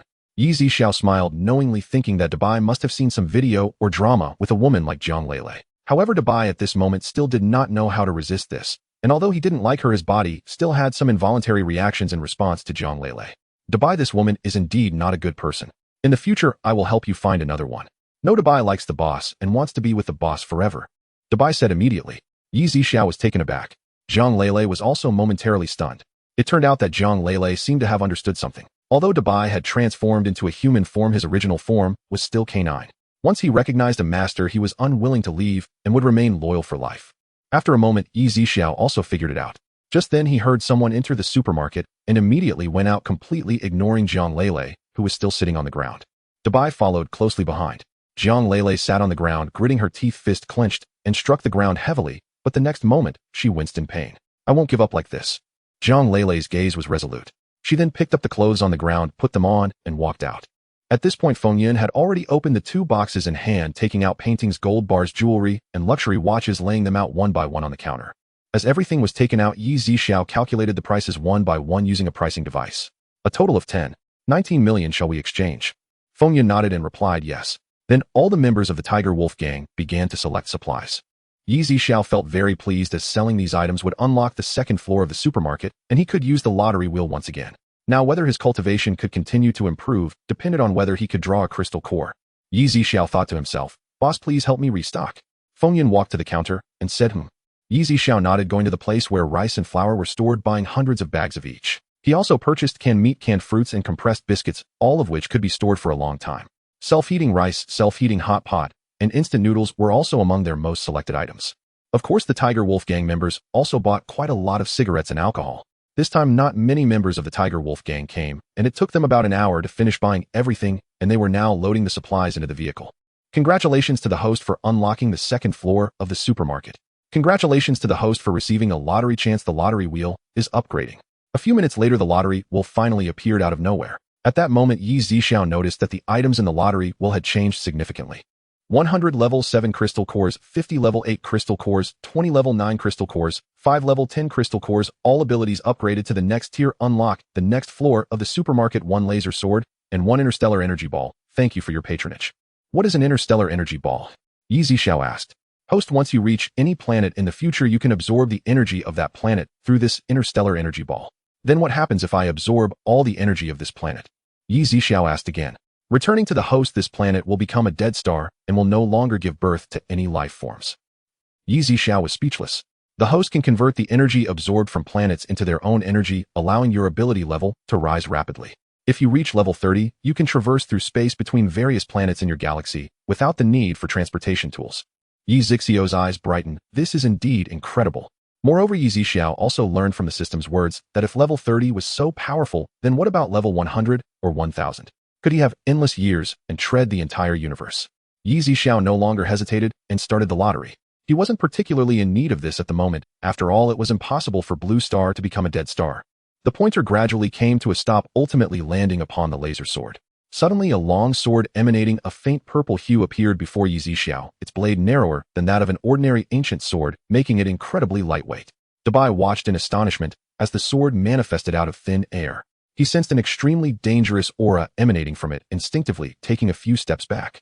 Zixiao then stored the laser sword into his space. Jiang Lele had already returned to the truck. At this moment, Feng Yun and his subordinates pushed the shopping cart back, nodding towards Zixiao before preparing to leave. Wait a moment. Zixiao suddenly called out. Is there anything else, bossy? Feng Yun turned around. The second floor of the supermarket is now open, featuring the fresh produce section. Zixiao reminded him. Thank you, bossy. I will inform Master Hu when I return. Feng Yun replied calmly, unperturbed. As the members of the Tiger Wolf Gang departed, Zixiao gazed at the blue text on the back wall, where the words First Floor Dry Goods Daily Necessities section were displayed above Second Floor Fresh Produce Cooked Food section. Zixiao soon realized that with each unlocked floor, the wall behind would display text indicating the types of goods sold on that floor, making it clear for shoppers. Zixiao immediately headed towards the second floor. At the end of the staircase, he saw that the semi-transparent wavy barrier had vanished, revealing a variety of fruits. Apples, oranges, pears, grapes, watermelons, cantaloupes, dragon fruits, peaches, lychees, cherries, pineapples, sugar canes, kiwis, and so forth. There were also various fresh vegetables, each remarkably fresh. Asparagus, fish, mint, radishes, cabbages, broccoli, potatoes, winter melons, leeks, yellow leeks, pumpkins, green onions, and more. Along with beef, lamb, pork, chicken, duck, goose, hairy crabs, lobsters, mantis, shrimp, king crabs, ribbon fish, octopuses, crucian carp, tuna, salmon, and so on. Including eggs, chicken, duck, pigeon, quail, and others. Not bad. Zixiao nodded in satisfaction. There were far more varieties of fresh produce here than he had previously encountered in that supermarket. Dabai had been trailing behind him, nearly drooling. Upon reaching the cooked food section, Zixiao's eyes were greeted by roasted lamb legs, sushi light meals, vegetable salads, roast duck, roast chicken, cold meat dishes, and cold vegetarian dishes, as well as preserved meat and pea bamboo rice. Half-finished cheese-baked rice that only required microwave heating, beef baked rice, Orland-style chicken wing baked rice, chicken baked rice, and pork chop baked rice. From time to time, Zixiao would hear the sound of Dabai gulping behind him. Dabai could eat both raw and cooked food, and Zixiao had given him a roasted lamb leg. Dabai immediately sat down on the ground and began to gnaw at it. As he feasted, his two sharp teeth would show, quickly tearing into the meat. Meanwhile, Zixiao continued to inspect other areas. He discovered that the second floor actually had a room identical in layout to the first floor. It seems like I can let Dabai sleep on the second floor, Zixiao murmured. He then proceeded to the third floor where, as he had suspected, there was also a wavy barrier. However, Zixiao was intrigued by the sign indicating the weapons section above. He was very curious about what weapons the system had to offer. As a man who doesn't love these. But to unlock the third floor, one must sell 60 million worth of goods. Currently, the Blue Sky base and the Tiger Wolf Gang had already purchased a significant amount of goods, so they likely wouldn't be buying much more for the time being. While the fresh and cooked food sections would not spoil inside the supermarket, they would not be as easy to preserve once taken outside. Thus, even if they wanted to buy, they wouldn't buy too much. Furthermore, the current temperature was gradually rising, reaching around 8 degrees. It seems that soon I should consider changing locations. Holding a bunch of grapes, Zixiao descended the stairs, washed them in the kitchen, and then carried them on a plate to the supermarket counter to begin eating. Before he knew it, night had fallen, the time when zombies were most active. Zixiao also took his laser sword and left the supermarket, eager to test its power. After walking a kilometer away from the supermarket, a rustling sound suddenly came from beneath a stone bridge ahead. Zixiao halted, realizing that the source of the sound was not a zombie. In the next moment, a slender black shadow leaped out from beneath the bridge, lunging towards Zixiao. At this point, Zixiao could clearly see that it was a vine from a mutated plant which had developed a row of sharp, tiny teeth at the opening of its tip. The vine seemed to aim for Zixiao's neck. A faint purple light swept across instantly, severing the vine in two, and a green liquid flowed from the broken end onto the road. Sizzle, sizzle. The green liquid immediately bubbled up, emitting a corrosive sound. It's poisonous. Zixiao narrowed his eyes. Whoosh, whoosh, whoosh. Several clawing vines shot out again from beneath the stone bridge, even more robust than the previous one, continuously spewing green venom from their tips. Zixiao leaped into the air, and several purple shadows descended from above, instantly severing the vines, which then fell limp to the ground. So it was here. Zixiao looked down, a ball of lightning already forming in his hand. Bang! With a loud explosion, a blinding white light flashed beneath the bridge, and the vines and roots were reduced to ashes, revealing a gray crystal core on the ground. Zixiao reached out into the void, and the crystal core flew into his hand. It turns out that not only zombies have crystal cores, mutated beasts, and even mutated plants possess them as well. I didn't expect the strength of mutated plants to increase so rapidly. It seems they are also at the peak of the second tier, about to step into the third tier. While completely eliminating the mutated vine, Zixiao noticed not only human bones beneath the bridge, but also crystal cores that had absorbed energy from zombies. Zixiao stored the crystal cores, summoned his fire abilities again, and burned all the remnants of the vines on the ground clean, then flashed away, reappearing at the entrance of the supermarket. Using his spatial abilities for the first time, he found it quite enjoyable. Dabai saw Zixiao return and immediately rushed over. Dabai, you can sleep in the bedroom on the second floor today. Okay, boss. Dabai nodded obediently. Now Dabai hardly needed Zixiao's concern for his daily life. The next morning, Zixiao, feeling too lazy to cook, chose to have some fruit and a bottle of milk for breakfast. Although with his strength, even if he didn't eat much for 10 days to half a month, he wouldn't feel hungry or uncomfortable. He was just accustomed to 3 meals a day and generally needed to eat something. At this moment, not far from the supermarket, a man held 2 or 3 crystal cores in his hand, wearing a smile, accompanied by 2 sycophantic lackeys. Congratulations, Boss Feng, on breaking through to the second tier. From now on in this Xirong city, it will be your word that counts. One lackey flattered. Hey, there are many ability users in the Lantian base as well. We need to keep a low profile. The man called Boss Feng said, raising his hand, though his chin was almost lifted to the sky. This Boss Feng, whose real name was Feng Weiliang, used to be a factory worker tightening screws. When the zombie outbreak occurred, he was trapped inside the factory, where many workers were bitten or turned into zombies. He was fortunate to have hidden in the storage room of the cafeteria. In the end, he survived by relying on the food in the kitchen, and when the extreme cold arrived, Feng Weiliang actually awakened metal abilities in the workshop. No matter how powerful the ability users from the Lantian base aren't they still repeatedly trying to get you to join them, boss? They don't have metal abilities, and now you are quite the coveted asset. Ha ha ha, that's indeed true. Feng Weiliang laughed heartily. Oh, Boss Feng, look, isn't there a supermarket over there? The other lackey rubbed his eyes. Yuzuan supermarket. Interesting, let's go take a look. Feng Weiliang said. As the three entered the supermarket, their eyes widened at the sight of the full shelves. Food had long been a scarce resource. Every supermarket in the city had been cleaned out, leaving not even a grain of rice. Although Feng Weiliang had abilities and sometimes wandered around various neighborhoods, if he found someone with food, he would threaten them to hand over their supplies. However, now everyone had so little food that they lived from meal to meal. Zixiao paid no attention to the astonished stares of these people and continued with his own business. Seeing that these people were staring at the food without blinking, Dabai spoke up. You can check the purchasing rules of the supermarket. Dabai pointed to the wall. At that moment, Feng Weiliang turned his head to look, his face showing some displeasure. His two lackeys were quick to pick up on the mood and immediately scolded Dabai, saying, Do you know who you are talking to? Our boss Feng is a metal ability user. If you bring out some food, our boss can still protect this supermarket otherwise. Upon hearing this, Dabai gritted his teeth, wishing to rush forward and snapped the man's neck immediately. Go, Zixiao commanded. In the next second, Dabai shot forward like an arrow, reaching the man in an instant, biting down on his neck and swiftly dragging him out of the supermarket. A scream echoed as Feng Weiliang and another lackey finally reacted and looked toward the supermarket entrance. They saw that the lackey's neck was spraying blood, his face filled with terror.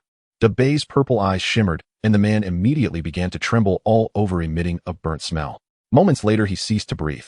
What kind of monster is this? The other lackey looked at Dabei's sharp teeth akin to blades, and at the gruesome state of the man just moments ago, instantly terrified and trembling in his legs. Feng Weiliang finally came to his senses. He understood that the Bei's strength was far beyond his own. A supermarket that could operate safely was certainly not run by simple characters, and he had been reckless these past few days, not recognizing the reality. "B-boss, I didn't mean to offend. This person brought it upon himself," Feng Weiliang quickly said. Then, trembling, he pulled out a gold necklace from his pocket and placed it on the counter. "Boss, no matter how much this necklace is worth, I only want half the supplies. No, 3/10. He pointed at Dubai. "The rest goes to that young man." Zixiao saw that this man was somewhat aware of the situation and said nothing more. After all, Feng Weiliang had not acted excessively. Dubai's actions could also be seen as a warning. He took the necklace and scanned it on the machine. 1,500 yuan, will you exchange it? Zixiao, sure.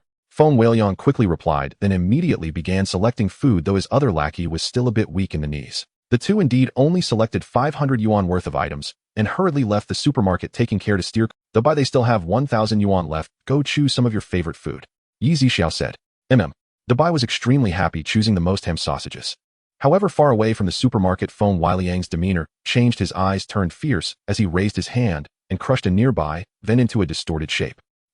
Boss. One of his underlings, clutching rice and flour in his arms, stammered in terror at the sight of Feng. "You arrogant Yuzuan supermarket. Someday I'll force you to kneel and beg me to hand it over."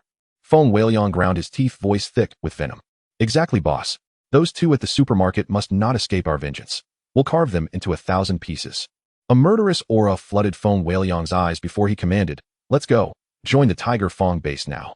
After fully absorbing the 2 or 3 spirit crystals, he carried Feng Weiliang set off toward the Tiger Fong. Meanwhile, deep within an impregnable secret chamber, Shunja stood respectfully upright, while behind a crimson wood desk sat an elderly man well past 60. His presence formidable, his gaze sharp as a hawk's, radiating an innate, awe-inspiring authority. This was Xue Hongsong, the third most senior general in the People's Republic of China's military, a legendary war hero whose service had long since receded into the shadows, until the apocalypse awakened his psychic abilities, prompting his urgent recall to assume critical command. With supplies now critically scarce, Shunja had just briefed Xue Hongsong on the supermarket, mentioning its abundant stock, its strict operational rules, and Zixiao's marked aversion to official scrutiny or intrusive inquiries. "He is likely a spatial-type psychic, and possibly even a dual affinity awakener," mused Xue Hongsong after a moment's reflection.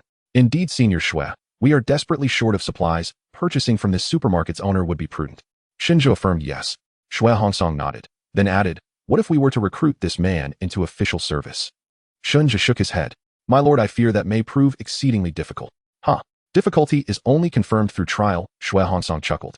"Once Nian Feng returns from the Beiyun base, he shall accompany us to gauge this supermarket owner's true strength." At the name, Shunja recoiled in shock. "What? Nian Feng? Senior Xue, this is unwise." Xue Hongsong raised a hand, silencing him. "I know precisely what you mean.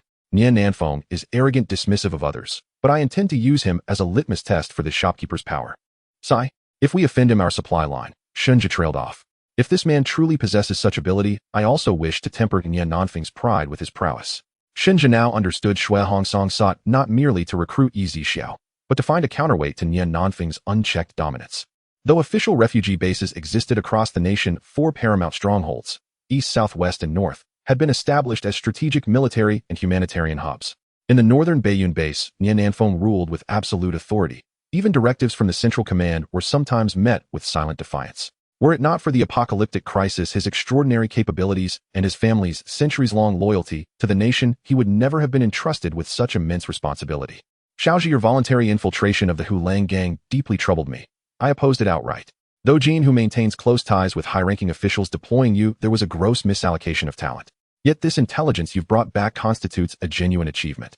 Xue Hongsong knew full well Shunja had undertaken that perilous mission to avenge a comrade in arms from decades past, to dismantle the Hulang gang utterly. Yet now Earth itself burned in chaos. By raising the matter, he subtly reminded Shunja nothing outweighed the survival of humanity, not even brotherhood. After all, Shunja had repeatedly emphasized Zixiao's aloof demeanor and his clear intolerance of official surveillance or interrogation. A shrewd man, Shunja grasped his superior's unspoken meaning, and as a subordinate could only acquiesce in "I dare not claim credit," Shunja declared. "There is another matter I wish to discuss. This global catastrophe afflicting Earth was deliberately engineered." Xue Hongsong stated flatly. "What? Who could possess such power?" Shunja stared, disbelief etched across it. "To be precise, the perpetrator may not even be human. Evidence points to an advanced extraterrestrial civilization. Their motives, objectives, and current location remain unknown. Yet one certainty stands: they are not operating within Chinese territory." Shunja felt a chill crawl up his spine. If an advanced alien intelligence truly orchestrated this devastation, Earth faced annihilation. Xiaozha, for now we remain secure. Do not despair. Their continued concealment suggests caution or patience. Our duty is clear: strengthen ourselves, for the day may come when we must fight to the death. Yes. Shunjia nodded, finally comprehending Shui Hongsong's profound vision. Recruiting Zixiao was not mere expediency. It was a strategic investment in China's sovereignty, humanity's endurance, and Earth's very future. Thus time flowed onward. 7 days passed like mist. During that span, only 2 customers visited the supermarket, purchasing several thousand yuan worth of goods. Both arrived by vehicle armed. Only such preparation enabled travel amid hordes of ravenous zombies. Beyond those 2, no other humans appeared, only the occasional shambling zombie. That afternoon, Zixiao set up a barbecue grill at the supermarket's entrance and retrieved pre-skewered ingredients from the second floor. Plump lamb skewers sizzled on the grill, dripping golden fat. Beside them rested beef, chicken, fish, shrimp, eggplant scallions, and sweet corn kernels. Dubai crouched nearby, eyes locked on Zixiao's hands, saliva pooling uncontrollably. Moments later, the lamb emerged perfectly charred, sprinkled with cumin and fresh scallions, its aroma intoxicating. Zixiao handed Dubai several skewers. The dog seized them instantly and bit down without hesitation. Too hot. Too hot. Ha! He yelped, tongue lolling, mouth contorted in pained delight. Zixiao shook his head, a gentle smile playing on his lips, savoring the rich, savory lamb, his heart utterly still, profoundly at peace. Just then a heavily modified SUV screeched to a halt at the entrance. Jean, who descended slowly, followed by Feng Yun, whose gait betrayed a subtle, unnatural stiffness in his legs. Mr. Yi, what refined leisure. Jean, who grinned. Zixiao offered a faint, knowing smile, recognizing instantly that Jean, who came empty-handed, not to trade. True to expectation, Jean, who declared, I've come today to invite Mr. Yi to visit our Tiger Fong base. Zixiao's gaze lingered, deep, inscrutable. Please don't take it too seriously, Mr. Yi. I simply enjoy forging friendships, and having collaborated with you so often, I'd be honored if you'd grace our newly founded Tiger Fong base with your presence. Familiarize yourself with the way. Should you ever need assistance, my door remains open. Now, Zixiao asked again. If convenient for you, I'm happy to wait while you finish your meal. Then we'll depart. Jean, whose words were courteous, but beneath them ran an ironclad certainty. So it seems I have no choice but to go today, Zixiao replied, his smile enigmatic, layered with quiet resolve. Zixiao also wanted to see what kind of schemes were hidden within the Golden Tiger's gourd. If he were to act blindly, then the existence of the Tiger Gang would be rendered meaningless. Golden Tiger laughed heartily. Mr. Yi really loves to joke. In that case, please wait a moment, Mr. Jean, or I still have so many dishes left to finish. Zixiao said this, and began to continue grilling the meat on his own. Golden Tiger did not expect Zixiao to be so dismissive, yet he did not show any signs of displeasure on the surface, merely raising his hand and saying, Mr. Yi, feel free. Feng Yun instinctively glanced at Golden Tiger. He understood Golden Tiger well. Although the surface seemed calm, the inner turmoil was already raging. Half an hour later, Zixiao clapped his hands, stood up, and said, Let's go. Golden Tiger nodded, still wearing a smile. Dubai, clean this place up in a bit. Zixiao turned to remind him and prepared to leave with Golden Tiger. Dubai nodded, not worried at all, as he was well aware of Zixiao's prowess. However, just as they were about to get in the car, another off-road vehicle suddenly arrived outside the supermarket. Zixiao stopped in his tracks. Yunnan and Zhang Kursin got out of the car. Brother Yi, Boss Yi, the two called out in turn. Zixiao nodded. Today is indeed live. At this moment, Yunnan also saw Golden Tiger and frowned slightly. Is that Golden Tiger from the Tiger base? Haha, you must be Mr. You from the Blue Sky base. Golden Tiger said with a smile. Yunnan felt no fondness for this Golden Tiger, as most prominent figures in Xirong City were well aware of the Tiger Wolf Gang's reputation. Brother Yi, are you planning to leave with them? Yunnan asked as he looked at Zixiao. Mr. Jean wants to invite me to visit their Tiger base. Why don't we go with you? Yunnan said with slight concern. Yes, Bossy will go with you. Zhang Kursin also chimed in. I'm sorry, but today I, Jean, have only invited Mr. Yi. Yunnan's eyes turned cold. Golden Tiger, don't think I'm unaware of your intentions. Golden Tiger ignored Nan and turned to Zixiao, saying, Mr. Yi, let's go. No problem. Zixiao smiled slightly at Yunnan and walked towards the car. But before Yunnan could finish, Feng Yun stepped in front of him. Since Zixiao said nothing, Yunnan could only grit his teeth and watch as the vehicle drove away. He had merely passed by the supermarket intending to take a look, but he did not expect to encounter such a scene. The reason Yunnan was so concerned earlier was not only about Zixiao's safety, but also because he did not want the vast supermarket to fall into Golden Tiger's hands, which would bring nothing but harm to their Blue Sky base. Although he knew that Zixiao was powerful, some matters were better safe than sorry. Yunnan had also inquired about Golden Tiger's strength and knew that he was formidable. After all, both bases were in Xirong City, so understanding was necessary. Base leader, what should we do now? Zhang Kursin asked. Let's return to the base first and keep an eye on the Tiger base. If there are any developments, report back to me immediately and be ready for combat at any time. Yunan's gaze turned icy. He absolutely could not allow this mysterious supermarket to have even the slightest chance of falling into the hands of the Tiger Base. Tiger Base. Zixiao got out of the car and looked around, knowing that this place was originally a gymnasium, but now it had become Golden Tiger's stronghold. Mr. Jean, you truly have remarkable means. Zixiao said meaningfully. Oh no, it's just a few small tricks, Mr. Yi is the mysterious one, and what I've done is nothing. Golden Tiger was extremely humble. Mr. Yi, please. Golden Tiger gestured for him to enter. Then Golden Tiger took Zixiao on a tour of his Tiger Base. One could say that the construction was far superior to that of the Blue Sky Base. As they walked along, Zixiao noticed several individuals with special abilities. Meanwhile, at the Blue Sky Base in the base leader's office, Zhang Kursin, Yuan Shi, and Yunan looked grave.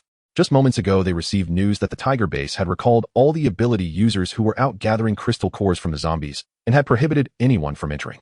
Base leader, it seems that Golden Tiger is planning to take action against Mr. Yi. Yuan Shi said. What should we? Boss Yi is just one person, and two fists can't fight against four hands. If the supermarket and Boss Yi's supplies fall into the Tiger Base's hands, we. Zhang Kursin hesitated to finish. Yunan appeared to have made a firm decision, his expression resolute. I absolutely cannot allow such a thing to happen. Kursin, Yuan Shi, go gather all the ability users and sturdy subordinates, prepare weapons, and we will head to the Tiger Base. Yuan Shi hesitated for a moment, and then said, Golden Tiger is originally a gang leader and has plenty of weapons at his disposal, not to mention many subordinates.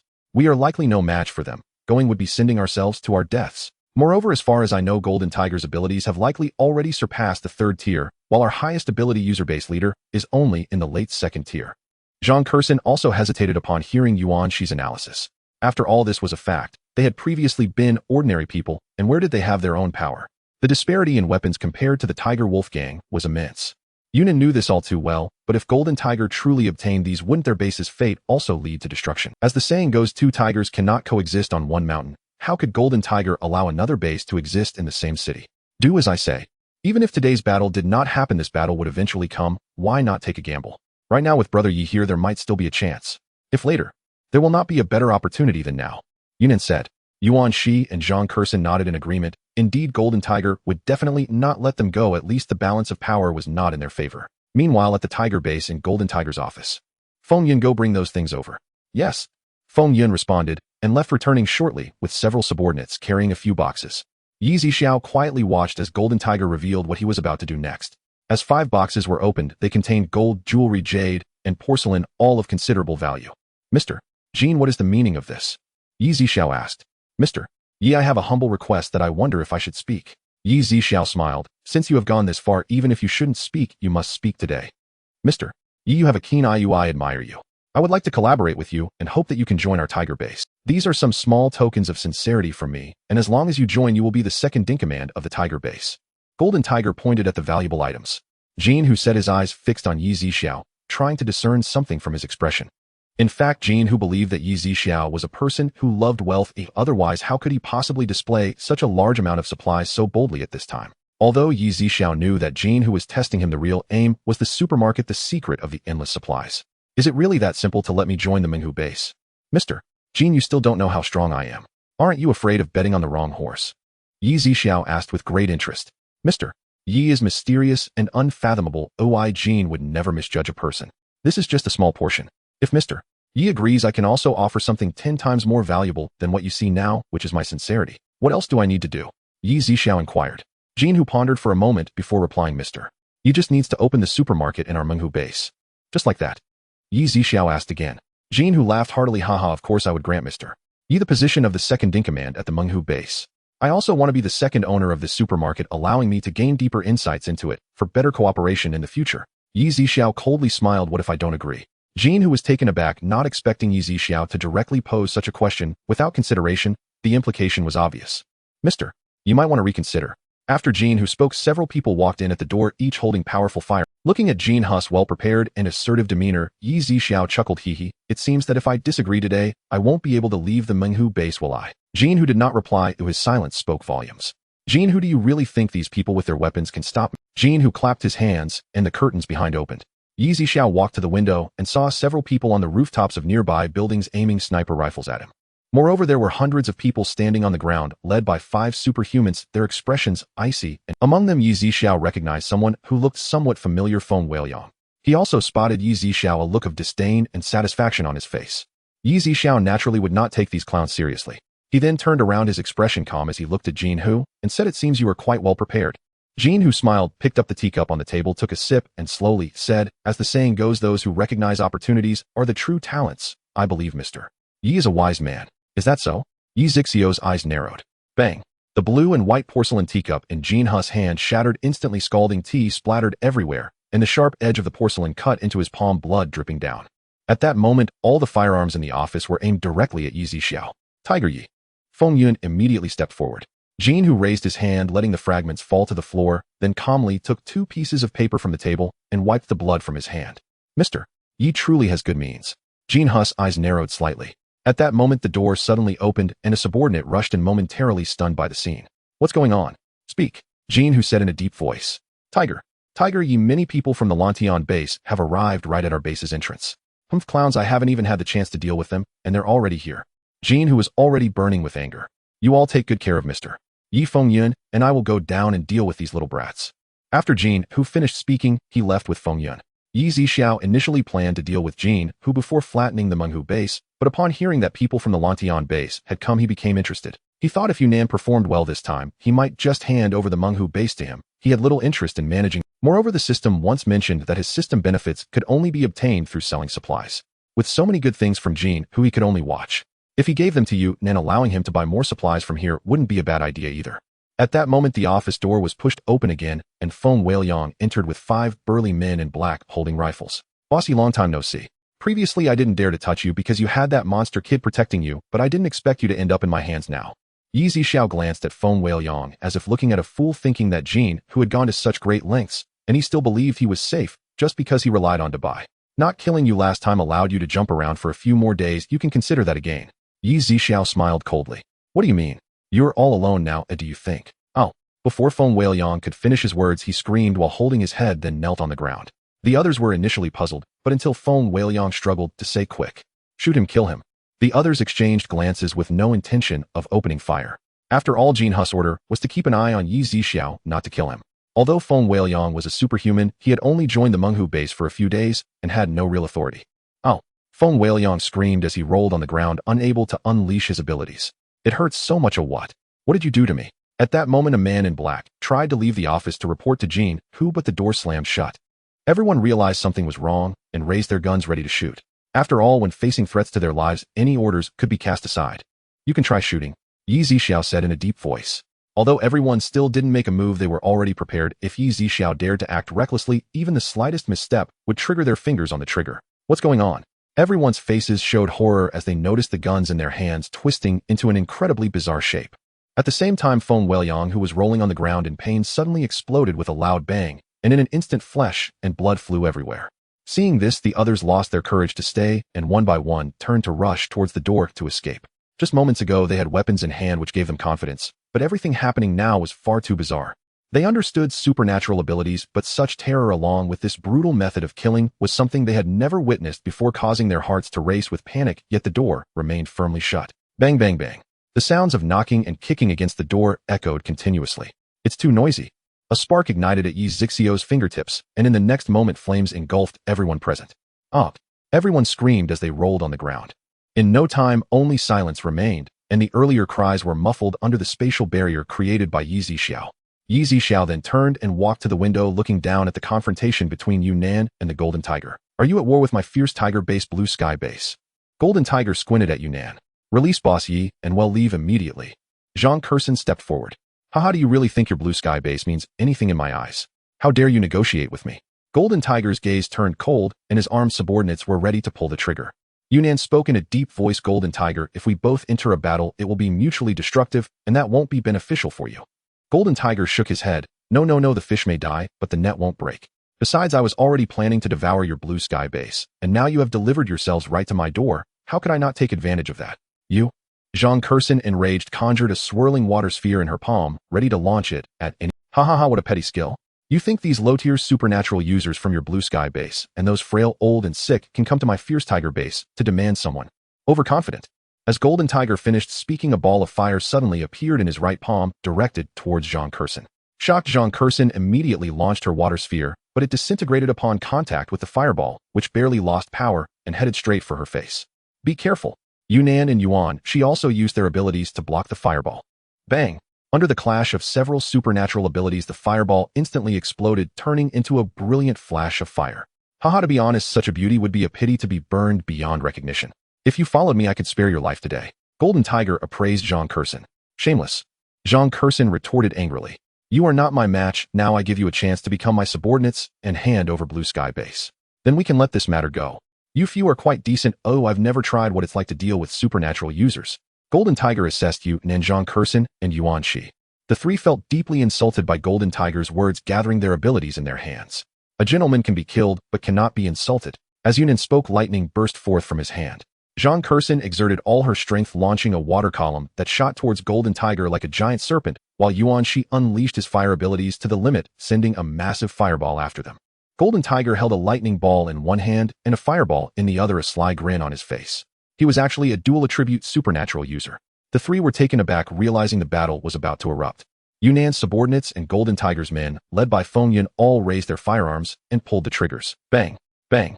Just as Yunnan and the others felt that they might perish today, the lightning and fireballs racing toward them suddenly froze in midair, even the bullets suspended in the air. What is happening? Golden Tiger furrowed his brow. Everyone else looked around in shock. At that moment, a figure suddenly appeared between Yunnan and Golden Tiger. Brother Yi! Yunnan exclaimed in delight. Zixiao merely smiled slightly. At this instant, the supernatural ability triggered by Golden Tiger vanished, and the bullets fired by his subordinates fell to the ground with a clatter. Meanwhile, the bullets and supernatural abilities that had been frozen in midair on Yunnan's side lashed out instantly. Screams filled the air as most of Golden Tiger's subordinates were shot and fell to the ground, suffering heavy casualties, blood flowing continuously across the ground, and the air thick with the smell of blood. Even Feng Yun was shot in the right leg, kneeling on the ground, cold sweat beading on his forehead, teeth clenched tight. Although Golden Tiger had neutralized Yunnan's abilities, his expression was far from good. Instead, he displayed an unprecedented look of terror. Who the hell are you? Golden Tiger asked as he looked at Zixiao's back. I am the owner of the supermarket, don't you know? Zixiao replied, turning around with a playful glint in his eye. What rank am I? You're not even worthy of knowing. Remember, never be this foolish again in your next life. As Zixiao finished speaking, his eyes narrowed slightly, and the space around Jin, who instantly warped. Up. An invisible force compressed Jin Hu's body, again and again, until it could no longer withstand the pressure, exploding into a crimson mist. Brother Hu. Seeing Jin Hu's death, Feng Yun's gaze dimmed instantly. You saved me once. Now let me walk with you, Brother Hu. Feng Yun seized a nearby rifle, pressed its barrel to his own forehead, and pulled the trigger without hesitation. Bang! The gunshot echoed, the weapon clattered to the ground, and Feng Yun collapsed into a pool of blood. Witnessing Jin Hu's demise, every survivor at Tiger Base realized all was lost. They knelt en masse, offering no resistance, only praying Zixiao would spare their lives. Meanwhile, the snipers atop the building attempted to flee, but before they'd taken even a single step, they too dissolved into crimson mist. Yi, Brother Yi. Yunnan stepped forward, uncertain whether he should still address Zixiao so familiarly. After all, Zixiao's strength now lay far beyond anything they could hope to attain through effort alone. The rest is up to you. Tiger Base is vast and brimming with supplies. To let it all go to waste would truly— What? Brother Yi, you mean? Yunnan's heart surged with excitement, yet dared not believe it. From now on, Blue Sky Base shall stand as the sole surviving stronghold in City Sirong. I have no interest in administration, and crowds unsettle me. All of this, every inch, every resource, I entrust entirely to you. Zixiao spoke again. Yunnan, meeting his unwavering gaze, felt profound gratitude well within him. Brother Yi, rest assured, I shall honor your trust. From this day forth, Blue Sky Base's gates shall remain open for you always. Zhang Kurson and Yuan Shi exchanged a glance, relief shimmering unmistakably in their eyes. The rest is yours to handle. Execute those who must die. Zixiao turned to leave, when suddenly from nowhere a disheveled woman burst forth, barefoot, clad only in a flimsy short-sleeved nightshirt and shorts. Her voluptuous figure exposed, her limbs bound by heavy iron chains, her skin mottled with livid bruises. Save me, please. She sprinted to Zixiao and collapsed at his feet with a thud. Zixiao looked closely. The woman kowtowing before him was none other than Zhang Lele. She had seen her guards vanish and the main gate left unsecured, so she fled. Unaware that Jin Hu was already dead, she remained oblivious to her deliverance. Zixiao wondered, hadn't this woman dined luxuriously alongside Jin Hu? How then had she fallen so low? Had she secretly seduced another and been discovered? Master Yi, please save me. Zhang Lele wept as she pleaded again. Jin Hu is no man. He's a monster. Every moment with him was torture. Each time I nearly died. Please, rescue me. I'll serve you as ox or horse slave or handmaiden. Oh, whoa. Her voice broke anew as she choked back sobs. Just days ago he claimed he'd grown weary of me, and gave me to dozens of his underlings, beasts without conscience. And so she poured out tearfully and relentlessly the horrors she'd endured, along with chilling, unspeakable details. Zixiao, Yunnan and the others from Blue Sky Base. Jean, who is dead, Zhang Kursin said softly. Her feminine empathy stirred, and she stepped forward to drape a garment over Zhang Leilei's trembling shoulders. After all, Zhang Leilei's thin nightwear concealed nothing beneath. Yunnan and Yuan Shi averted their eyes, unable to bear the sight. Yet Zhang Kursin knew nothing of Zhang Leilei's true nature. If she had, she'd deem her fate just, and feel not a shred of pity. What? Dead? Zhang Leilei gasped, disbelief flooding her tear-streaked face. Expel her from the base. Let her fend for herself. Zixiao commanded. No, don't cast me out. Please. Hearing his decree, Zhang Leilei wailed desperately. Banishment meant certain death. Outside, hordes of zombies roamed. A lone, defenseless woman stood no chance of survival. Though Zixiao remained unaware of Zhang Leilei's past scheming behind He Lang's shadow, he knew full well she'd brought this upon herself, and felt no trace of compassion. Take her out, Yunnan ordered. No, don't. Zhang Leilei shrieked. Master Yi. Zhang Kursin began to intercede, but Zixiao raised a hand, cutting her off. This woman is no simple soul. Kursin. Yunnan and Yuan Shi both snapped, voices low and stern. And so Zhang Leilei was hurled beyond the base gates, her iron shackles left untouched. You all watch me die, and not one lifts a finger. May you rot in hell. I'll haunt you as a vengeful ghost. Realizing all hope was lost, Zhang Leilei unleashed a torrent of curses from outside the gates. Her screams stirred no emotion within the base, only drew the ravenous dead. Up. A final piercing shriek rent the air, then Zhang Leilei vanished beneath the gnashing jaws of the encroaching horde. After Zixiao departed, Yunnan and the others began managing the aftermath. The remaining awakened individuals at Tiger Base dared not resist. They submitted utterly, having witnessed Zixiao's terrifying might. Even in his absence, none dared defy his will. Those with notable abilities, who had not sworn absolute fealty to Jin Hu, Yunnan swiftly recruited. With crisis looming, capable hands were urgently needed. Outside the supermarket, Zixiao reappeared. Dabai's eyes lit up at the sight, and without pause he lunged forward, only to halt abruptly 1 meter away, repelled by an invisible barrier.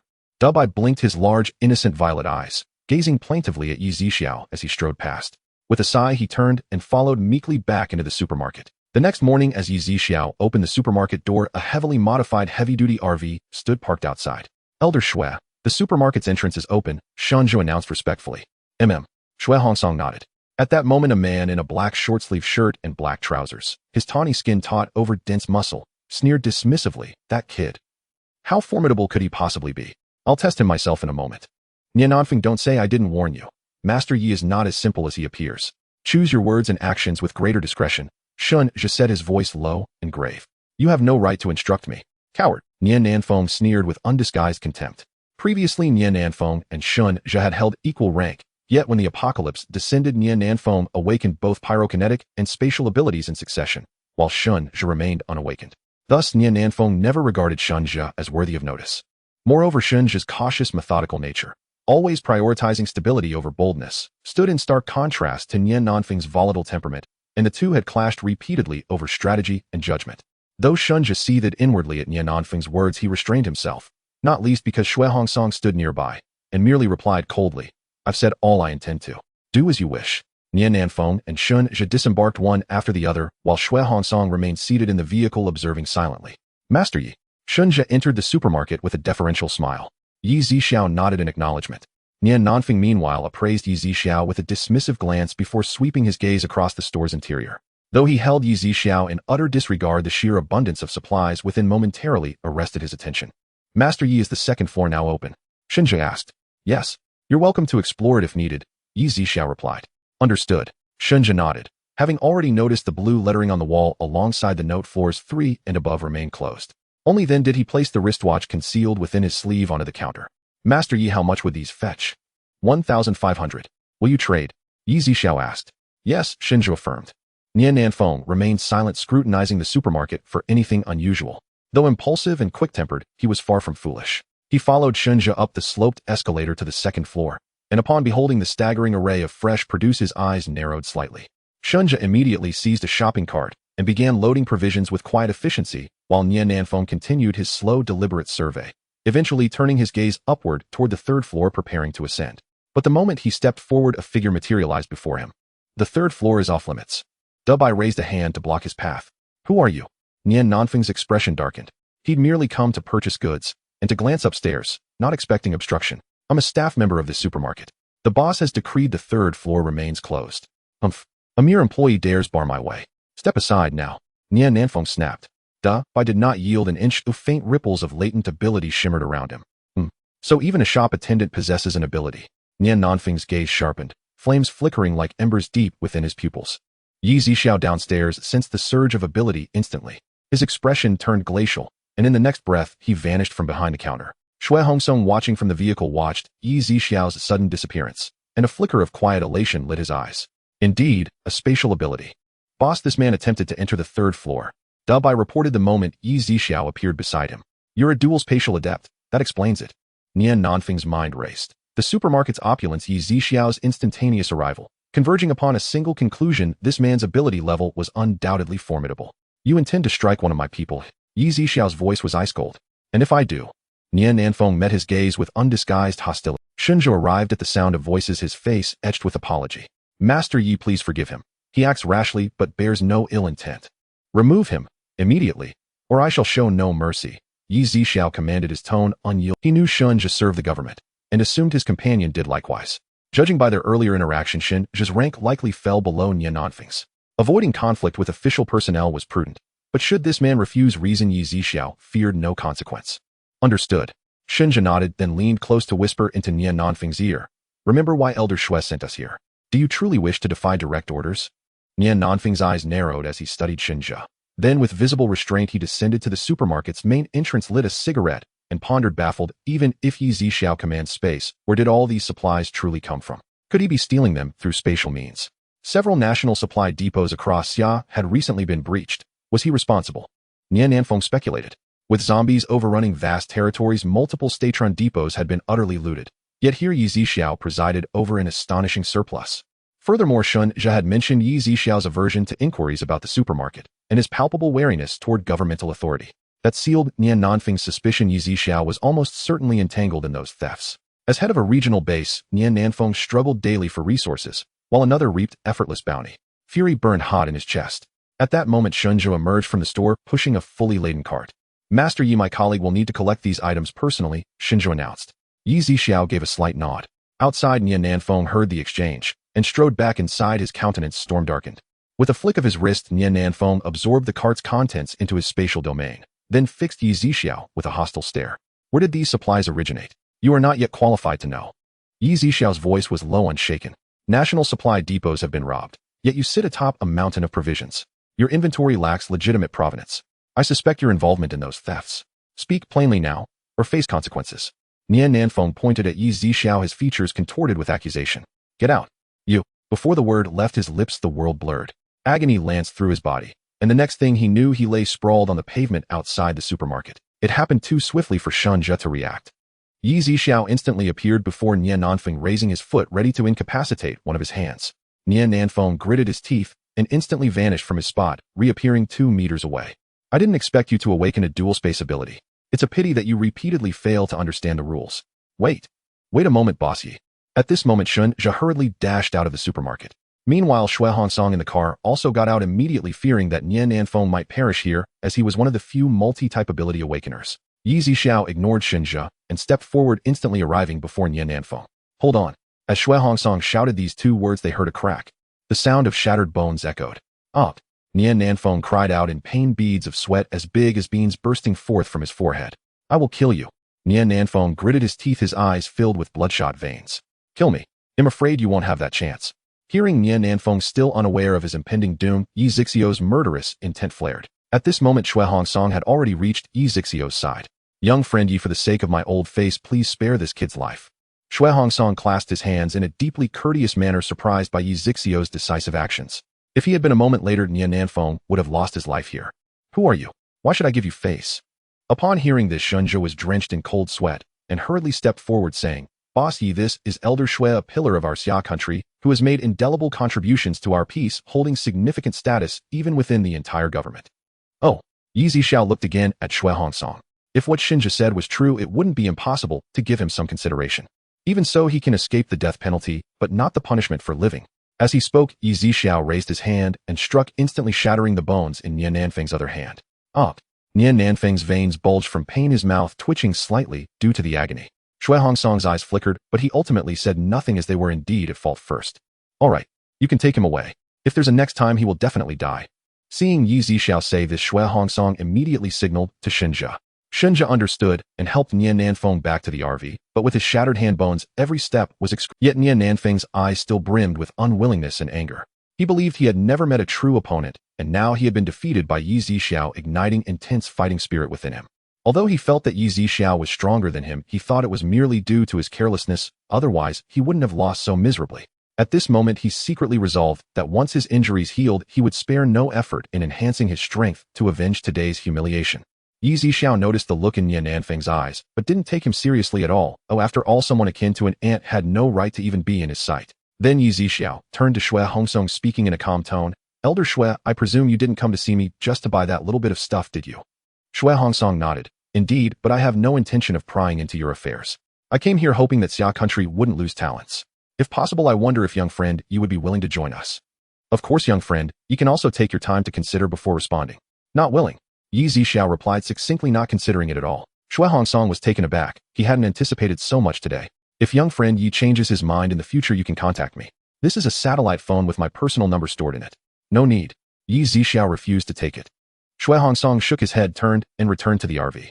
He had originally wanted to persuade Yi Zixiao to join and inform him that the upcoming apocalypse might be the handiwork of an advanced alien civilization, but now Nian Nanfeng's injuries required immediate treatment, so he could only seek another opportunity to discuss it later. Back in the vehicle, Shui Hongsong saw Nian Nanfeng lying on the bed, his face full of pain, and he shook his head, regretting that he should have heeded Shenjia's words and not acted so rashly. So it looks like I'm getting old. Shui Hongsong sat in the chair, closed his eyes, lost in thought. Shenjia immediately drove away from the location. Yi Zixiao also turned back to the supermarket, not paying much attention to the matter. 2 days later, Yunnan returned to the supermarket, followed by Yuan Shi and another man whom Yi Zixiao had never seen before. Brother Yi. Mr. Yi. Yunnan and Yuan Shi called out in succession. Yi Zixiao nodded. How have things at the base been handled? Basically nothing. Many things were readily available, which saved us quite a bit of trouble. At this moment, Yunnan suddenly looked at a shy man beside him who had his head down and was wearing black-framed glasses. He slapped his forehead and said, Brother Yi, I forgot to introduce this gentleman. This is Fang Cheng, our newly joined space ability user at the Blue Sky base. Yi. Mr. Yi, hello. Fang Cheng said shyly, extremely bashful. Yi Zixiao nodded. Yuan Shi was also observing the supermarket as it was his first time there. Fang Cheng, take out the items. Yunnan instructed. Oh, okay. Fang Cheng slightly closed his eyes, and suddenly more than 20 boxes of various sizes appeared on the ground. Yunnan and Yuan Shi crouched down, taking out the items from the boxes one by one, and placing them on the counter. Jade bracelets, necklaces, rings, gold bars, diamond rings, necklaces, as well as some ancient silver coins and a bronze sword over 1,000 years old. Yi Zixiao calculated the prices of all these items. 15 million. Do you want to trade? Trade. Yunnan nodded. The second floor is now open, you can go take a look. Yi Zixiao reminded them. All right. The three nodded, and then headed to the second floor, as even Yunnan had. When the three arrived upstairs, they were also stunned by the scene before them. Such a rich variety of food was not even available in the largest supermarket in Xirong City before. The three of them pushed shopping carts, continuously buying items. With a space ability user joining, they were no longer afraid that these fresh foods would spoil. Congratulations, host, you have received a lottery draw. The system's voice sounded. Yi Zixiao looked at the lottery wheel before him and immediately began to draw. Ultimately, the pointer landed on 50 level 8 crystal cores. Instantly, 50 metallic black crystal cores appeared before Yi Zixiao. Seeing the crystal cores, Yi Zixiao's inner thirst for energy made him want to absorb them immediately. Yi Zixiao raised his hand, continuously absorbing the energy from the crystal cores. However, his current strength was only at the 7th tier, making it much slower to absorb the peak level 8 cores. After 5 minutes, Yi Zixiao finally absorbed all the energy from the crystal cores, causing his aura to Because of his powerful aura, Yi Zixiao did not release it in an instant in the supermarket. Otherwise, even the 3 people on the second floor would be in life-threatening danger. I have broken through to the 8th tier. Yi Zixiao's eyes shone with golden light. Yes, host, an 8th tier ability user can increase their lifespan by at least 1000 years. Hearing the system's words, Yi Zixiao could hardly contain his excitement and took a while to calm down. On the second floor, the 3 stopped only after filling up several shopping carts, and then Fang Cheng also stored these items in his space before continuing to shop. Thinking about the large amount they were purchasing, Yi Zixiao went upstairs to restock. With the 3's purchases, Yi Zixiao restocked 3 times in succession. Before long, the 3 went downstairs to continue shopping on the first floor, and Yi Zixiao restocked several more times, until an hour later, they managed to purchase 15 million worth of supplies. If it weren't for Fong Cheng's limited space, they would have exchanged more gold, silver, jewelry, or valuable items for supplies, since the food stored in the space would not spoil, making storage-type ability users quite popular. Zixiao also sold the items he exchanged to the system, and at that moment the system's voice came out again. Congratulations, host, your balance has reached 200 million, successfully unlocking the exclusive mall for the host. Moi. Zixiao was taken aback. At that moment, a purple screen suddenly appeared in front of him. Would the host like to spend 10 million to unlock the exclusive mall? Zixiao decisively clicked yes on the purple screen. Upon looking, he saw a dazzling array of products with crystal nuclei ranging from level 8 to level 20. Level 8 crystal nuclei cost 10 million, level 9 costs 30 million, level 10 costs 60 million, level 11 costs 130 million. Level 20 crystal nuclei require 66 billion. Interstellar energy balls cost 80 billion. There are also spaceships. The cheapest superluminal spaceship carrying 6 people costs 50 billion. Spaceship energy stones come in 3 levels. Level 1 costs 30 million, level 2 costs 60 million, and level 3 costs 120 million. There are also various 100 loyal mutant beasts, mutant plants, and interstellar beasts, and various models of robots, etc. Zixiao glanced around and understood why the mall was only unlocked when his balance reached 200 million. Everything was too expensive, much of it was unaffordable. However, even now that it was unlocked, Zixiao was not in a hurry to buy anything, as he was already invincible in Blue Star and planned to save more money to see what he needed to buy later. This also made Zixiao more eager to earn money, so he could buy more crystal nuclei in the future to enhance his strength. Just as Zixiao was contemplating, he heard Yunan's voice. Brother Yi, we shall take our leave for now. Yunan, I might be leaving in a few days, and my return time is uncertain. Zixiao informed them, saying that if they needed anything in the next couple of days, they could still purchase it. Now that Blue Sky Base has already purchased a lot of supplies, they won't be buying too much for the time being. During this time, the people who survived and stayed in Xirong City have mostly gone to Blue Sky Base. The rest are either ability users or members of large families unwilling to go to the base. This city cannot bring him too many benefits for the time being. Zixiao planned to explore other places, preferably encountering a base. Therefore, he ultimately decided that his next stop would be the first-tier city of On City, where small businesses could be conducted and large businesses had higher profits, also making it easier for him to unlock more supermarket floors and purchase crystal nuclei to enhance his strength. After a moment of silence, Yunan spoke. Are you leaving, Brother Yi? Zixiao nodded. Although Yunan didn't understand, he still said, Brother Yi, we will come back in a couple of days to buy some supplies. All right. If you need any help, just let me know. Yunan thought that even with such a large supermarket, even if he were a storage-type space ability user, he might not be able to take everything into his space, and if necessary, he could have Fong Cheng help make a trip and get a few large trucks. Zixiao recalled the RV that Shunja drove when he came and said, Actually, there is one thing. Can you help me find an RV? One of those heavy-duty RVs. This type has a spacious interior, making it more convenient for Zixiao and Bai to travel. Moreover, if they come across a suitable place, they can stay for a day or two. Yunan thought for a moment and replied, It should be no problem. I will help you drive it when I come to buy supplies in the next couple of days. All right, I will give you corresponding supplies then. Yunan quickly waved his hand. Brother Yi, you are being too polite. If it weren't for you, Blue Sky Base might not exist in the future. In our hearts, you are the leader of Blue Sky Base. All right, then I want stand on ceremony.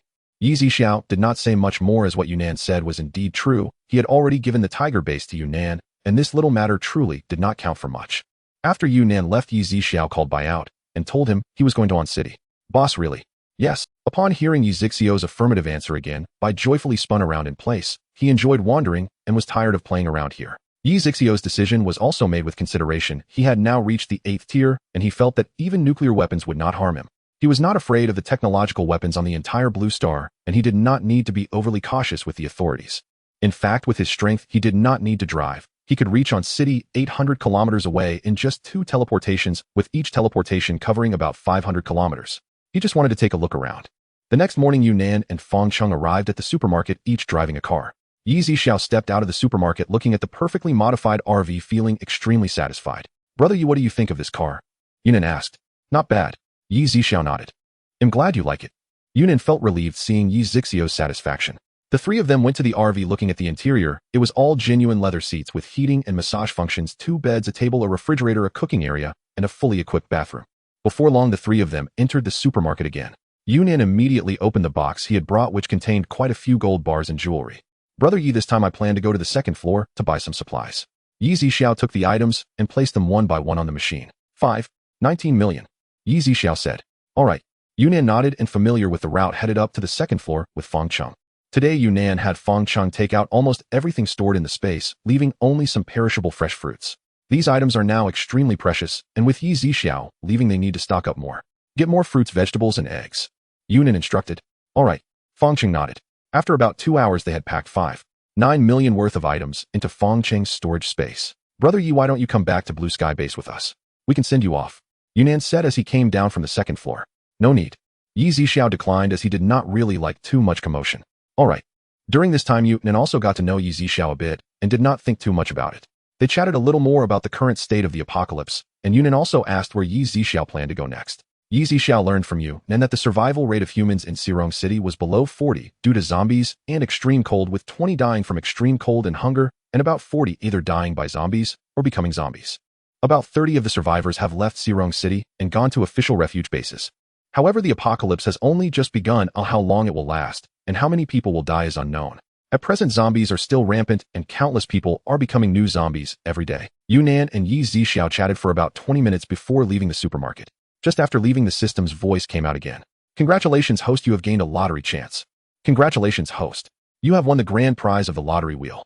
With the system's announcement, the turntable vanished, and before him appeared a translucent. Congratulations, host. You have won the grand prize of the lottery wheel. With the system's announcement, the turntable vanished, and before him appeared a translucent orb the size of a ping-pong ball radiating a dazzling array of colors. Zixiao examined it for a moment, and then gently grasped the interstellar energy sphere. However, just as he caught it, the sphere instantly fused into his palm. He raised his hand and saw his palm emanating a brilliant, colorful light from within, shining directly up to the supermarket's ceiling, creating a stunning sight. It was hard to resist wanting to bask in this radiant glow, but after just 3 seconds the light vanished, and Zixiao's palm returned to its usual state. Then a method of utilizing this interstellar energy sphere appeared in his mind. Nearby, Dabai was peering intently from the staircase, resting his head on his hand. He had also thought the colorful light was so beautiful that he wanted to rush over and play with it, but just as that thought crossed his mind, he saw the glow had already disappeared. Dabai felt a fleeting sense of loss, yet in the near future, he would surely be grateful that he hadn't rushed forward in a moment of impulsiveness. After all, the more beautiful something is, the more dangerous it tends to be. Dabai, we're leaving. Hearing Zixiao's words, Dabai's ears perked up, and he leaped down the stairs using both hands and feet. Zixiao didn't mind Dabai's occasional antics. After all, he was a mutated beast. Although he had transformed into human form, his nature remained unchanged. As the two exited the supermarket, Zixiao focused his thoughts, and the supermarket vanished in an instant. Dabai was momentarily stunned and looked at Zixiao with concern. Don't worry. It's all taken care of. Zixiao shook his head, knowing Dabai's thoughts. With so much delicious food in the supermarket, if it truly disappeared into thin air, he would go mad. The two got into the car with Dabai sitting in the passenger seat. The engine roared to life, and the car sped away. Along the way, they encountered zombies lunging at the vehicle, but before they could reach the car, Dabai used his lightning powers to zap them dead. All the while, Dabai enjoyed himself killing zombies and collecting crystal cores. Zixiao didn't drive too fast, so it took them about 8 hours to cover 310 kilometers. As night fell, Zixiao used his mental powers to scan the nearby environment and realized they were in a coastal city. He parked the car about 500 meters from the beach. They stepped out of the car, and the night sea breeze provided a refreshing relief from the now 30-degree weather. However, as the breeze passed, the air was tainted with a foul stench of blood, which was rather off-putting. Looking ahead at the beach, various decayed and rotting corpses lay scattered about. Zixiao had initially wanted to enjoy the sea view, but it was somewhat ruined now. He raised his hand, and azure flames flickered in his palm. With a wave, the flames fell like starlight, and in just a few breaths the bodies on the beach turned to nothingness. It looks much better now. Zixiao nodded in satisfaction. As a few strands of sea breeze passed, the unpleasant smell in the air gradually dissipated. Dabai, how about barbecuing tonight? Zixiao turned to ask. Dabai's eyes sparkled as he nodded. The charcoal fire ignited and skewered meat sizzled on the grill, releasing an enticing aroma that wafted through the air, making one's appetite surge. Dabai watched intently, his purple eyes unblinking. Before long, the two of them sat on the beach enjoying skewers while watching the bright and clear moonlight cascade over the sea, a scene that seemed to embody tranquility. A few hundred meters away, a man and a woman were sniffing the air intensely. Sujia, is that really the smell of grilled meat? It seems to be nearby. The woman exclaimed with delight. The man named Sujia nodded repeatedly. They were staying in a villa about 800 meters from the beach, which wasn't theirs, but a temporary one they had found unoccupied. Earlier in their home, they had faintly caught a whiff of a delicious scent, prompting them to come out and search. Although they lived by the sea, for some reason, all the creatures in the ocean had returned to the deep sea during this time. They had no fishing tools or experience and certainly couldn't operate a boat. In the 2 months since the apocalypse, they had nearly forgotten what meat tasted like. Let alone eating meat, even getting enough to eat had become a luxury, as they usually only had enough for one meal followed by a period of hunger. Sometimes they would even boil wild grass from the roadside, which was not only unpalatable, but also coarse and hard to swallow, each time forcing it down with water. Now having caught the scent of meat, especially barbecued meat, they couldn't help but swallow their saliva. Following the scent, they continued their search. Ching, look over there. Su Jie pointed ahead, where Zixiao and Dabai were happily feasting. Xiao Jie, if you can get me some of that food, I will belong to you tonight. The woman suddenly changed her usual proud demeanor and acted coyly, causing Su Jie, who had been pursuing her for nearly 2 years, to feel weak in the knees. The two had been university classmates, and Su Jie had liked the beautiful and tall Wang Qingqing since their first year. However, for 2 years Wang Qingqing had been hot and cold with him. Now in the apocalypse, her family had turned into zombies during the outbreak, but Su Jie couldn't bear to leave her behind and had rushed to save her, bringing her back to his home. In these past 2 months, Wang Qingqing had been much kinder to him than before. Occasionally when Su Jie found food, Wang Qingqing would give him a peck on the cheek, making Su Jie feel that even if she asked for his life, he would willingly offer it. Now that Su Jie heard Wang Qingqing was finally willing to completely give herself to him, his heart began racing, and he was determined to ensure she could enjoy the barbecue. Qingqing, why don't you wait here? I'll go take a look, Su Jie said. Wang Qingqing nodded. Usually it was Su Jie who went out alone with 2 axes to find food, while Wang Qingqing stayed hidden at home. Zixiao naturally heard the conversation between the two not far away, but paid it no mind. Su Jie drew out the axe from his waist, one in each hand, stepping carefully on the sand as he slowly approached Zixiao and Dabai from behind. He didn't dare to ask or plead, as that would be akin to startling a snake in the grass. In this apocalypse, he had no confidence that others would give him food. He raised his axe high, believing that when it fell it would be their moment of indulging in deliciousness. However, in the next instant, before Zixiao could react, Dabai had already turned around. Whooshed! The sound of tearing fabric echoed, and when he looked again, Dabai had transformed into beast form, towering nearly 3 meters tall, baring his teeth, with crackling electricity flickering in his purple eyes. Su Jie stared at the massive creature before him, his mouth agape with the axe he had raised frozen midair. He was so frightened that he stood motionless, as if believing that this would somehow spare his life. Not far away, Wang Qingqing witnessed this scene. Although her legs trembled in fear, she didn't hesitate to turn and flee. Trying to run, Zixiao waved his hand, and Wang Qingqing was immediately sent flying backward. With a scream, she landed on the sandy ground. Big brother, spare me. Su Jie dropped his axe to the ground and knelt, his legs giving way. I was wrong. I beg you, spare us. Big brother, spare me. Su Jie dropped his axe to the ground and knelt, his legs giving way. I was wrong. I beg you, spare us. Control. Die. Zixiao uttered a single word, and Dabai immediately prepared to kill the man who disturbed his. No, don't kill me. It was this woman who sent me here. If you must kill someone, kill her. Wang Qingqing looked at the man before her in disbelief. Zixiao watched the two with interest. Su Jie was uncertain about what was happening. Perhaps he just didn't want. Human hearts are always fickle. Just a moment ago he was willing to die for Wang Qingqing, but now facing death his resolve wavered. Sometimes one cannot even control their own heart. In the past he had risked everything to find Wang Qingqing during the zombie outbreak, driven by youthful impulsiveness. Now over 2 months into the apocalypse, having witnessed too many farewells and the warmth and coldness of humanity, he had unknowingly dulled his youthful bravery, and in that moment, he found himself unwilling to die, wanting to live. Su Jie, are you still a man? If you are a man, why can't you die for me? Didn't you say you were willing to do anything for me? Wang Qingqing exclaimed somewhat frantically. I'm sorry, Qingqing, I'm sorry, but I really don't want to die right now. Su Jie wept bitterly, struggling internally, yet his desire to live overwhelmed him. Enough. You both can't live, so why bother with this? Zixiao shook his head. Don't. Help. Dabai opened his massive mouth, and before the terrified gazes of the two, he swiftly bit down, severing their necks, blood gushing forth. Dabai began to gulp down the flesh, interspersed with the sound of crunching bones. Before long, the sandy ground was left with nothing but a pool of blood as he devoured every last bit, including the bones. Dabai licked the blood from the corner of his mouth, turning to look at Zixiao, with his big purple eyes presenting a cute appearance that was a stark contrast to the bloodthirsty killer he had just been. Zixiao was at a loss for words at Dabai's dual nature. In the next moment, Dabai transformed back into his human form, though now he wore nothing to cover himself, which once again shocked Zixiao's eyes. Dabai looked at the torn clothes scattered around him with an innocent expression.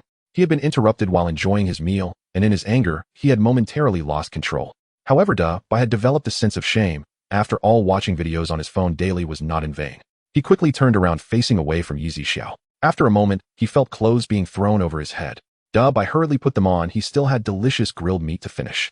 Zixiao was astonished by his appetite, realizing that what he usually ate was barely enough to satisfy him. And indeed, as Dabai's strength increased step by step, so did his appetite, especially for human flesh and the meat of other mutated beasts, which enhanced his physical abilities. However, eating less would not have any adverse effects on his body. Before bedtime, Zixiao set up a spatial barrier around the RV, not wanting to be disturbed by zombies while he slept.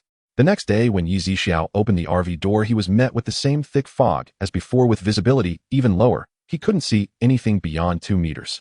I followed Zixiao out of the car, initially wanting to run along the beach and have some fun, but now he couldn't. After pondering for a moment, Zixiao realized that driving wasn't so convenient anymore. He didn't want to keep exerting his psychic powers to drive, so he decided to take Bai directly to a city. He raised his hand to store the RV in his spatial realm, grabbed Bai's shoulder, and used spatial powers. In no time, the two arrived in a city. However, like other places, thick fog still enveloped this city. Bai, wait for me here for 2 minutes, Zixiao said. Okay, boss. Bai was still a bit dazed but obediently nodded. Zixiao vanished in an instant, soon reaching an altitude of several thousand meters, where the fog no longer obscured his view, only the sound of the wind reached his ears. Zixiao looked down and discovered that the entire blue planet was shrouded in this thick fog. Strange. He felt an inexplicable sensation from the fog, but couldn't pinpoint what was wrong. After observing for a while, without finding anything unusual, he returned to the ground. On the edge of the city, he found a spacious area to take the supermarket out from his spatial realm. Entering the supermarket, the bright environment lifted the spirits of both Zixiao and Bai. Thus, 3 days passed before the fog showed any signs of dissipating. During these days, Bai's abilities had also reached the peak of the 3rd tier. On the 4th day, the two woke up, had breakfast, and stepped out of the supermarket to see the bright sun shining, and the fog completely vanished. At this point, the temperature had reached 38 degrees Celsius, and even wearing short sleeves outside felt very hot. It seems that after extreme cold comes extreme heat, Zixiao murmured, then turned back into the supermarket. By noon, the outside temperature had climbed to around 41 degrees, with the sun blazing. A middle-aged man and a youth of 18 or 19 walked down the road with an axe and a hammer in hand. What the hell is this weather? It's boiling me alive. The middle-aged man cursed, his face flushed from the heat, large beads of sweat dripping from his forehead down his cheeks. The young man was also wiping away sweat, his lips slightly chapped. Dad, should we head back? If we go back now, those people in the family will have something to say. Their family, the He family, was considered a third-rate family in a city and had lived quite well before the apocalypse. However, with the apocalypse upon them, money and possessions became worthless. For over 2 months, they had been on a cycle of feasting and starving, and the food in the family had long run out. Now, in this hot weather with the sun blazing, zombies rarely appeared during the midday, so each day they had to send the males of the family out to search for food or hunt some mutated rats, which were small mutated beasts. Although the meat of mutated beasts was tough and sour, it was still much better than starving. The father and son He Fenggu and He Jiayin were also direct descendants of the family, but they weren't taken seriously. Among the 4 sons, He Fenggu was the third, previously considered useless, having been abandoned by the family. Now in the apocalypse, it was a time when manpower was needed, and naturally the overlooked father and son were sent out to find food, as someone had to take on the dangerous tasks in this zombie-infested world. Just then He Jiayin looked ahead, rubbed his eyes, looked again, and his hands started trembling. Dad, what are you babbling about? He Fenggu replied impatiently. Supermarket. Up ahead. He Jiayin pointed to the location of the supermarket, his finger shaking. He Fenggu looked up, and despite the glaring sunlight, could see clearly through the transparent glass of the supermarket, where shelves were piled high with food. Without a moment's hesitation, He Fenggu sprinted towards the supermarket, moving swiftly, as if he had completely shed the earlier signs of fatigue, wishing he could leap straight inside. He Jiayin quickly followed suit, and the two arrived at the supermarket almost simultaneously. The dazzling array of food before them left them somewhat dazed, feeling as though they were in a dream. Dad. He Jiayin was the first to notice Zixiao behind the counter, and quickly tugged at his father's sleeve. He Fenggu felt a bit impatient. The moment he turned his head, he spotted Zixiao seated, and the tall figure of Bai standing beside him. Boss. Just as He Jiayin was about to ask something, he noticed the exchange rules on the wall behind them. The two, being from a prominent family, though somewhat ineffectual in the past, were not foolish. In fact, they were more timid and cautious than those pampered heirs of high-standing families. Having been in the apocalypse for over 2 months, now the sudden appearance of a supermarket brimming with food made them cautious. Dad, your watch. He Jiayin quickly pointed out. Oh. He Fenggu hurriedly took off his wristwatch and placed it on the counter. Boss, how much can this watch be exchanged? He Jiayin quickly added. Zixiao picked up the watch and placed it on the machine, which immediately displayed a price. $600. Do you want to exchange it? Yes, we want to exchange. The two nodded eagerly. You can now go select your supplies. Zixiao said, seeing them nodding in agreement. Good, thank you, boss. He Fenggu quickly cupped his hands in gratitude. Before long, the two were carrying bags of 20 pounds of rice and flour to the counter. After bowing to Zixiao once more, they left the supermarket. As soon as they stepped outside, a wave of heat hit them, and only then did they realize how cool it had been inside the supermarket. They turned back to glance at it, reluctant to leave. On the way, He Fenggu wore a proud expression, thinking about how he would impress the family members back home. Dad, should we tell Grandpa that there's a supermarket here? Why are you hitting me, Dad? He Jiayin pouted, rubbing his head with a look of grievance. Are you foolish?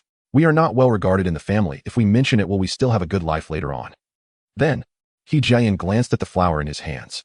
Just say that your old dad met an old friend he hadn't seen in years whose family is not only official, but also a big family. They gave us these things out of our long-standing friendship. Oh, He Jian nodded. He Fenggu was not foolish either, he just lacked interest in doing business. Before long they arrived at the entrance of the He family. It was noon, and with the high-temperature low-level zombies were unlikely to appear. Moreover, being a first-tier city, while zombies existed, many had been cleared out by the authorities, making it safer compared to the initial outbreak. As for the danger from fellow survivors, many awakened with abilities ventured out at night to kill zombies and obtain cores to enhance their strength. Others who joined the base were seldom seen in the city, the rest either stayed indoors or had long since fled. As long as they remained cautious, they could generally avoid danger. He Jian entered the password and the gate opened. The father and son, proudly carrying rice and flour, strode into the He family mansion. When the family members saw what the father and son were carrying, their eyes widened, especially the head of the family, He Munin. Although he was already 70 years old, he still held on to the position of family leader. At that moment, a glimmer of light appeared in He Munin's cloudy eyes. Yainer, my dear grandson, what are you holding? He Munin even changed how he addressed them, something he rarely did so affectionately. He hadn't eaten rice for over a month, surviving on wild grasses and mutated beasts, which his aging stomach could hardly tolerate. He either suffered from diarrhea or constipation. Now seeing rice and flour, one could imagine how excited he was. Grandpa, this is flour and rice. He Giant said. You both worked hard outside, come in quickly and have a glass of water. It's too hot out, don't get heat stroke. Upon hearing He Munin's words, the two exchanged glances, both feeling quite pleased. He Baigong, He Fenggu's older brother, and the one most likely to become the next family leader before the apocalypse, felt somewhat uncomfortable seeing the father and son return with rice and flour. Due to the apocalypse, many had perished in the He family. Among the direct descendants, only He Fenggu and his father were left. He Baigang worried that his father, in a moment of joy, would pass the family leadership to his younger brother. If the disaster ended in a while, he would have nothing left, as no one could foresee when it would conclude. He Fenggu knew his brother's thoughts, but remained unperturbed. After entering the hall and drinking a large glass of water, he recounted the story he had just concocted. Well, who knows if there will be more in the future? He Munin hesitated. Before He Fenggu could speak, He Baigang interjected with a sarcastic tone. Dad, how important are these foods? Just getting this much is already generous. You think there will be more? Third brother probably used up all his connections to get these. Elder brother, why do you look down on me like this? My good friend, my brother knows that I'm in trouble, and certainly wouldn't He Fenggu retorted with equal sarcasm, particularly emphasizing the words good brother. He Fenggu turned to He Munin and said, Dad, although my good friend is willing to help us, we must still understand the rules. We have to show our gratitude. Of course, He Munin nodded repeatedly. Baigang, go and take some valuable jewelry from the treasure pavilion. He Munin said. Dad. He Baigang hesitated. Hurry up. Oomph. He Baigang gritted his teeth, but had no choice but to obey. The treasure pavilion housed many rare treasures, jewelry, antiques, and other valuable items typically kept under the family's master's key. However, given He Munin's age, it was entrusted to He Baigang. This was also the reason they didn't want to go to the base. It was impossible to take the items with them. No one knew how long these disasters would last. If it ended in a year or two, and they had left, these items could easily be looted. Their family was wealthy, and essentials like generators were a must. The walls were reinforced with electric cables and were particularly high, making it nearly impossible for zombies to enter, so there was no need to be controlled at the base. Before long, He Baigang returned to the hall with 3 boxes, handing them to He Munin. Upon opening the boxes, they revealed a jade pendant, an imperial green, a ring, and earrings. He Fenggu's eyes brightened at the sight of these items, secretly rejoicing at how much food they could exchange for them. Fenggu will leave these 3 items to you. Find a suitable time in the next few days to visit your friend. Okay, Dad, I'll go tomorrow. My friend might give me a lot of food, seeing my sincerity.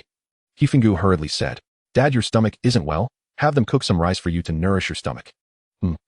He Munin nodded and looked at his son, whom he had not favored much in the past, but now found more pleasing. In contrast, his eldest son, He Baigang, had only brought back some wild grass in over a month. The next day at noon, the temperatures had already reached around 43 degrees, but today He Fenggu and his father no longer needed to walk to find food. Instead, they drove away from home in their best car, a Rolls-Royce. Because gasoline was now extremely rare under normal circumstances, they couldn't drive at all. At the supermarket, Zixiao and Dubai had just finished lunch and were playing on their phones. Before long, a Rolls-Royce stopped at the supermarket entrance. He Fenggu and his father got out of the car, greeted by a wave of heat, and quickened their pace towards the supermarket. Boss, take a look at this. He Fenggu smiled, opening the 3 jade boxes. Not bad, right? Zixiao nodded, placing them on the machine, and the price instantly appeared. 2500, will you trade? Yes. He Fenggu nodded vigorously, his smile stretching from ear to ear. He Jian also beamed, recalling the attitude of his grandfather toward him yesterday, feeling elated. Dad, let's check the second floor. He Jian looked at the wall description of the items sold on the second floor, impatient with it. Boss, are there fruits on the second floor? He Fenggu asked somewhat incredulously. Yi Zixiao nodded. They hadn't had fruit in a long time, and just thinking about it made their mouths water. The two immediately hurried up to the second floor with Dabai, following to see what was going on, as there was nothing else to do. Upon reaching the second floor, He Fenggu and his father saw an array of fruits and various meats, nearly moved to tears with excitement. They quickly pushed their shopping carts to start selecting items. Before long, each cart was filled, and they decided not to continue shopping on the second floor, as the hot weather made preservation difficult. After over half an hour, they finally had enough items at the first floor checkout. After loading the goods into the car, the two sat inside looking at the abundance of food and eagerly grabbed bananas and apples to eat, followed by milk and beef jerky, consuming for a full 40 minutes. Burp, burp, burp.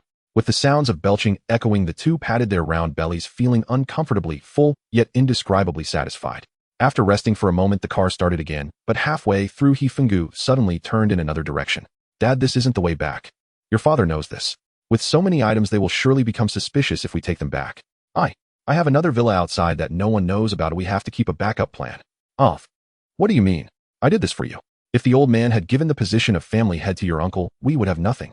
Fortunately, I smartly bought this house with a rebate given by someone else, otherwise you'd end up on the streets. And besides, you can't hide a fire. If they find out about this supermarket, what benefits can we still reap?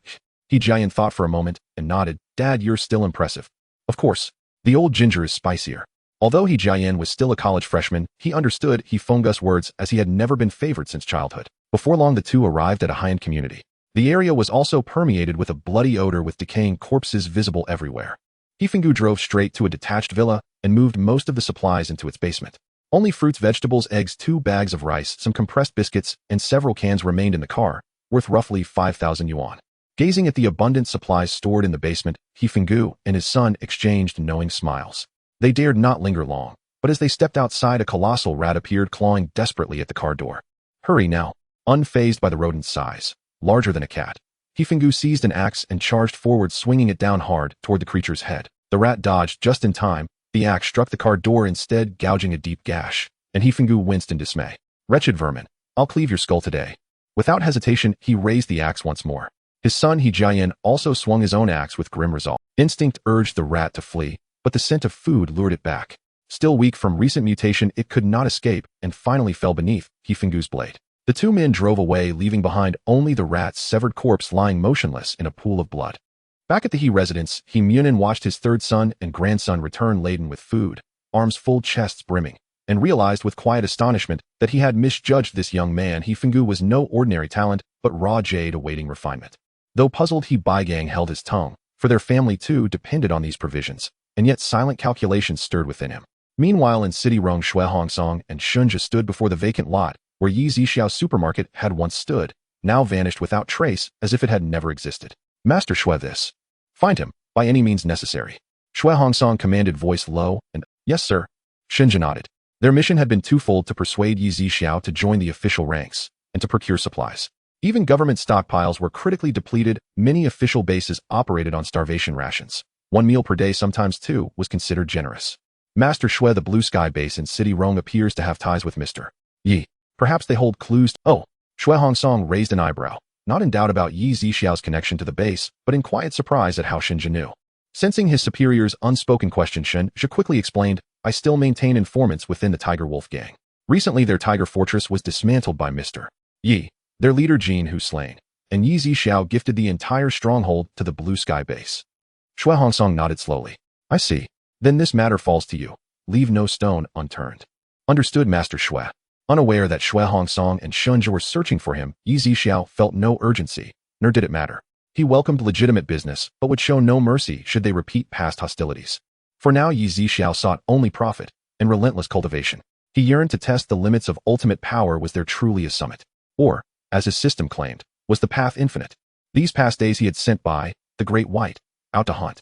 He knew that consuming mutated beasts would strengthen Bai's body and yield spirit crystals, valuable catalysts for advancement. Thus Yi Zixiao enjoyed rare leisure, sipping tea behind the counter, playing games, watching films, or strolling idly. After dinner, he locked the supermarket doors and set out for a walk, intending also to check on Bai's progress, who had left at dawn and had yet to return.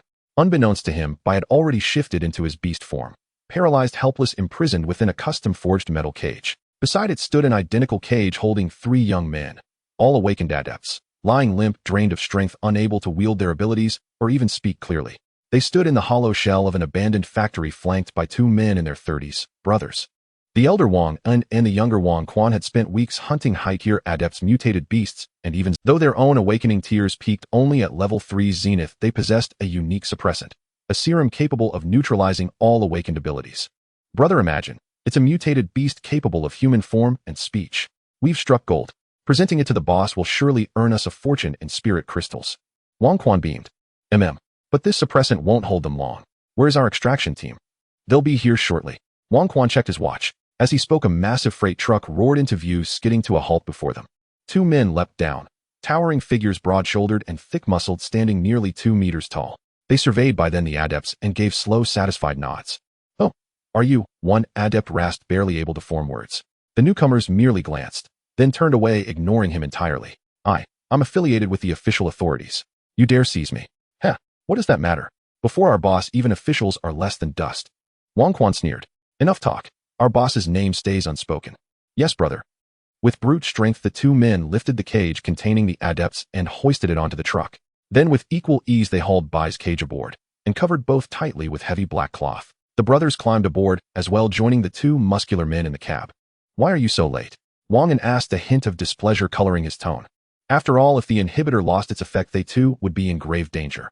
Moreover, it could only be administered once every 24 hours, otherwise these individuals would suffer complete depletion of their abilities and die, rendering capture utterly pointless.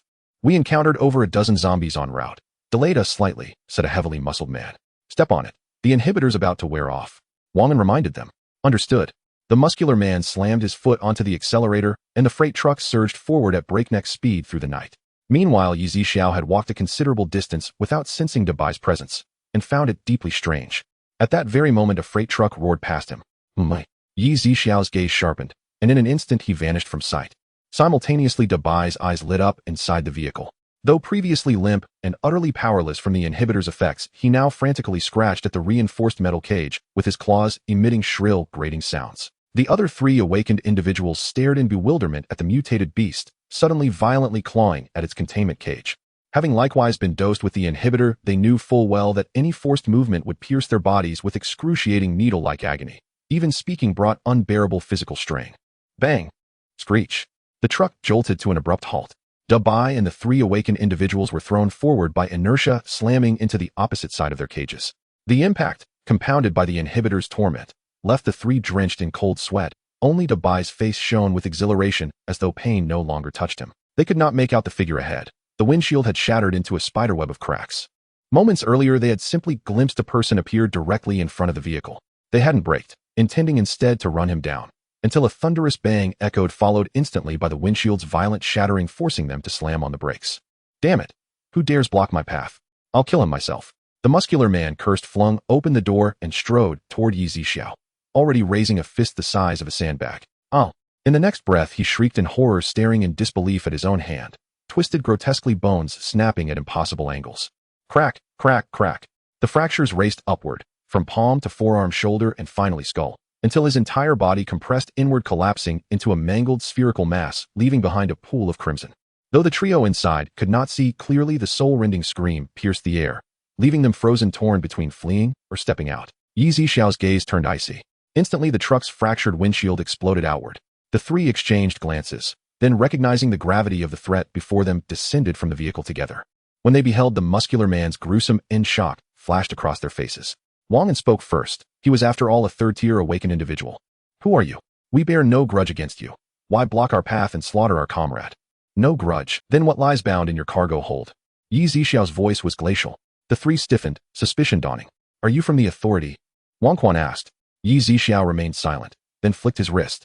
Instantly, all three froze, paralyzed terror contorting their features. As Zixiao approached the rear of the truck, the black tarp billowed upward like a dark wing. Bai and Zixiao locked eyes. Boss! Bai croaked, straining to speak.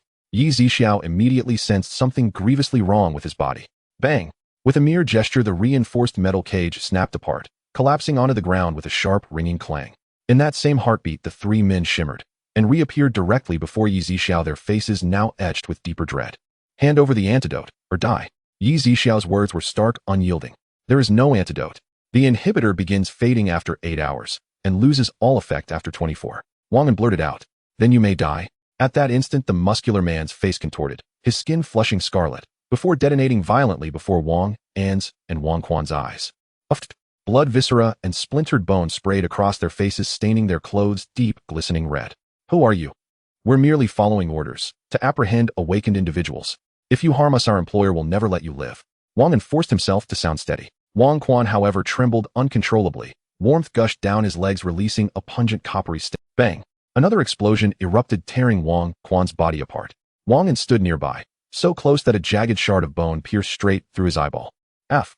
Wang screamed in excruciating agony, and as he watched his own brother perish before his eyes, grief tore through him like a blade. Just as Zixiao prepared to eliminate Wang Quan as well, a voice rang out from the cargo truck. "Sir, please hold. We are government operatives. We sincerely thank you for rescuing us, but this man must not be killed. We require him for interrogation. Across Xian Nation, individuals are hunting down awakened beings. Behind this lies a vast shadowy conspiracy." Hearing those words, Wang exhaled in fleeting relief, only for Zixiao's next utterance to plunge him into utter despair. "First, I did not come here to save you. Second, he dies today, without exception." The moment those icy words left his lips, Zixiao did not strike immediately.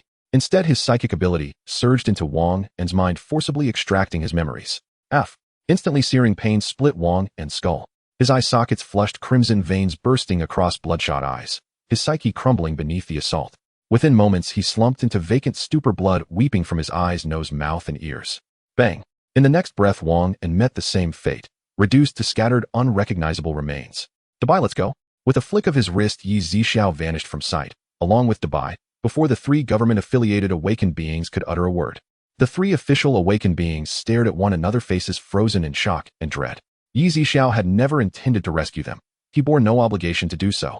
Once their inhibitor's effects wore off, they would easily unlock their cage, and within it neither zombies nor mutated beasts could reach them. By then, Zixiao had already returned Dabai to the supermarket and restored his body using his wood element ability. Almost instantly, Dabai shifted back into human form, beads of sweat glistening across his brow and body as the inhibitor drained from his pores. With a wave of his hand, Zixiao draped a pristine white robe over Dabai. "How do you feel?" "Boss, I'm much," Dabai replied, his voice laced with quiet remorse. "Rest well in your room." "Yes." Dabai's violet eyes shimmered faintly, as if brimming with unspoken words he ultimately withheld.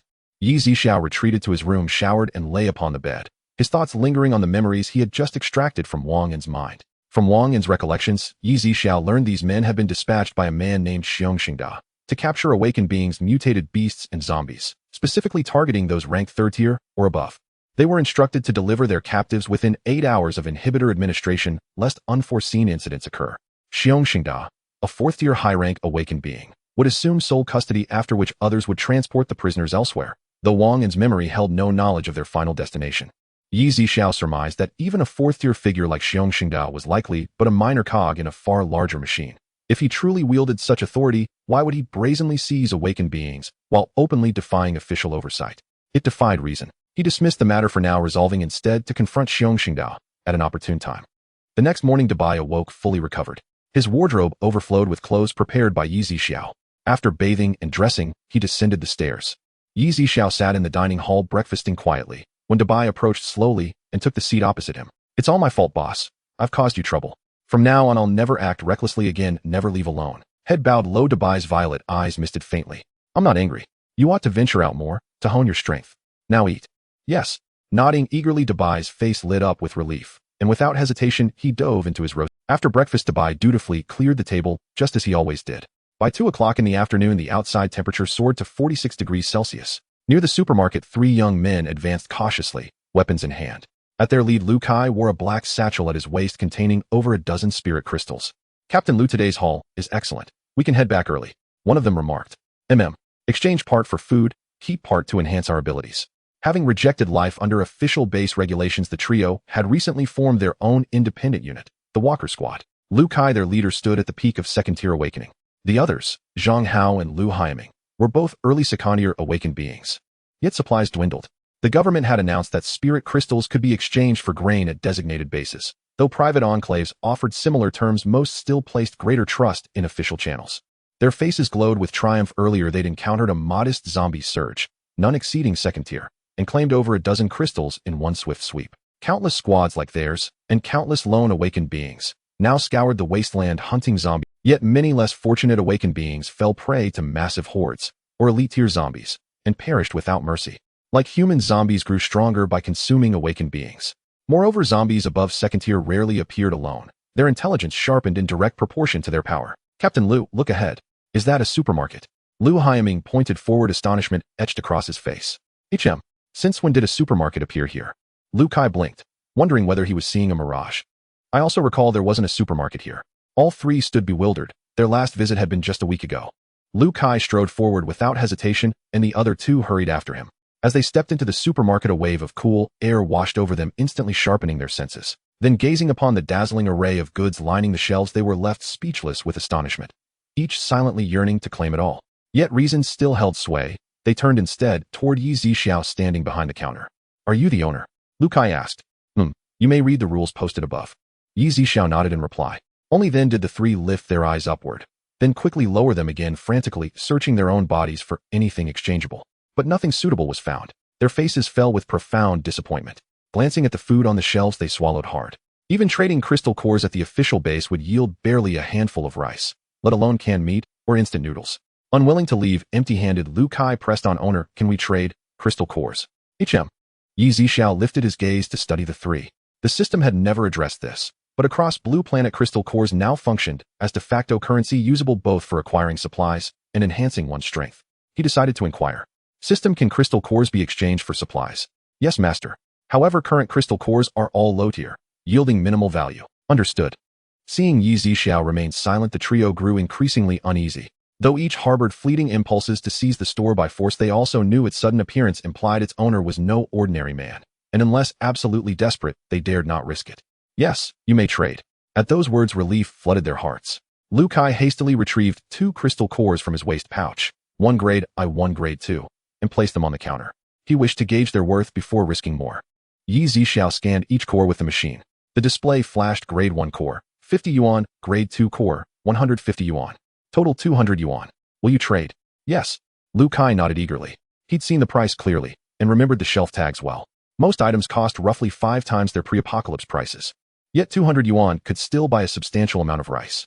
At the base, that same grade I and grade 2 core would fetch only half a gene and 2 gene of rice respectively, whereas here 200 yuan could purchase over 10 gene of the cheapest rice. Liu Kai did not rush to select goods. Instead, he withdrew more crystal cores and exchanged them for an additional 800 yuan. Only then beginning his careful selection. They chose rice flour, salt, and canned meat. The second floor housed the fresh produce section. Visible, yet impractical scorching heat made perishables impossible to store, and with limited funds, staples like rice and flour were far wiser choices. Once laden with supplies, each carried an armful out of the supermarket. Their faces glowed with quiet delight and deep gratitude for having resisted the urge to rob it. At 5 p.m., Zixiao locked the supermarket door and set off to wander the city. Ungshi City had long been a place he'd dreamed of visiting. Yet arriving now, he found it unrecognizable. Its former prosperity vanished, its soul hollowed by ruin. By his companion trailed beside him. Streets were strewn with human remains and zombie corpses. The air hung thick with decay. Suddenly, from a narrow alley ahead, a disheveled woman burst forth, her face contorted in raw terror. In her grip, a blood-smeared cleaver. Her body bore multiple wounds. One shoulder gaped open, flesh torn away to reveal bone, blood pulsing steadily from the wound. She charged straight toward Zixiao and Bai, seemingly oblivious to her injuries, and swept past them without so much as a glance, vanishing like wind. A speed-type awakened cultivator. Zixiao already knew the answer. Before she'd fled far, a mutated black bear erupted from the same alley, nearly 3 meters tall, its breadth nearly filling the narrow passage, which measured barely 1.5 meters wide. Mutated beast. The words left Zixiao's lips, and Bai instantly tensed, eyes locked warily on the roar. The black bear spotted Zixiao and his companion not far away, and upon seeing the large white creature, a glimmer of gold flashed in its eyes. With a thunderous roar, it lunged towards them, abandoning the fleeing woman. The large white creature was a mutated beast, and the black bear seemed to sense that it was not human. It opened its massive jaws, intending to bite at the creature's neck.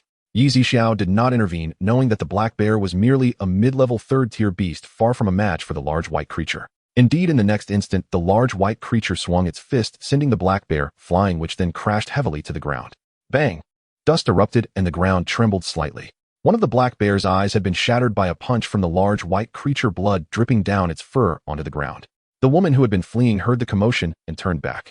Upon witnessing the scene, she slowly stopped in her tracks.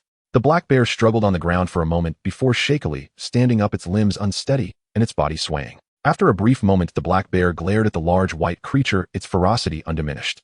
Its other eye turned bloodshot, and it took on an aggressive stance. In the next instant, the black bear suddenly opened its mouth, and with a roar that pierced the sky, a fireball began to form within.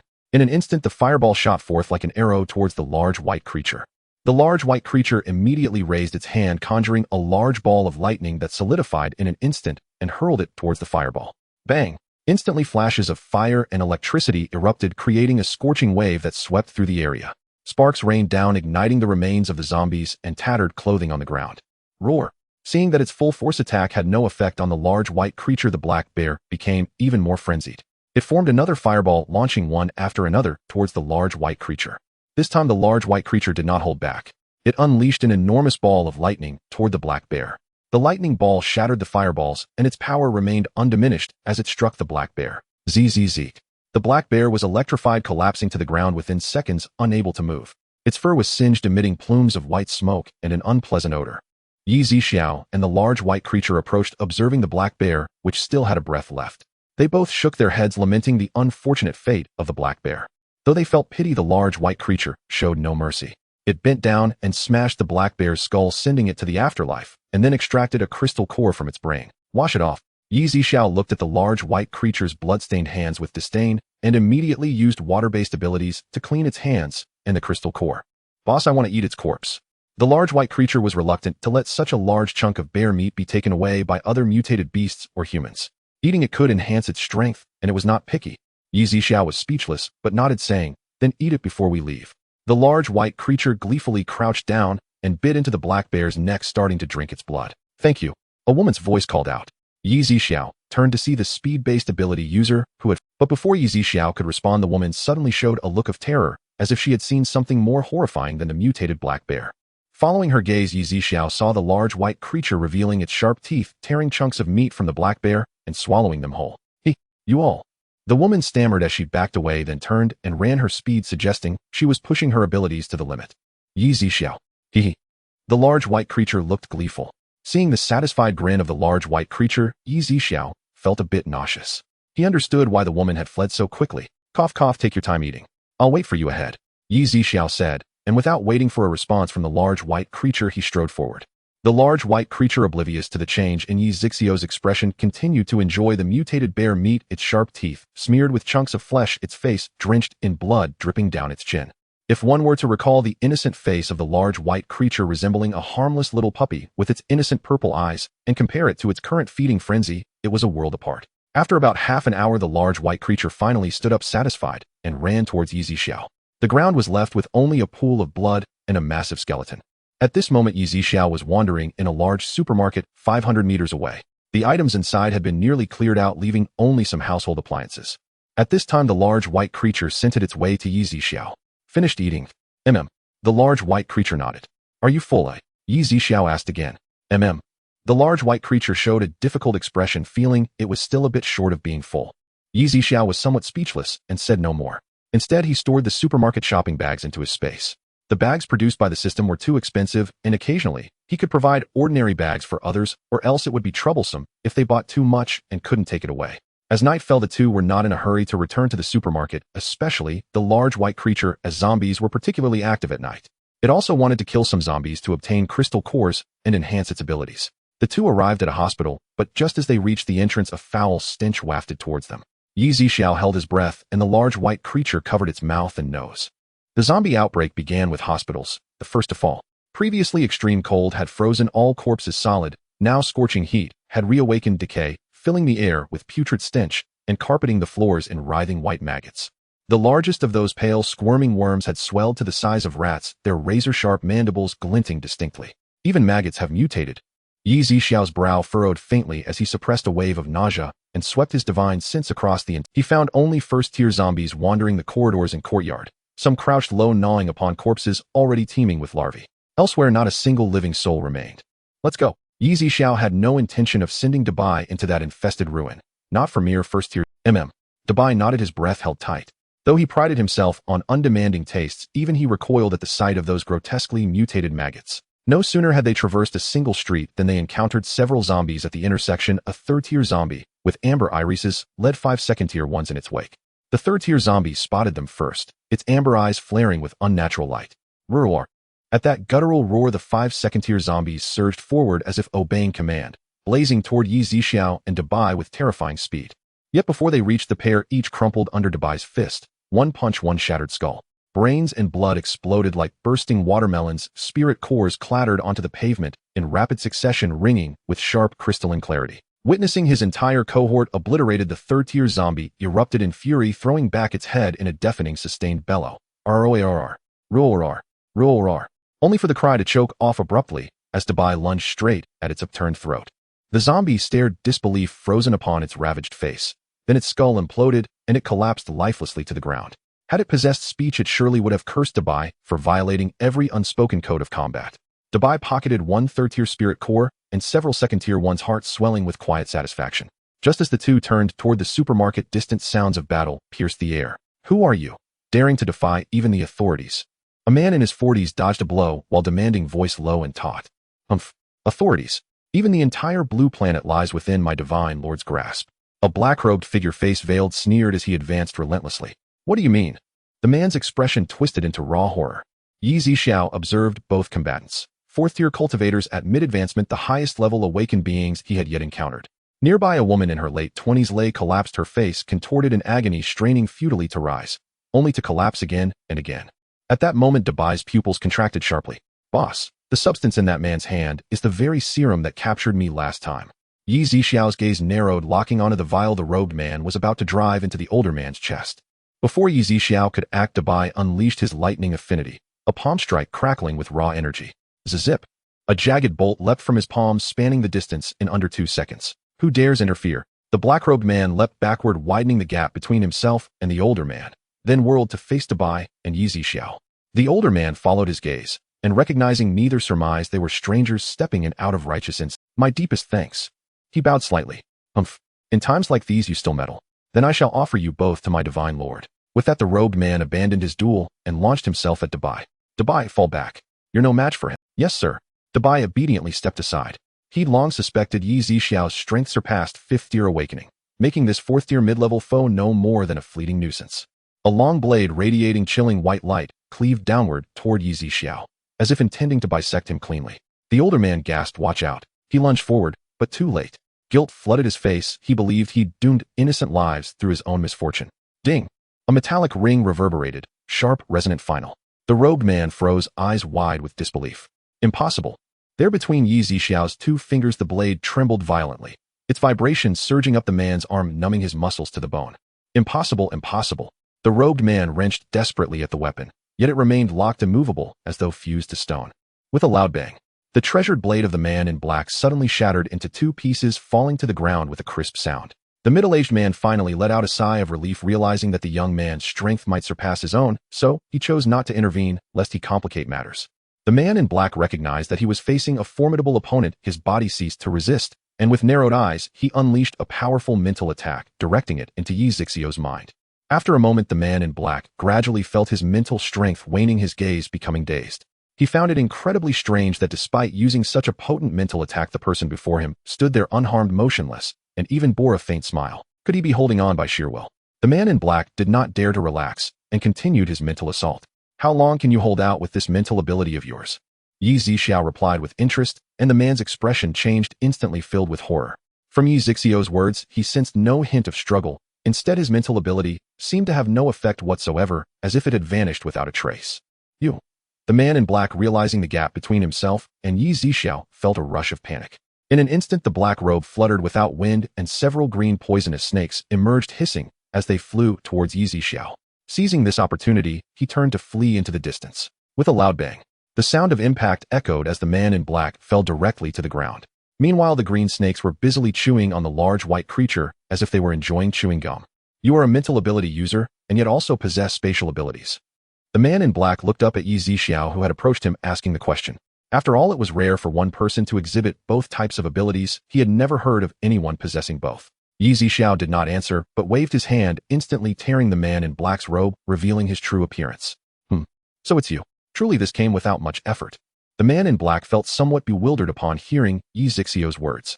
This person was the boss from the memory of the large white creature, Xiongxingda. Who is the deity you mentioned? What do you mean that Blue Star is merely within his grasp?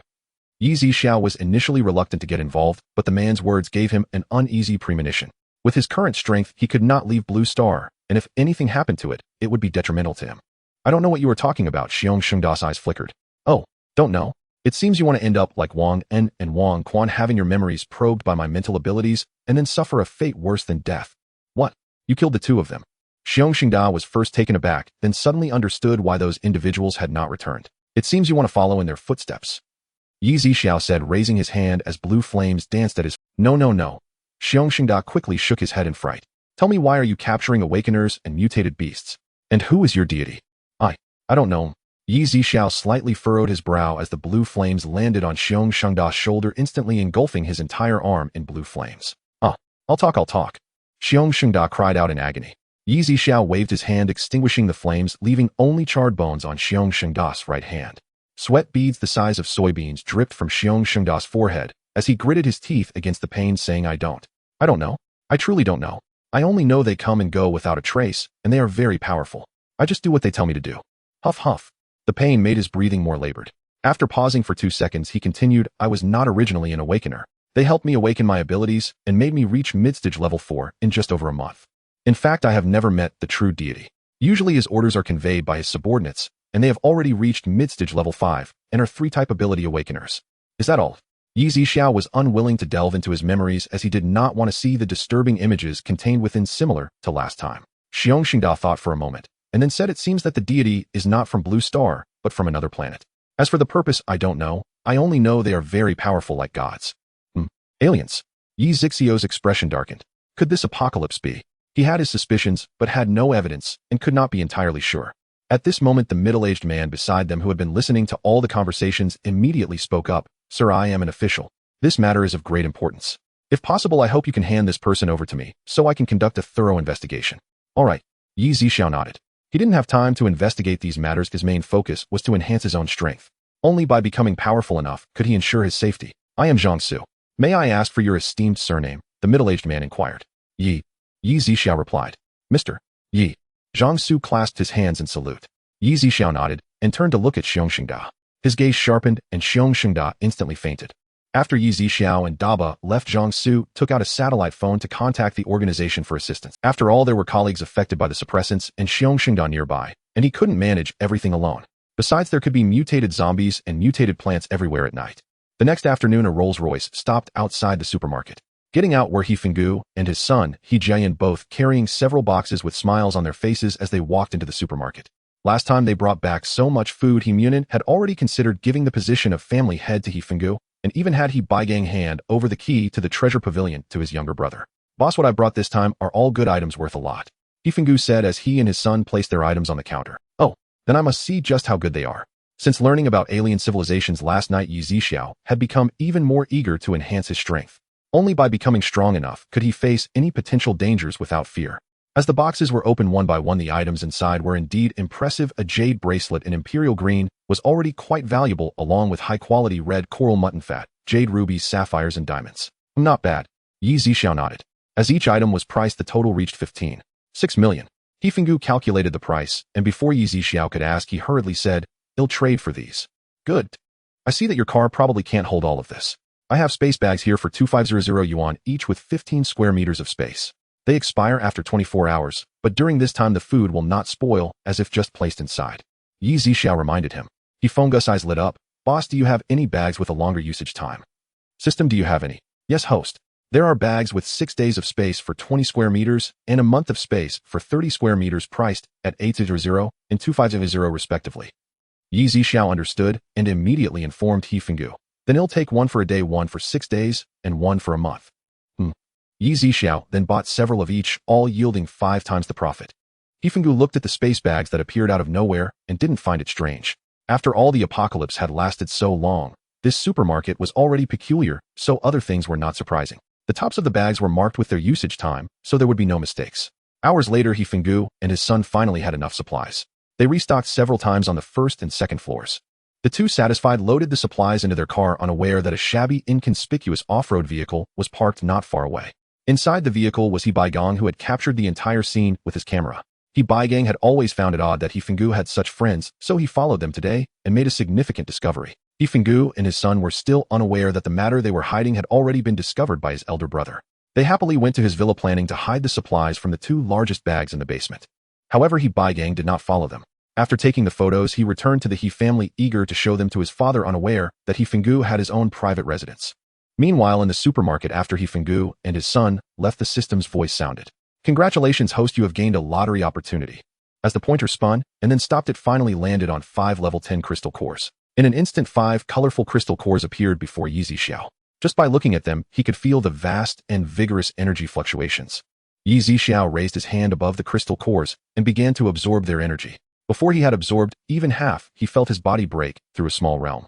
10 minutes later, all the crystal core energy had been absorbed, and Zixiao's ability level had reached the late stage of the 8th rank. If it weren't for the fact that he had abilities across all systems, these 5 level 10 crystal cores would have allowed his strength to reach the peak of the 8th rank, just a step away from the 9th rank. The continuous enhancement of his strength allowed Zixiao to feel more at ease. He then exchanged the jewelry he had just collected with the system, and his balance was nearing 300 million. He did not plan to purchase crystal cores just yet, but intended to keep it for emergencies. After that, Zixiao hung the purchased bags behind the counter, labeling the size and function of each pocket above them. He also placed ordinary bags he had brought back from elsewhere, offering them for free if anyone needed. After completing all this, Bai also walked out of the kitchen. "Boss, it's time to eat." "Alright." During this time, Bai was primarily responsible for the daily meals. He had become fascinated with the gourmet show, and despite his lack of innate talent, he managed to create different dishes for every meal, all of which were quite decent.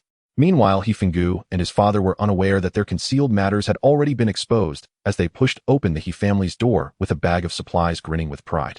He Munin, leaning on his cane, sat upright at the entrance of the hall, watching as the door slowly opened. He Baigong, along with his wife Wang Lingling and son He Ke, stood beside him. "Dad, we're back," He Fenggu shouted. "Grandpa," He Jian also called out. The father and son, both grinning, did not notice the unfavorable expressions on the faces of those ahead. "Dad, look at what good things I brought back for you today." He Fenggu shook the bag. "Is this all there is?" He Munin's expression darkened once again. Although He Baigang's family did not voice their thoughts, they were secretly delighted. After all, the photos they had taken included much more, and he never expected that He Fenggu not only concealed the supermarket matter, but also lied about hoarding supplies. "Dad, don't be deceived by the small size of this bag. It is a spatial bag, and the contents are enough for our entire family to eat for more than a month." "Yes, Grandpa, this bag contains a special space. You can take a look." "Shut up." He Munin heavily struck his cane. What happened?" He Fenggu finally reacted, but remained confused. Third brother, if you want to keep things from coming to light, you must not do anything shameful. What underhanded deeds have you committed while pretending to be confused here?" "Yes. Third brother, we are all family. How could you do this?" Wang Lingling also spoke sarcastically. Hearing his eldest son and daughter-in-law's words, He Munin's anger flared, and he longed to strike He Fenggu with the cane in his hand. "You ungrateful wretch, speak clearly. Where did these things come from?" I already said it." He Fenggu felt a bit uncertain, as he wasn't sure if they truly knew something. You rebellious son, still unrepentant. I will beat you to death." He Munin stood up, raising his cane to strike He Fenggu. That hurts." He Fenggu yelled while running away. "Grandpa, let's talk this out." He Jian quickly grabbed the cane. "Humph." He Munin's chest heaved, clearly furious, and he lacked the strength to continue chasing after He Fenggu. The Baigang family stood behind, barely able to contain their grins. "Third brother, it's one thing to deceive us into buying these things from the supermarket, but you should never have hoarded them," He Baigang said, tossing out several photos that captured the scene of He Fenggu and his son emerging from the supermarket with 3 large bags. "You were following me." He Fenggu gritted his teeth. "What do you mean following? I happened to go out and saw it. It's the same old saying, if you want to keep something hidden, don't do anything wrong." Seeing the situation, He Fenggu understood that the matter had been exposed and did not say much more to He Baigang, but immediately knelt before He Munin. "Dad, I was wrong." You say, where did the other 2 bags go?" He Munin questioned. He Fenggu sternly pointed. "On the way. They were stolen." He Fenggu naturally would not tell the truth, as that would also expose his past dealings of taking kickbacks to buy a private residence. If everything were confiscated, he might even be expelled from the He family in a fit of rage, which would be disastrous for him, as his lineage had always been looked down upon. "Humph. You say?" He Munin clearly did not believe him and turned to He Jian. "Grandpa." He Jian glanced at his father and immediately bit his teeth, saying, "Grandpa, the things were indeed stolen on the way. Dad, Sandi and Jia Yan probably aren't lying. Those who took things might have good intentions, leaving us a portion." Wang Lingling spoke sarcastically. He could tugged at Wang Lingling's sleeve. The He family doesn't have many members left, and he doesn't want his grandfather to kick them out in anger. However, Wang Lingling glared at her son, and he dared not speak again. He Mu Nan heard Wang Lingling's words as adding fuel to the fire. Good, very good. I've raised a good son, a good grandson. Get out, all of you, get out. Today the jewelry he gave to Hifenggu was indeed his most precious possession. Although they were a third-rate family in a city with assets worth billions, most of it was in companies, hotels, and real estate. Now in this apocalypse those businesses had stagnated, and only the jewelry remained of some use. Dad, you've never liked me. If I hadn't found the supermarket, you'd still be eating wild grass and rat meat. Eldest brother has never done anything for the family, yet you blindly favor him. If your heart only holds him, then just live with your eldest son. Hifenggu also expressed the grievances built up over the years. As the head of the family, he mooned and could not tolerate this.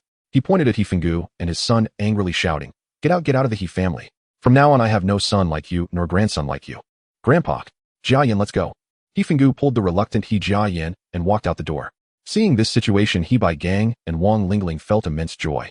With the existence of the supermarket and several valuable jewels at home, no one would fight with him anymore. Just thinking about the days ahead was delightful. Suddenly, He Bai Gang thought of something and spoke up. Dad, now that we know about this supermarket, my son thinks we should inform Chao Rui's the deputy base leader of Hongxing Base. Oh, why? He Moonin asked. Dad, we plan to join Hongxing Base, but we're not ability users. It might not be comfortable for us at the base in the future. However, if we inform Chao Rui's about the supermarket, given his high ability rank and many subordinates, he will definitely find a way to acquire this supermarket. At that time, wouldn't the deputy base leader owe us a huge favor? He Moonin nodded. But before that, we should stock up on supplies for ourselves. Okay, Dad. As the level of zombies continues to rise, He Moonin and He Bai Gang knew that if they continued like this, danger could strike at any moment. They had planned to go to the base, but were hesitant because they feared being controlled there and living in frustration, which is why they had yet to make a firm decision. Now that they knew about the supermarket's existence, they wanted to use this news to exchange for Chao Rui's protection. Hifenggu took He Jiayan to his villa, where the basement was now filled with food and many valuable jewels and gold, which served as his backup plan. To avoid detection by the He family, he had specially replaced the basement door with a super thick blast door. For now there was no immediate danger, and the basement was much cooler than outside. Once the food was nearly consumed, he could go back to the supermarket to buy more. Currently the outdoor temperature during the day had reached 50 degrees. Just sitting still caused one to sweat profusely, but the supermarket maintained a comfortable temperature of over 20 degrees. After 2 more days, Zixiao encountered some blind zombies and mutated beasts trying to break into the supermarket, but they were quickly turned to dust by the supermarket's defense system. Only the 3 members of the Lu Kai team who had previously exchanged crystal cores for supplies came by and left happily with their goods after trading for 8,000 with a gold necklace from an unknown source. In the afternoon, a black SUV slowly came to a stop on the road outside the supermarket. In the vehicle, a young man turned from the driver's seat to look at the middle-aged man in the back. Butler Bai, this really is a supermarket, and it seems to have a lot of supplies inside. Butler Bai nodded, his gaze fixated on the window. After a while he murmured, let's go take a look. The young man nodded. The two then got out of the car, a wave of heat hitting them, and the glaring sunlight made them frown. Zixiao also noticed the two approaching the supermarket primarily because their deep facial features indicated they were not from Xia country. The two entered the supermarket, first glancing around before nodding slightly at Zixiao. Boss, is the second floor of your supermarket stocked with fresh produce? Butler Bai asked, uncertainly speaking fluent Xia country language. Without seeing his appearance, one might not even be able to tell. We have all kinds of meat, vegetables, and fruits. Zixiao replied. Upon hearing Zixiao's words, a fleeting excitement flashed in Butler Bai's eyes. He then rolled up his white shirt sleeves, took off a mechanical wristwatch from his wrist, and handed it to Zixiao. Boss, how much do you think this is worth? Alright, of course he'll trade it. Please give me a bag of 50000. Zixiao nodded, turning to grab a bag to hand to him. Butler Bai smiled slightly and nodded, then directly went up to the second floor. Bai followed closely behind. He usually went up with first-time visitors. If anyone wanted to go to the third floor or needed something, but didn't know where it was, Bai would handle it, saving Zixiao. On the way, Zixiao used his spiritual powers to check the situation on the second floor and found that these two were shopping in a manner very different from all the previous customers. Chicken, beef, lamb, pork. Various meats were their target, and they chose nothing else. Though feeling curious, Zixiao thought since he was opening for business, as long as these people followed the rules, he naturally wouldn't question them. Boss, restock. Bai shouted from the stairway on the second floor, which was part of his usual duties. Zixiao swiftly moved to the second floor and restocked the empty shelves. Butler Bai watched everything with flickering eyes, but his expression suddenly changed to one of great joy. After Zixiao finished restocking, he came back down. Half an hour later, Butler Bai and the others came down to the counter. May I ask your surname, boss? Mr. Hello. Will you be running this supermarket for long? I probably won't leave for the next few months, but who knows about the future? Zixiao said. All right. Butler Bai smiled and nodded, then left the supermarket. The vehicle sped away, and Butler Bai leaned back in his seat, feeling as if a weight had been lifted from his heart. He murmured, If the supplies in this supermarket truly keep coming, then I can consider my master's orders fulfilled. Soon a Rolls-Royce drew up outside the supermarket. Baigang helped Munin down from the car. So it really is a supermarket. Munin's hand trembled on his cane, although he had seen photographs before, nothing compared to the shock of seeing it in reality. Dad, let's go in. They stepped into the supermarket, and a cool breeze brushed their faces, colder and more refreshing than the car's air conditioning.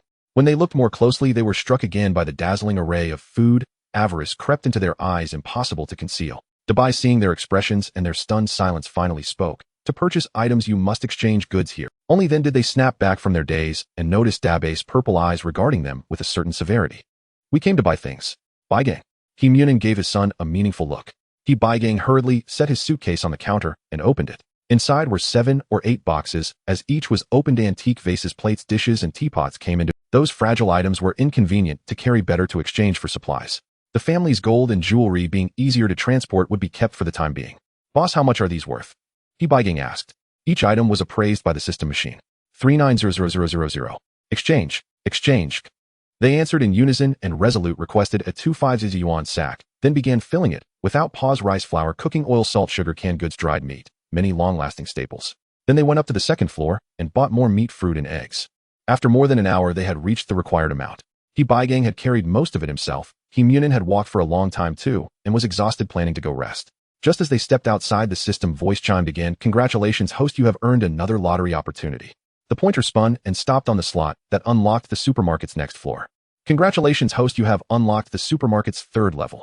The moment the system spoke, Zixiao hurried to the 3rd floor stairwell. The ripple barrier that had blocked the way had vanished. The 3rd floor was as bright as the 2nd.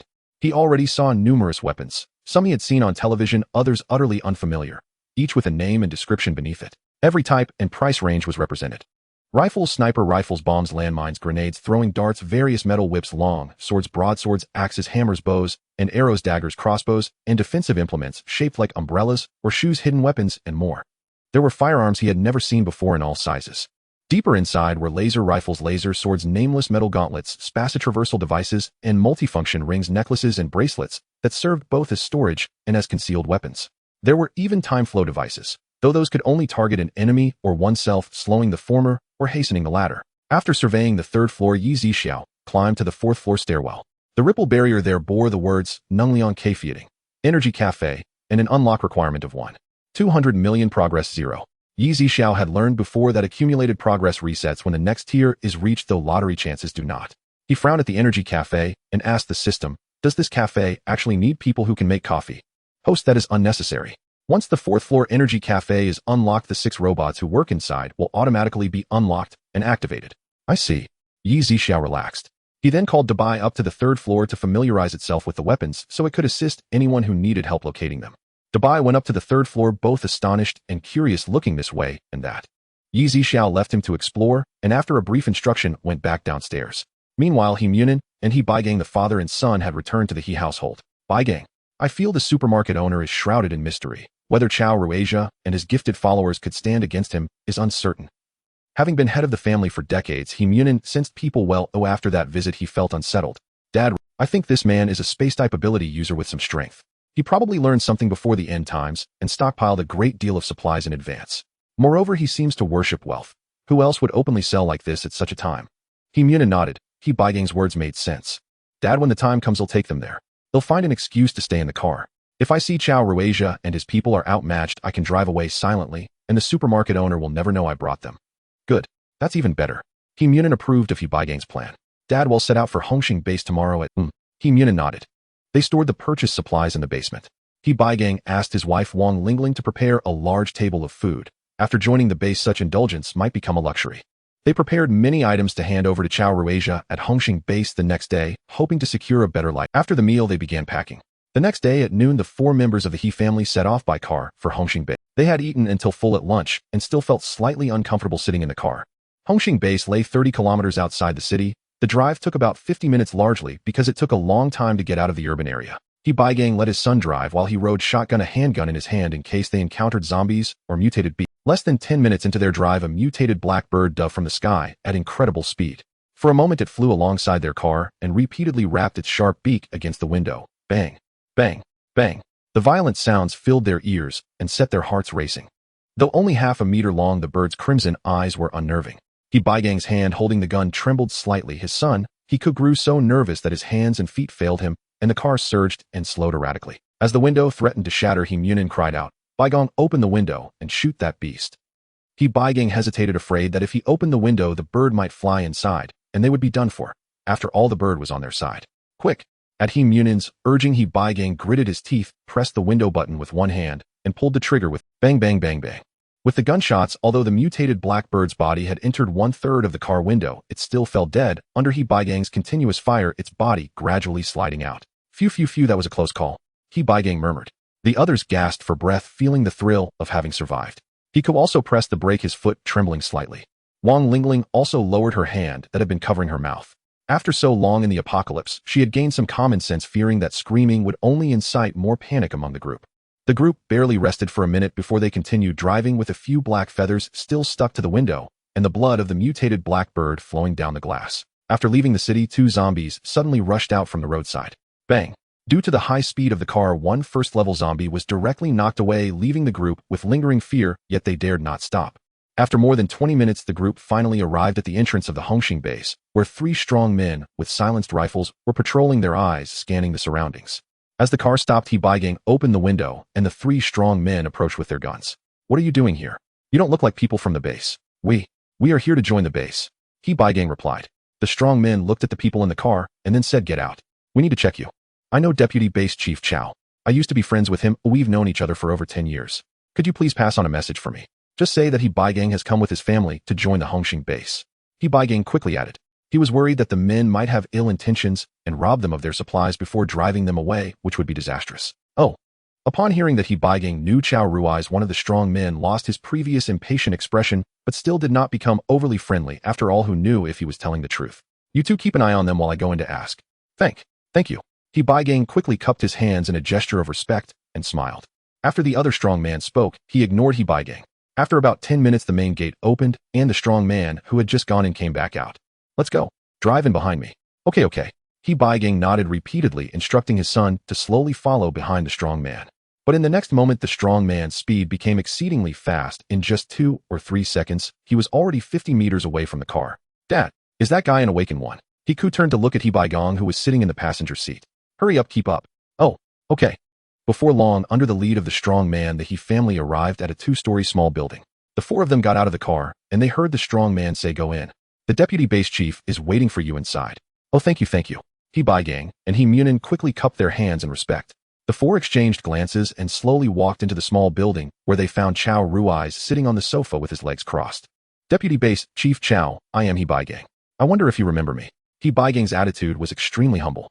The 2 had previously collaborated on business and had known each other for over 10 years, so it was impossible for Chow Rui's to have forgotten him, but He Baigang truly dared not act as casually as before.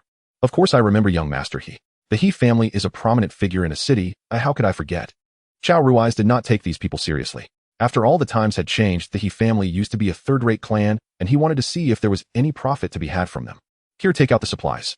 He Baigang quickly called to He Ku to bring out the bags of supplies.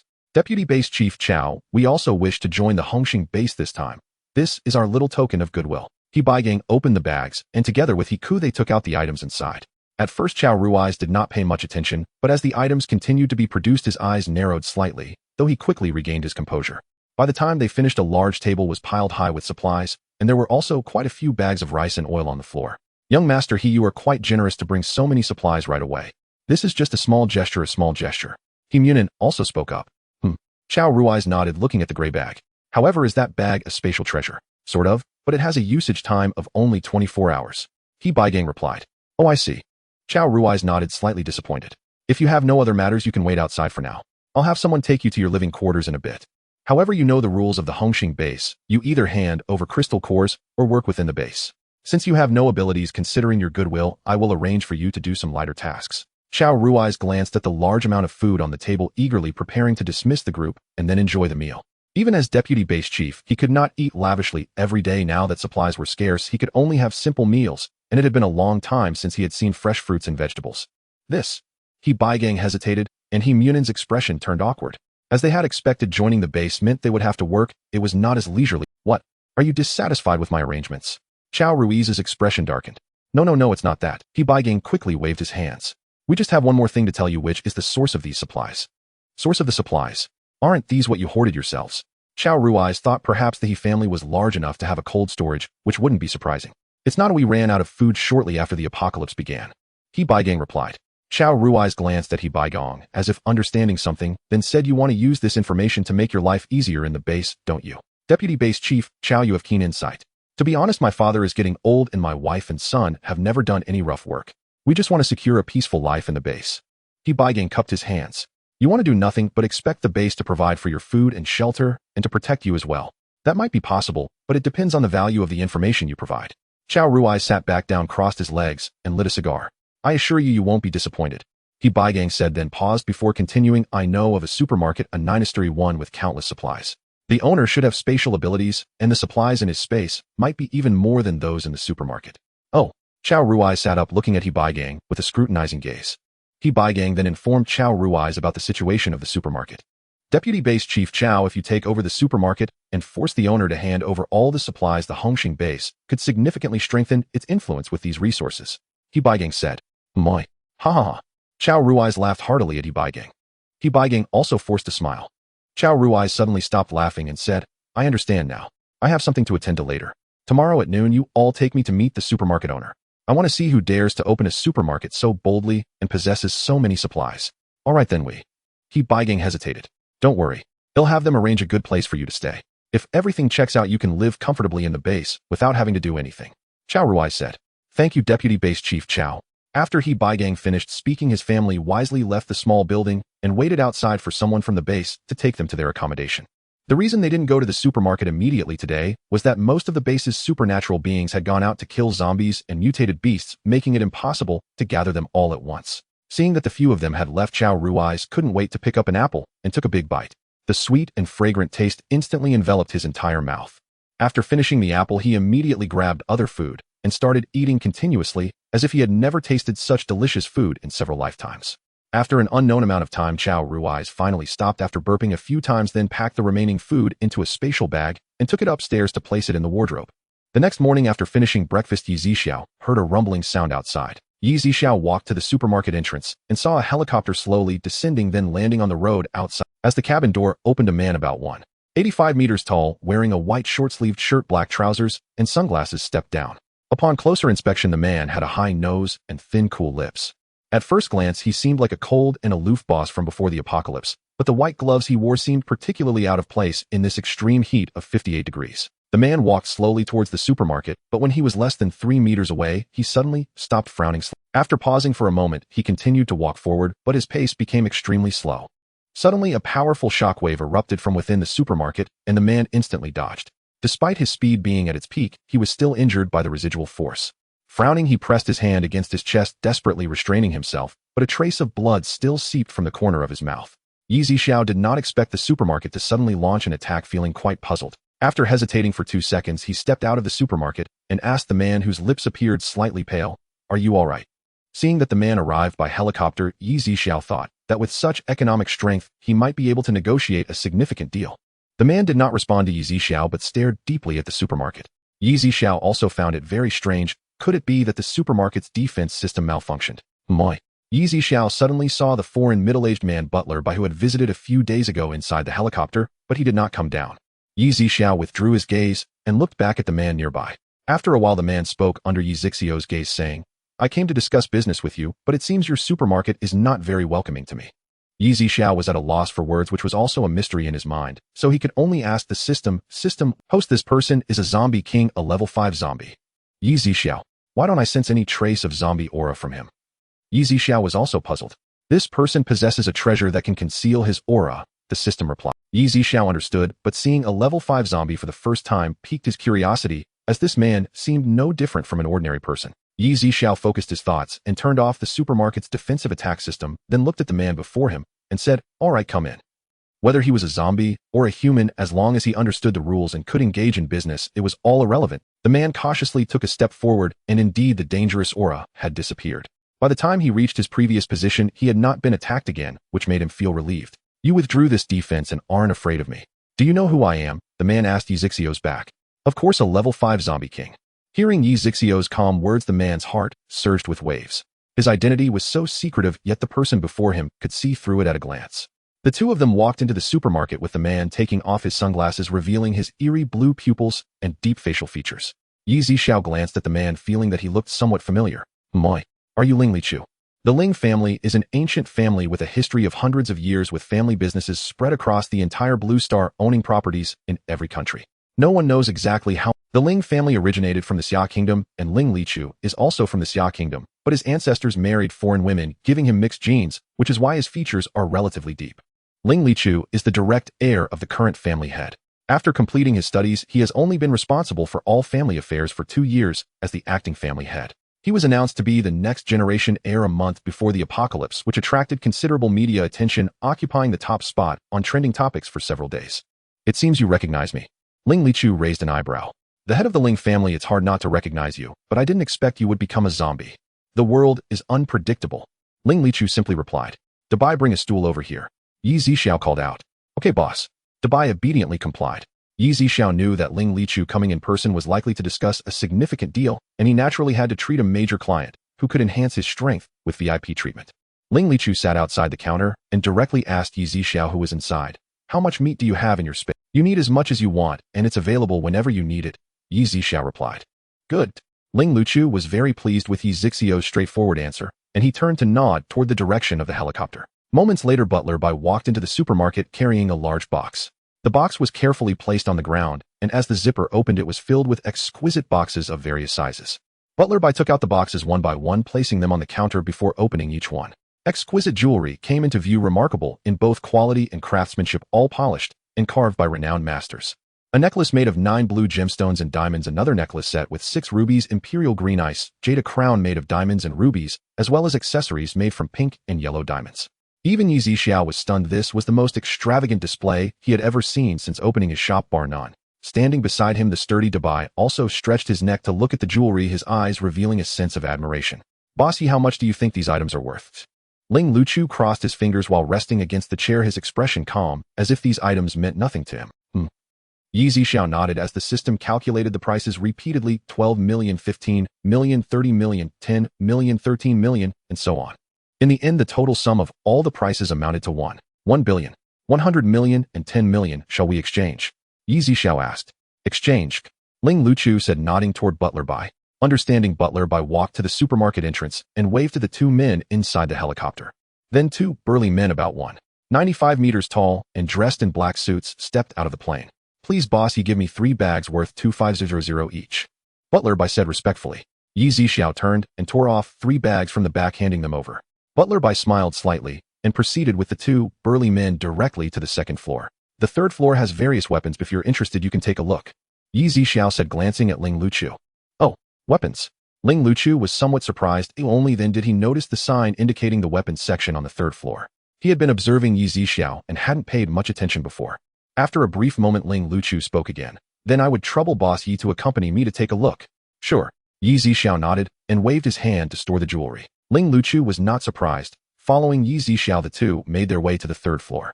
Upon reaching the 3rd floor, Ling Lichu was astonished by the array of weapons before him. Although he was the head of the Ling family and had numerous weapons in his possession, many of these were unfamiliar to him, both unheard of and unseen. However, the prices were not cheap. The items produced by the system were mostly high quality, ranging from 10,000 to over 100 million, with very few below 100,000, only common firearms from Blue Star being somewhat cheaper. I didn't expect Boss Yi to be so unassuming, but seems our future collaboration can continue to deepen. Ling Lichu looked at Zixiao with a deep gaze. Welcome. Zixiao showed him around, and Ling Lichu selected a laser gun, a spatial transporter usable 3 times a time flow needle usable for 1 minute, and some defensive weapons totaling 19 million. Whether it was the time transporter, the time flow needle, or all the items, each had its own level, strength, and duration, with significant price variations. Then the 2 went back down to the 2nd floor, where Zixiao refilled their emptied meat supplies. If you don't need anything else and only want these meats, I can directly help you pack them into spatial bags. You won't have to bother with packing them one by one. Zixiao was not only worried about their trouble, but also about his own. Even though Ling Lichu had purchased 19 million worth of weapons, there was still over 90 million left, which would take a long time to pack and require repeated restocking.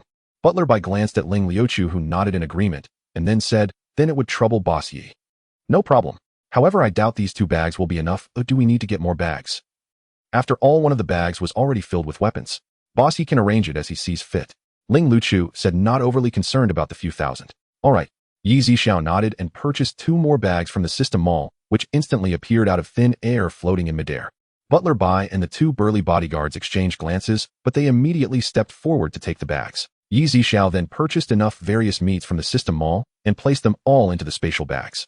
The group descended the stairs carrying heavy bags that had no weight at all. You all go back first. Ling Luchu was not in a hurry to leave. He was very curious about Zixiao. Young master. Butler Bai tried to persuade him. He had watched Ling Luchu grow up in the Ling family for decades, and their bond was very deep. He was one of the few who genuinely cared for Ling Luchu. Also, within an hour, help me find a caravan. For now, I'd like to be neighbors with Boss Yi. This? Butler Bai hesitated. Boss Yi won't mind, will he? Ling Luchu raised an eyebrow and looked at Zixiao. Mr. Ling, feel free. I have only just arrived here a few days ago. This territory outside does not belong to me. Zixiao said. Ling Luchu nodded. Then I shall intrude on Boss Yi's peace during this time. Butler Bai knew he couldn't change Ling Luchu's mind, so he could only usher the bodyguards out of the supermarket. Ling Luchu put on his glasses intending to explore the surroundings, and before leaving he turned back to Zixiao with a smile saying, Boss Yi, see you later. As the pointer turned for the first time, it finally stopped at the square of 50 level 8 crystal cores. Zixiao did not hesitate and immediately absorbed all the crystal cores. In an instant, Zixiao's aura surged several times, and his ability level directly reached the initial stage of level 9. Indeed, I have become much stronger. Zixiao felt the changes within himself and was quite satisfied. Moreover, as his strength continuously increased, his lifespan was also rapidly extending. The pointer turned again, this time stopping at the square of 20 level 9 crystal cores.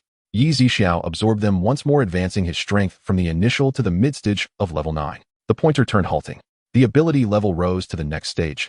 Even with Zixiao's usually calm demeanor, he felt exceptionally excited and could hardly contain his exhilaration amidst this continuous surge in power. Suddenly, a beam of golden light shot from the system panel and directly entered Zixiao's brow.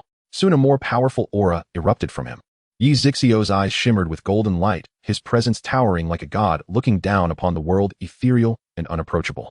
The pointer turned again, stopping at level 8 crystal cores 50, but Zixiao only absorbed 40. Dabai, come down. Zixiao looked at Dabai, who had been sitting on the stairs watching him eagerly. A residual shadow flashed from the stairs, and in an instant, it was by Zixiao's side. These 10 are for you. Thank you, boss. Dabei's eyes sparkled with purple light as he quickly accepted these 10 level 8 crystal cores would greatly enhance Dabai, who had just entered the initial stage of level 4 2 days ago. However, for Zixiao, who was already at level 10, their effect was considerably diminished. It took almost an hour for Dabai to absorb all 10 level 8 crystal cores, reaching the late stage of level 5, which was a small realm higher than Ling Lichu, the zombie king. Host, the system crystal cores can allow you to infinitely enhance your strength, but when given, they can only help others reach the peak strength of level 5. Zixiao was taken aback, but nodded. It seemed that in the future Dabai would have to rely on himself to continue enhancing his strength through training outside. However, Zixiao thought to himself that so far besides him, Dabai was the strongest among the ability users on Blue Star, which eased his mind. Even if he went out alone, there shouldn't be much danger. Zixiao then finished drawing the remaining 7 lottery tickets. He drew 1 time of level 7 crystal cores totaling 100, 2 times of level 8 crystal cores totaling 100, 1 time of level 9 crystal cores totaling 20, and 3 times of level 10 crystal cores totaling 15. He absorbed all of them, and his strength advanced from the initial to the late stage of level 10. Not long after, not far from the supermarket, Butler Bai had already brought the RV for Ling Lichu and parked it just 50 meters away. However, this RV was extremely large with 3 floors, not something that was circulating in the market, nor had anyone ever seen it. Inside the RV, Ling Lichu poured a glass of red liquid, swirled it slightly, and then sat on the white leather sofa taking a gentle sip. Butler Bai stood to the side, hesitated for a moment, and finally said, Young master, should I stay to take care of you? No need. If I have anything, I will naturally contact you. Ling Lichu raised his hand to refuse. But I'm worried. Ling Lichu interrupted him, lowering his head with a charming smile. Don't worry. Except for the people inside this supermarket, no one can touch me. Even if there is any danger, boss, you will not sit. Ling Lichu was very clever. Just as he thought, Zixiao generally would not meddle in others' affairs, but Ling Lichu was a major client related to his strength enhancement, which naturally could not be considered trivial. He would not care if it were out of sight. After all, Zixiao would certainly not let Ling Lichu die if it were within his sight. Butler Bai thought for a moment and nodded. Ling Lichu then spoke again. I have something for you to do. There are various weapons on the 3rd floor of the supermarket, which is exactly what we need now. This is crucial to my grand plan.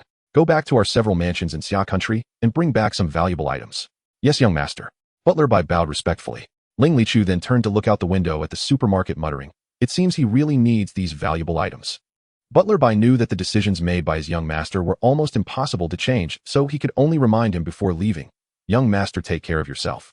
Ling Lichu nodded and took another sip of the red liquid in his cup, murmuring, Boss Yi, I am becoming more and more interested in you. Suddenly, boom, boom, boom. At that moment, 5 modified off-road vehicles sped in, stopping on the road outside the supermarket. In the leading car, Chao Rui's looked at the supermarket outside the window, his eyes filled with greed. Deputy Base Leader, I didn't deceive you, right? He Baigang quickly said with a beaming smile. Indeed, if we can successfully seize these supplies this time, I will consider it your merit. Let's go, get out of the car. Chao Rui's urged impatiently. Ouch, ouch. He Baigang suddenly clutched his stomach, his face contorted. What's wrong with you? Chao Rui's turned his head somewhat impatient. I have a sudden terrible pain in my stomach. Why don't you go first? I will rest for a while and come. Forget it, you stay in the car. Chao Rui's had already arrived at the supermarket. He Baigang had no abilities, he was not even helping, but would not drag them down, so he naturally did not care whether he got out of the car. He Baigang was delighted in his heart, but his face still twisted. After watching Chao Rui's and his subordinates get out of the car and walk towards the supermarket, his expression gradually returned to normal. Zixiao looked at the 7 or 8 men walking towards his supermarket, raising his eyebrows slightly. He also knew that these people were not here for a friendly visit. After all, it was noon, and the outdoor temperature had already reached 59 degrees.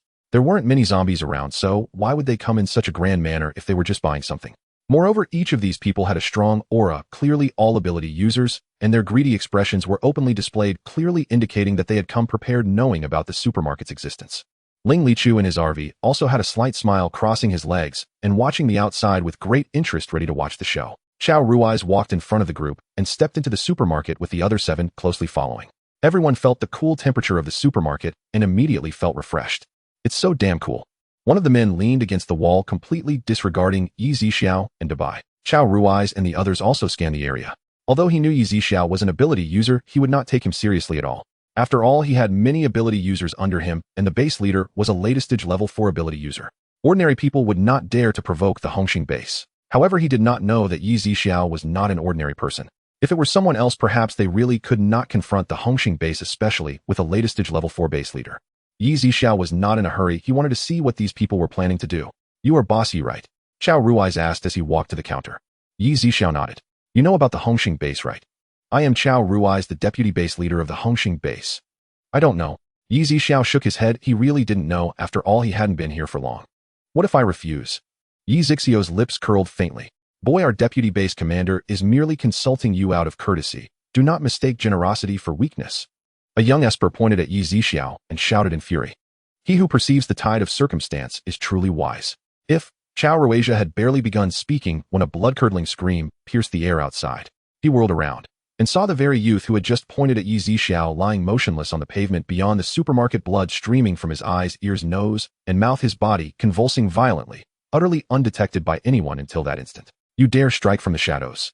Chao Rui'ja snapped his gaze toward Zixiao, his eyes narrowing, murder blazing in their depths. Behind him, several other espers bristled with lethal intent, their gazes sharpening like drawn blades ready to strike at a breath. One scream after another tore through the air. Then one by one Chao Rui'ja's companions were hurled violently from the supermarket, each collapsing, just as the first had, blood gushing from every orifice, limbs rigid, faces twisted in unspeakable agony. Chao Rui'ja stared stunned into silence, the sheer impossibility of it freezing his breath. Zixiao had not moved, had not flinched, had not even shifted expression. How did you do this? His voice trembled now, doubt, dread, and dawning regret coiling cold in his gut. He had acted rashly, lured by flattery and false confidence. Recent adulation coupled with the backing of an entire base had inflated his arrogance, convincing him that Hongxing base stood unchallenged in a city second only to official authority. Zixiao ignored the question. Instead, he asked, do your actions speak for yourself, or for the entire Hongxing base? I act alone. Base Commander Hong Weicheng is not even present at the base. Chao Rui'ja blurted the words instantly. He knew full well what Zixiao implied. His wife and child remained within the base. And truth be told, he had acted without authorization, leading a contingent of base espers into calamity.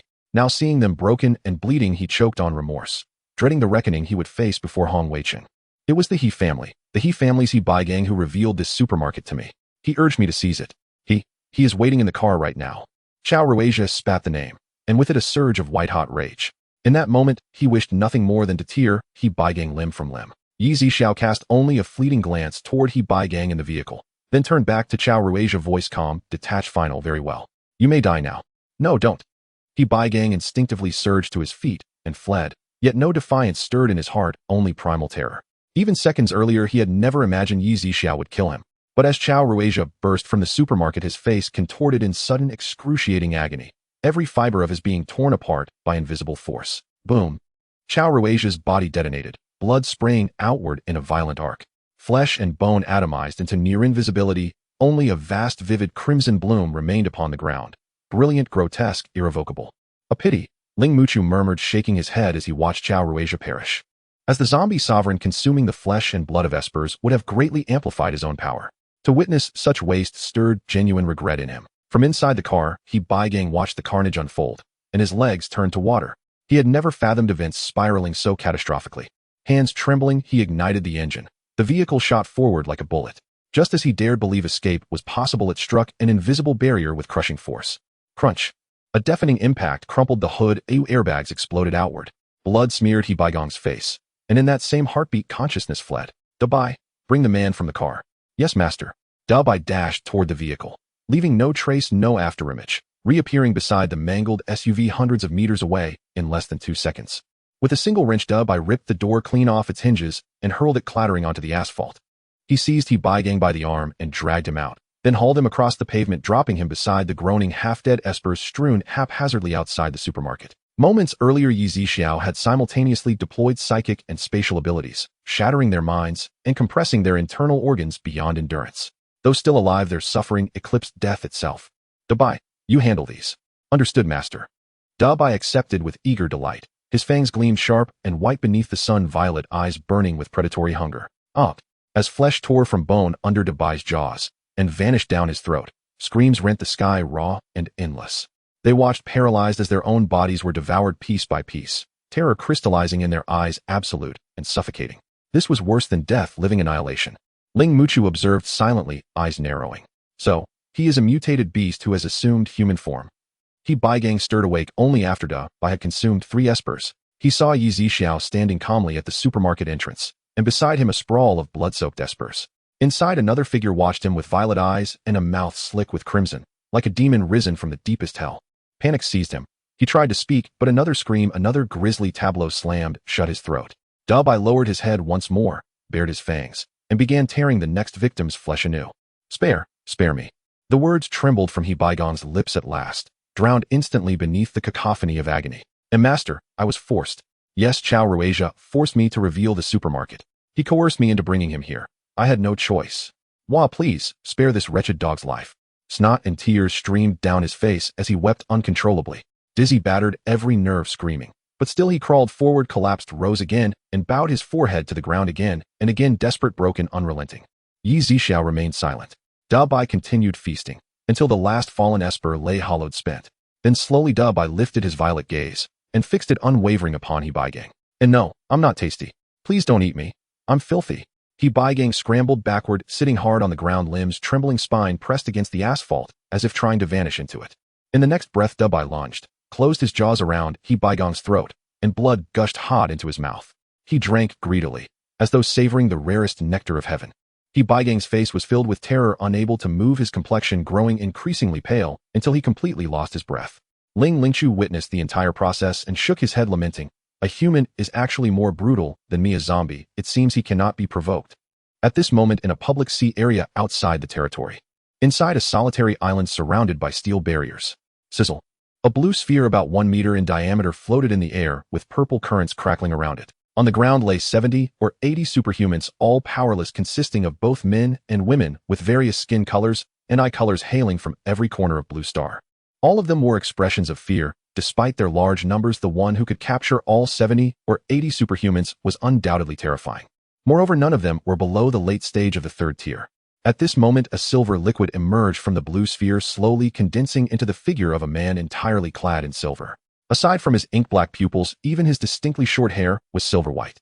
The man slowly spoke. This time the food is of better quality than the last. A man in a black robe standing below and measuring 1.9 meters tall immediately bowed and said, "Yes, Lord God. The strength of these awakened ones is also increasing. It won't be long before they can all serve you and offer their contributions." Good. Upon hearing themselves referred to as food, the superhumans were filled with horror, but at this moment, all they could do was pray. "If it weren't for my urgent need for energy, I wouldn't have captured you, untrained prey. A bold middle-aged man in the crowd asked, Who exactly are you? Ha ha ha, good question. The silver man laughed heartily, then raised a finger pointing at the crowd on the ground.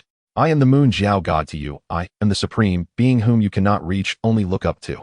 Your ability to offer to the god is your honor. After hearing this, everyone exchanged glances. Moon Jiao suddenly turned his finger and pointed at the blue sphere from which a stream of silver liquid flowed directly into the blue sphere, instantly illuminating it with blue light, enveloping the superhumans on the ground. At this moment, all the superhumans slowly rose until they were parallel to the blue sphere.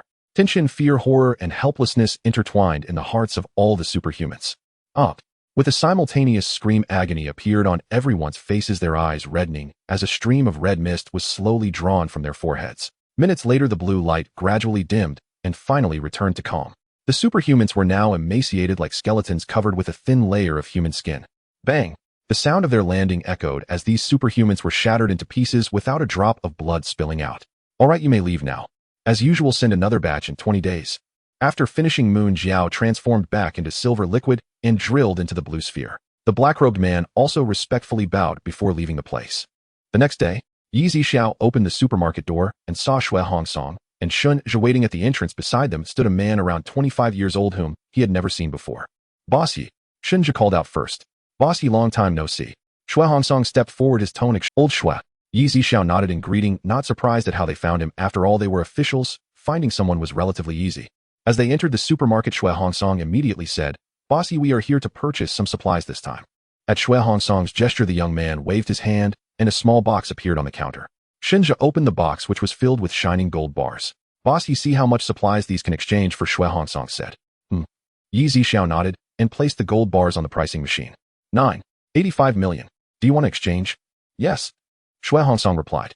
At this moment, he suddenly noticed the items for sale on the third floor, which were weapons, and his expression slightly changed as he looked at Zixiao thoughtfully. Are you interested in checking out the weapons, old Shui? Zixiao asked. Shui Hongsong was stunned but nodded. Zixiao did not say much more, and Shui Hongsong and his companions immediately went to select supplies. The three of them purchased 6 million worth of rice flour and some easy-to-preserve food on the first floor, and Zixiao also restocked twice. These supplies were all stored in the space of the spatial superhuman who had come with them. Afterward, the three went to the second floor, selecting many eggs, meats, vegetables, and fruits, totaling 3 million. With 8500 left, Shui Hongsong planned to check out the third floor. He actually did not hold much hope for the supermarket's weapons. After all, they were officials. They could have as many weapons as they wanted. Who could have weapons better than the officials? However, when he reached the third floor, he was shocked and excited as he looked at all the weapons. Shinja was also astonished, his mouth agape for a long time before he finally asked, Old Shui, what kind of person is Bossy? Why does he have things we've never even heard of? Shui Hongsong shook his head, his expression somewhat heavy, but then thought better of it and felt relieved. Shinja watched the change in Shui Hongsong's expression from gloomy to bright and was a bit puzzled. Look for weapons here that will be most useful to us. Select a few. Shui Hongsong said. All right, old Shui. Shinja nodded. The young man who had been standing behind them hadn't said much, but he was already thoroughly shocked by the weapons here. In the end, the three selected 2 laser guns and a time flow needle. However, with only a few thousand left, the three went back to the first floor and bought some rice and flour. You two go wait for me in the car. Shui Hongsong said. Yes, old Shui. The two respectfully responded and left the supermarket, returning to the car. Old Shui, is there anything else? Zixiao asked in confusion. Alas. Shui Hongsong sighed and said, nowadays disasters are frequent, though everywhere you see families broken and corpses lying everywhere. The nation is on the brink of collapse, and even the entire Blue Star faces an unprecedented crisis. To be honest, according to our investigations, these repeated disasters are likely related to advanced extraterrestrial civilizations and not simply ordinary natural disasters or human calamities. Zixiao did not interrupt, waiting for Shui Hongsong to continue. I know it is a stretch to hope for Bossy to join us, but the entire humanity may have already fallen into an unknown conspiracy. If we do not unite and resist foreign enemies, humanity is likely to be in peril. After finishing, Shui Hongsong's face bore the marks of hardship, and his bloodshot eyes revealed that he might not have had a good night's sleep in a long time. At first, Shui Hongsong was quite worried when he saw the weapons on the third floor of the supermarket, fearing that Zixiao's abilities might pose a threat to humanity as a whole. However, after some thought, he realized that Zixiao was not the instigator of this apocalyptic catastrophe. Instead, he was running a supermarket to sell supplies, alleviating their urgent needs, which made him feel somewhat reassured. Though Zixiao had gathered some information from Xiongxingda, who had already reported to the authorities regarding this apocalyptic disaster being a conspiracy of other civilizations, he still firmly stated, Old Shui, I will not join the authorities. Bossy. Shui Hongsong understood that Zixiao was extraordinary. If he could join them, it would be like adding wings to a tiger. He still wanted to persuade him, but was interrupted by Zixiao raising his hand. Old Shui, if the calamity of the apocalypse is truly a conspiracy of an advanced alien civilization, if one day they genuinely intend to wipe out humanity, I will not stand by idly. After all, if everyone were dead, who would buy his goods? Fine. Then I shall take my leave. Seeing Zixiao so resolute, Shui Hongsong sighed and decided not to push further, preparing to leave. As he reached the supermarket entrance, he suddenly turned and asked, "Boss Yi, you won't be leaving a city for the time being, right?" "No," Zixiao replied. Shui Hongsong nodded and left the supermarket. Once back in the car, Shinji asked, "Old Shui, which base are these supplies going to?" "Currently a city is not too short on supplies, so let's send them to the base in Adong City. After I discuss it with Old Jean and get approval from above to allocate some resources, we can let the various bases come to the supermarket to exchange supplies." After all, these valuable gold jewelry and antiques are not his private property. In the end, he still has to clarify things to the higher-ups. But what if the supplies in the supermarket get bought out by a few bases? Shinja expressed some concern, thinking that if all bases learned about the supermarket, the first ones to arrive could buy a lot, while those who came later might miss out, leading to potential troubles. Even worse, some might act like ancient warlords, asserting themselves and establishing their own rule. Shui Hongsong shook his head. "I don't know, but I just feel that this Boss Yi is extraordinary. It shouldn't be so easy for the supplies to be bought out." He too knew that not everyone could selflessly prioritize the greater good. If he could control everything, he would immediately exchange all valuable items for food to ensure humanity's survival, which was the top priority. However, the reality was that he also needed to set an example. Rules could not be broken, and he had to report things layer by layer, waiting for the outcome. Shinja said nothing more, instead gazing out at the occasional zombies and the remains of human corpses. Meanwhile, in the supermarket, the system's voice rang out once again. "Congratulations, host, for successfully unlocking the 4th level of the Energy Cafe. Dabai, keep an eye on the store. I'll head upstairs for a bit." Zixiao said to Dabai, who was standing not far away. "Sure, boss." Dabai nodded, and when he looked up, Zixiao had already vanished from his spot. When he reappeared, he was already at the top of the 4th floor stairs. At this moment, the water barrier had disappeared, revealing an extremely spacious area, predominantly silver gray, with square tables and round chairs neatly arranged. In the coffee-making counter and the hall, there were 3 robots, all white, with a special metallic sheen. The robot at the counter had a red light dot on its forehead, while the service robots in the hall had blue light dots. The once motionless robots were now approaching Zixiao. "Boss," 6 robots bowed and called out. Zixiao nodded. "I am 01. I am 02. I am 03. The robot from the counter introduced itself. "I am 04. I am 05. I am 06. The service robot in the hall also introduced. "Why are you called with 3 words?" Zixiao asked in confusion. "Boss, I am the youngest made last, and my size is the smallest," 06 replied. Only then did Zixiao notice that 01 was the tallest, nearly 1.9 meters, and they progressively got shorter, with 06 being less than 1.7 meters. Could it be to avoid confusion? It shouldn't be. Zixiao saw that these robots had numbers 1 to 6 marked. Although Zixiao was puzzled, he didn't think much more about it, and walked up to the coffee counter, picking up a coffee menu to see what varieties of coffee they had. There were physical energy coffee, satiating energy coffee, mood-lifting energy coffee, calm, heart energy coffee, conversion energy coffee, ability-enhancing energy coffee, injury, recovery energy coffee, ability, replenishment energy coffee, and so on. Each type of coffee had 5 levels: low, medium, high, special, and heavenly. The corresponding prices for each cup were vastly different: 1,000, 10,000, 100,000, 1 million, 10 million. "Boss, would you like to try our energy coffee?" 01 asked. "Then let's try the heaven-level ability enhancement energy coffee," Zixiao said as he put down the order in his hand. 01 then returned to the counter and began to skillfully prepare. Zixiao turned and walked to the window side of the cafe, where 3 sides were made of transparent floor-to-ceiling glass. Outside, the temperature soared to 60 degrees, the sunlight blinding, but through the glass it appeared extraordinarily gentle, as if bathing in warm sunlight. About 5 minutes later, 06 brought a cup of coffee and placed it on the table in front of Zixiao. In the light blue coffee cup, on the surface of the white foam, there was an arrow pattern. On the saucer, there was a piece of white sugar and a small silver spoon. Zixiao lifted the cup and took a small sip. It was slightly bitter, but the aroma of the coffee was exceptionally rich, lingering on his palate, and the texture was extremely smooth.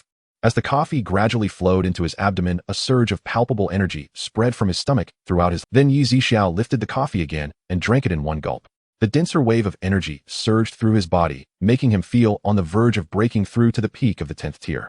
"Indeed, it is quite good," Zixiao murmured. At that moment, he suddenly thought of something and asked the system, you mentioned that according to the evolution of abilities, if no special circumstances intervene, there won't be any abilities exceeding the 7th tier within 5 years. Does this ability enhancement energy coffee count as a special intervention?" "Yes, host." At the time the cafe had not been unlocked, so I couldn't disclose this, but now I can't be completely certain that there will be 7th-tier ability users within 5 years. Even if they do appear, it will be extremely rare, and the likelihood is very low. Those ability users are not the same as you. Crossing 5 tiers will be quite challenging, and as one progresses it becomes increasingly difficult to enhance one's ability tier. Zixiao understood what the system meant. Just like in the cultivation novels he had read, the higher one wanted to advance through significant realms, the more difficult it became. Some people would die without being able to cross over, while he could disregard the chasms between each major realm as long as he had enough crystal core energy. Just as Zixiao was pondering, the big white, the one who was watching the store downstairs, walked up, instantly awed by the scene before him. Several robots also turned to look at the big white. You all can get to know each other, Zixiao said, then introduced the big white and the robots to one another. Big white, what brings you up here? Zixiao asked. At that moment the big white recalled, boss, that Mr. Ling is looking for you downstairs. You can go down first. He'll be right down, Zixiao nodded. As soon as the big white reached the first floor, Zixiao appeared behind the counter. Is there something Mr. Ling needs? Zixiao asked. Ling Lichu smiled slightly and said, can I come to chat with Boss Yi? I'm not much of a Zixiao replied. Then can I come here to cool off? I wonder if Boss Yi is welcoming. Even with the air conditioning on in my RV, it's still over 30 degrees. Ling Lichu, being a zombie, naturally disliked such scorching weather. The cafe on the 4th floor is open, Mr. Ling can go enjoy a coffee, the temperature is suitable, Zixiao said. That sounds great. Ling Lich's eyes flickered slightly as he took off the exquisite watch from his wrist and handed it to Zixiao. I wonder if Boss Yi's cafe can be recharged. I don't need to buy other items for now. Zixiao was taken aback but quickly reacted and asked the system, is that possible? Host, the energy cafe can indeed be recharged. Based on the amount recharged, you will receive a corresponding membership card. When ordering coffee, you just need to swipe it with the robots in the cafe. Yes, the price of this watch is 3.9 million. Do you want to recharge the full amount? Yes. Ling Lichu nodded. As he spoke, a golden card floated into the air above the pricing machine. Since it's your first time, let me take you up, Zixiao said. Then I'll trouble you, Boss Yi.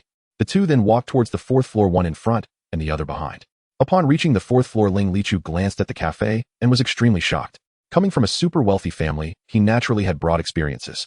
The overall decoration materials of this floor were clearly not something that could exist on Blue Star, and the eyes of those robots seemed almost human-like. After a few seconds of daze, Ling Lichu followed Zixiao to a window-side seat. The sunlight filtering through the glass became extraordinarily gentle. Although the sunlight posed no harm to Ling Lichu due to his strength, he instinctively rejected it and felt displeased. However, sitting by the window, he felt no discomfort. At that moment, 06 approached with a coffee menu. Guess which type of coffee would you like? Ling Lichu took the menu and was momentarily taken aback by the names and prices on it. The most expensive coffee cost a staggering 10 million. Even with his prestigious family background, he had never tasted such expensive coffee. I'll have a cup of advanced filling energy coffee, Ling Lichu said, handing over his golden card. All right, guest. 06 took the card, scanned it with the blue light on his forehead, and automatically deducted 100,000. Simultaneously, a display screen machine inside the counter showed the type of coffee Ling Lichu ordered. Here's your card back, please wait a moment. 06 finished speaking, took the order, and left slowly. Bossy, the coffee here is quite expensive. Even I wouldn't dare to casually order your most expensive variety. Ling Lichu smiled at Zixiao sitting across from him. You get what you pay for it. Why, trust it won't disappoint, Mr. Ling. Zixiao was extremely confident in the products from the system, especially since he had personally tested them. Before long, 06 brought the coffee over.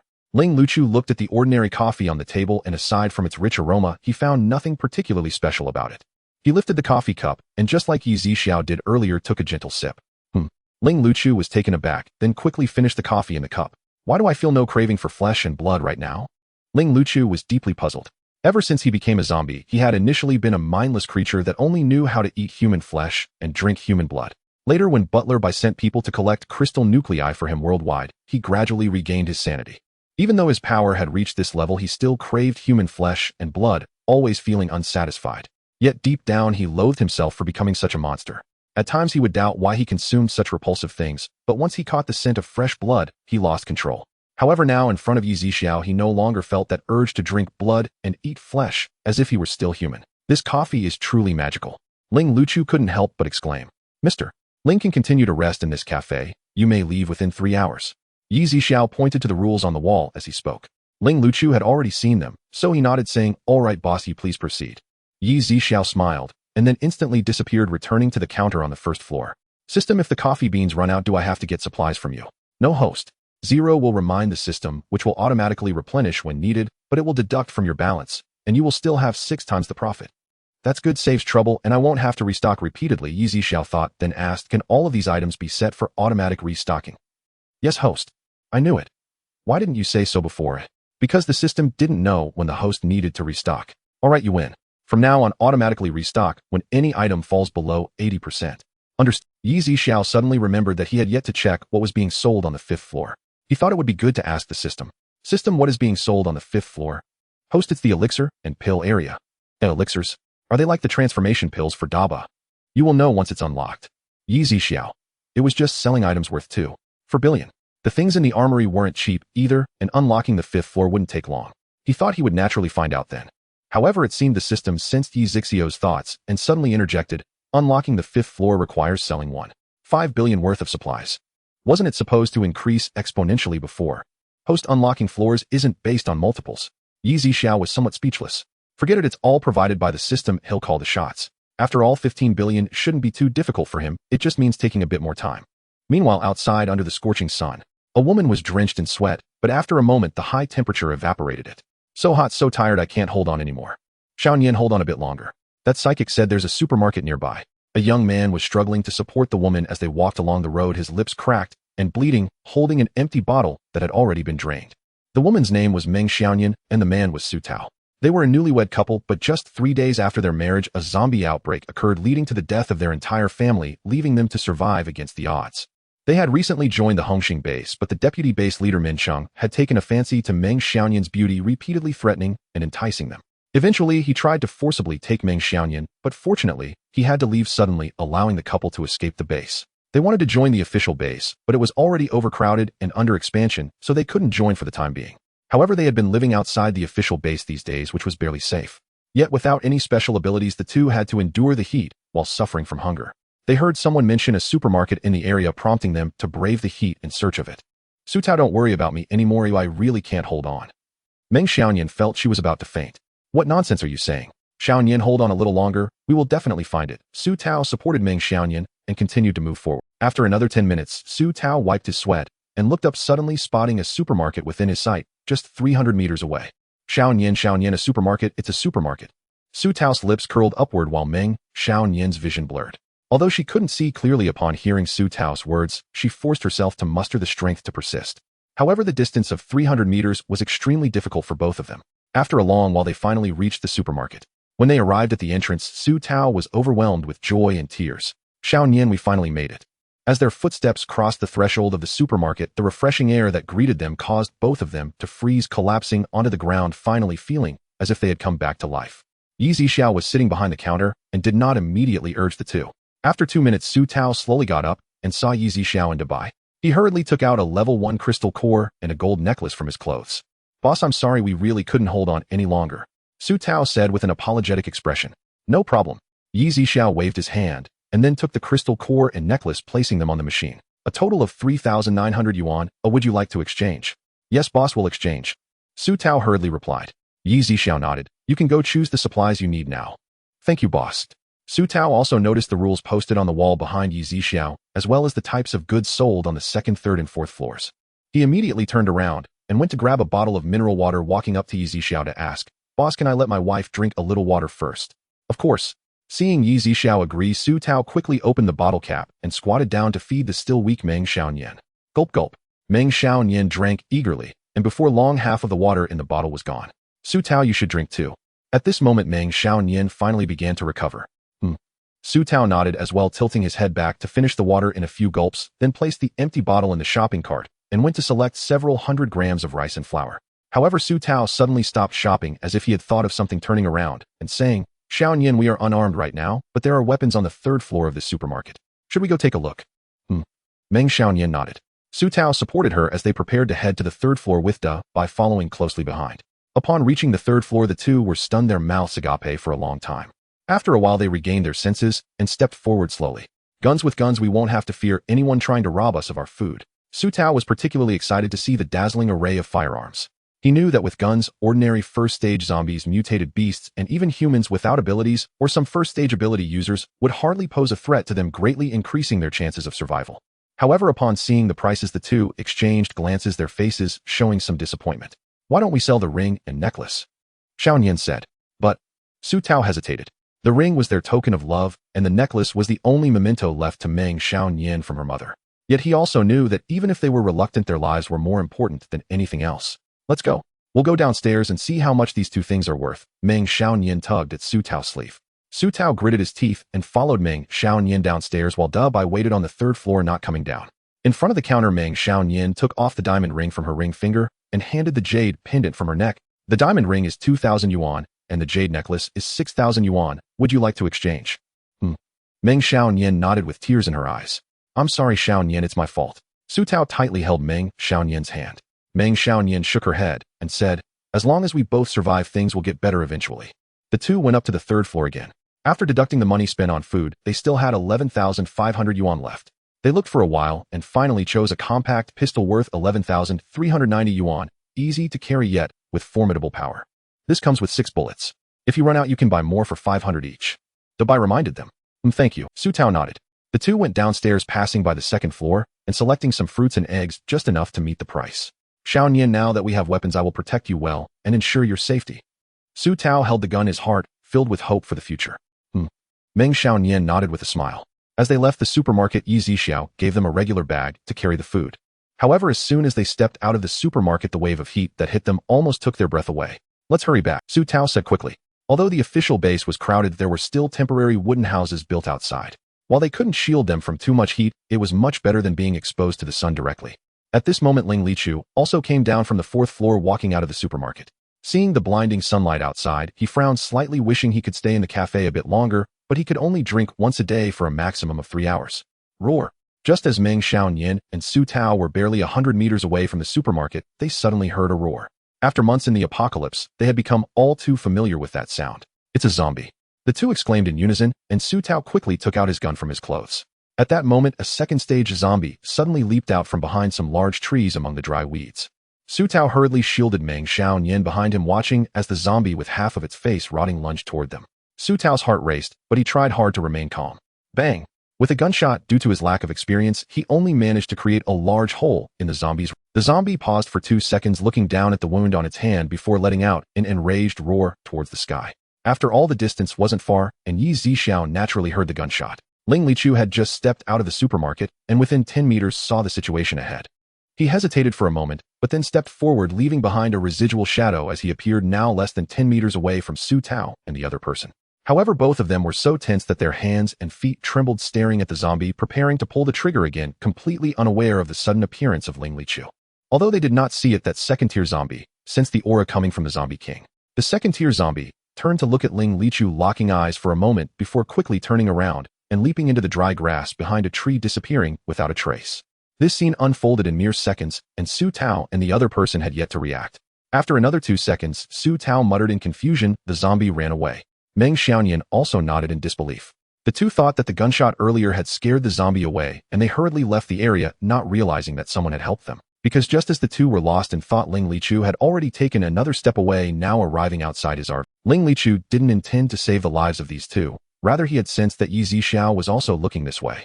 After all, these two had just exited his supermarket after buying something, and he was unsure whether Zixiao would take action. If Zixiao were to act, it would be better for him to intervene.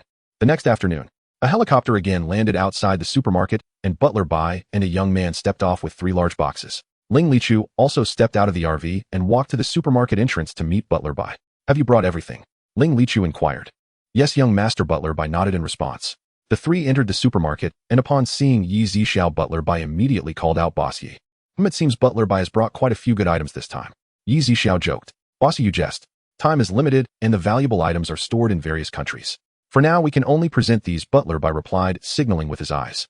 As soon as Butler Bai signaled, the tall young man immediately opened the 3 boxes, revealing several exquisite diamonds, emeralds, and some particularly rare ancient coins, antique bronze mirrors, hairpins made of gold thread, and exquisite craftsmanship crowns, and even bronze vessels that museums do not possess. A jade bracelet of lush green, a set of imperial green jade bead necklaces worth 2.0, and some exquisite jade artifacts carved from white jade, many of which date back hundreds of years, with some even thousands of years old, all extremely rare. Moreover, Zixiao could sense an unusual aura emanating from within, one that could instill fear and awe. Unbeknownst to him, this aura was that of dragon energy. Ordinary malevolent spirits would not dare approach it. Although Ling Lichu was a fifth-tier zombie king, he felt a slight tremor of trepidation upon seeing some of the items. Indeed, these are treasures. Zixiao couldn't help but exclaim. Some items he was unwilling to exchange for the system, intending to keep and admire them himself, especially the white jade dragon pattern seal, which remained pristine and flawless even after thousands of years. As each treasure was priced, even at a pawnshop's buyback price, the total reached a staggering 710 million. Before the apocalypse, the market price would likely not be less than several billion, and for some unique items, if someone was interested, the price could rise even higher. Would you exchange these for 710 million? Zixiao asked. Yes. Ling Lichu nodded. He was unaware of Zixiao's thoughts, only feeling that with sufficient weapons his plans could proceed more swiftly. After all, ordinary firearms could no longer pose a threat to awakened beings, humans, or zombies of considerable strength. To Ling Lichu, these valuable items were merely a drop in the bucket for his family. The three then took 2 spatial bags worth 2,500 each and went upstairs with Zixiao closely following.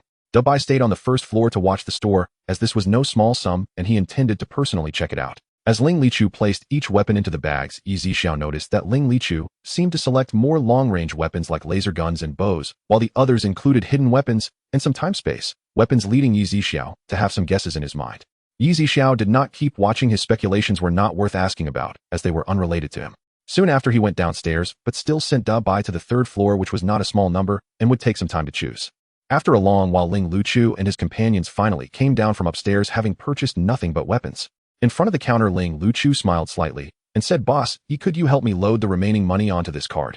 Ling Lichu took out a gold card from the energy cafe, preparing to deposit the remaining 7.2 million into it. Sure. Zixiao nodded. A moment later, when Zixiao handed the card back to Ling Lichu, the gold card had turned into a black card. Cards with more than 1 million are gold cards, while those with more than 10 million are black cards.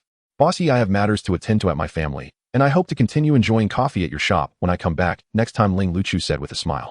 "As long as you have this card, even if I leave this place, Mr. Ling will be able to find me," Zixiao said. "That would be—" Ling Lichu flashed a charming smile, tucked the black card away, and left the supermarket with Butler Bai. The young man also headed to Ling Lichu's RV, placing the vehicle into his space. Zixiao was somewhat surprised. Why would this person, who was a space-type ability user, still use a space bag? After a moment, he understood, probably thinking that these weapons were crucial and could not afford to be lost. At that moment, the system's voice sounded, "Congratulations, host, you have obtained a lottery opportunity. Please wait, the lottery wheel is upgrading, expected time 24 hours. Zixiao was not in a hurry. Instead, he exchanged everything he had just received except for the dragon pattern seal, with the system totaling 3.5 billion stored into the system balance. On the plane, Butler Bai handed Ling Lichu a bottle of bright red blood. "No need for now, just put it away," Ling Lichu replied. Butler Bai was somewhat puzzled. "Young master, what is this?" Ling Lichu did not hide it, directly informing Butler Bai about the situation at Zixiao's cafe on the 4th floor of the supermarket. "Young master, are you saying that you drank that coffee and have not felt the need to eat since yesterday?" "Yes." Ling Lichu nodded, "but I am curious about how this coffee allows me to go days without needing to eat."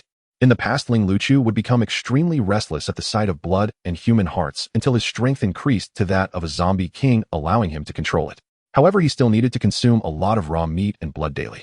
Now, being able to survive on just a cup of coffee was astonishing, not only to Butler Bai, but even to Ling Lichu himself. The plane continued its journey through the sky until it crossed the border of the Xia country.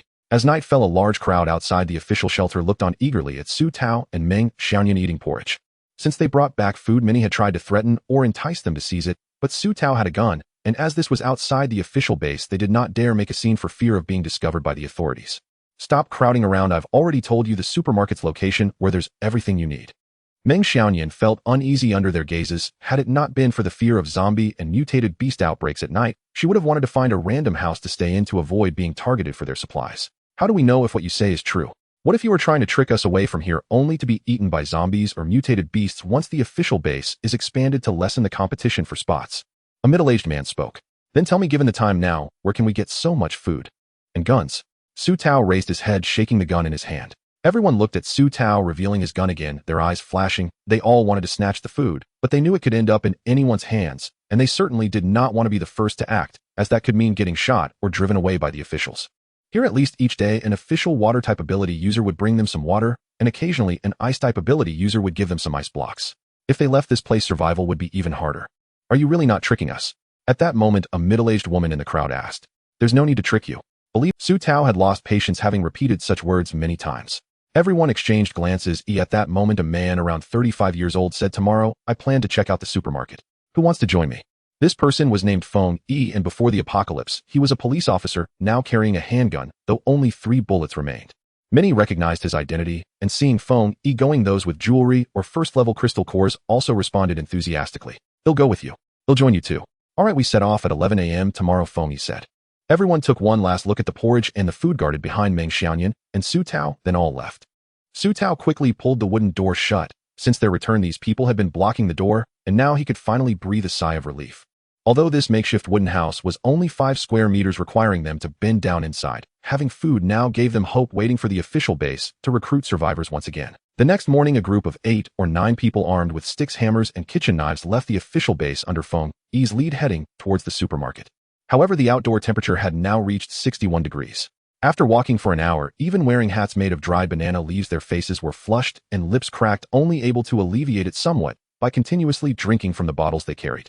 Only one belief kept them going, and they had heard from Su Tao that the supermarket was refreshingly cool, like spring before the apocalypse. At that moment, one of the young men suddenly stopped, looking horrified. Look, what is that ahead? The crowd turned to look in the direction he pointed. It's a lizard, a giant lizard. Damn, such a big lizard. It's a mutated giant lizard.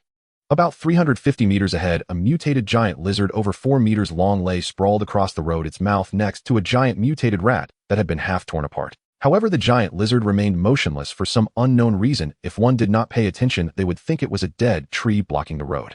Shall we take a detour? One of the young men suggested. We're already running low on water. If we detour, it'll likely take us over 2 hours to arrive. By then, we'll either roast under the sun or succumb to dehydration. Feng Yi said. And what should we do then? Are we really going to fight this monster heating? I can't bear it. And neither can I. Feng Yi winced at their anxious murmurs, then paused in thought before saying, let's wait a moment. It may leave after finishing that mutated rat. The group nodded and retreated another dozen paces, huddling back into the alley's shadowed corner to avoid detection by the giant lizard. Within seconds, the beast lifted its head and flicked its crimson forked tongue across its blood-smeared jaws. Suddenly it turned, its gaze locking onto the group concealed beneath broad banana leaves, and began crawling slowly toward them. Every heart lurched violently. Could it have spotted us? A woman whispered, her face taut with terror. In silence. Feng Yi hissed sharply, his firearm already cocked and ready. As the mutated lizard drew nearer, all held their breath, motionless, soundless, as if even a sigh might seal. Behind the group, a young man tugged gently at his companion's sleeve, then glanced meaningfully backward. She understood instantly, and began inching away, hoping to flee unnoticed amid the chaos. At that very instant, the lizard surged forward, its speed rivaling that of a speeding car. In truth, it had sensed their presence the moment they arrived. It had merely waited, savoring the haunt, knowing full well that even if they fled at first, escape was impossible. Danger! Feng Yi cried out, realization dawning. Quick!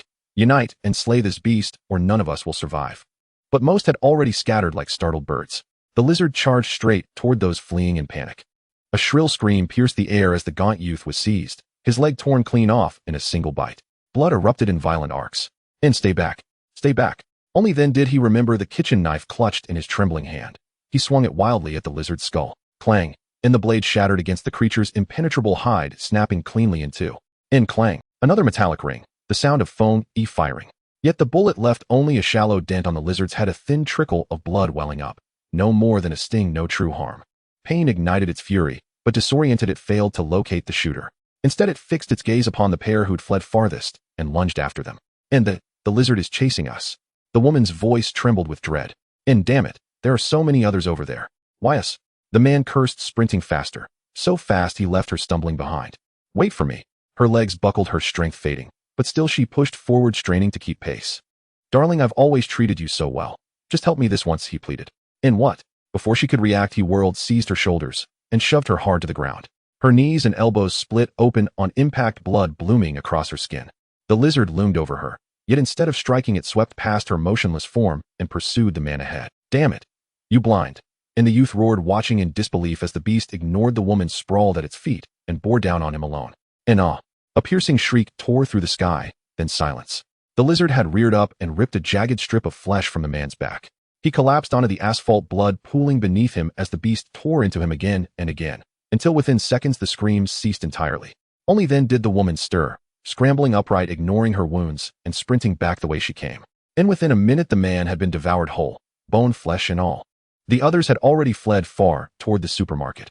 Only the legless man remained, dragging himself slowly along the scorching pavement. Feng Yi had tried to carry him, but after staggering just dozens of meters beneath the blistering heat, exhaustion overwhelmed him. To continue would doom them both. Reluctantly, he abandoned the man and joined the other's desperate flight. The woman dashed past the wounded man, glanced once, then raced onward toward the supermarket. In help, he watched her retreating figure, whispering the plea with fading breath, too weak, too distant for her to hear. Soon the lizard appeared behind him, and with one brutal snap, severed his remaining leg. Agony swallowed him whole, and he slipped into unconsciousness. Within 2 or 3 minutes, the lizard consumed him utterly, then surged after the fleeing survivors once more. Its pace had slowed, not quite as swift as before, perhaps sated by its feast, yet still 4 or 5 times faster than any ordinary human. Even as their throats burned with thirst, none dared pause for a single sip of water.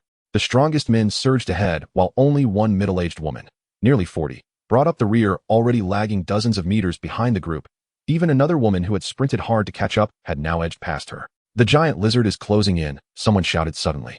Instinctively, everyone glanced back, and sure enough, the colossal beast loomed hundreds of meters away. The woman at the rear, seized by terror, broke into a desperate sprint, heedless of everything. Yet this very panic hastened her exhaustion. Her vision blurred, her legs buckled. With a heavy thud, she collapsed onto the ground, chest heaving violently as she gasped for air. She tried to crawl forward, fingers raw and bleeding, but managed only a few meters before the giant lizard loomed over her. Crack!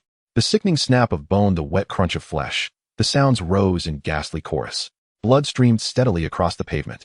Minutes later, where crimson pooled upon the asphalt, no trace of the woman remained. The giant lizard paused for a full minute, then resumed its pursuit toward the 5 fleeing survivors ahead. By now the 5 had vanished from sight, but the beast's olfactory senses were preternaturally acute.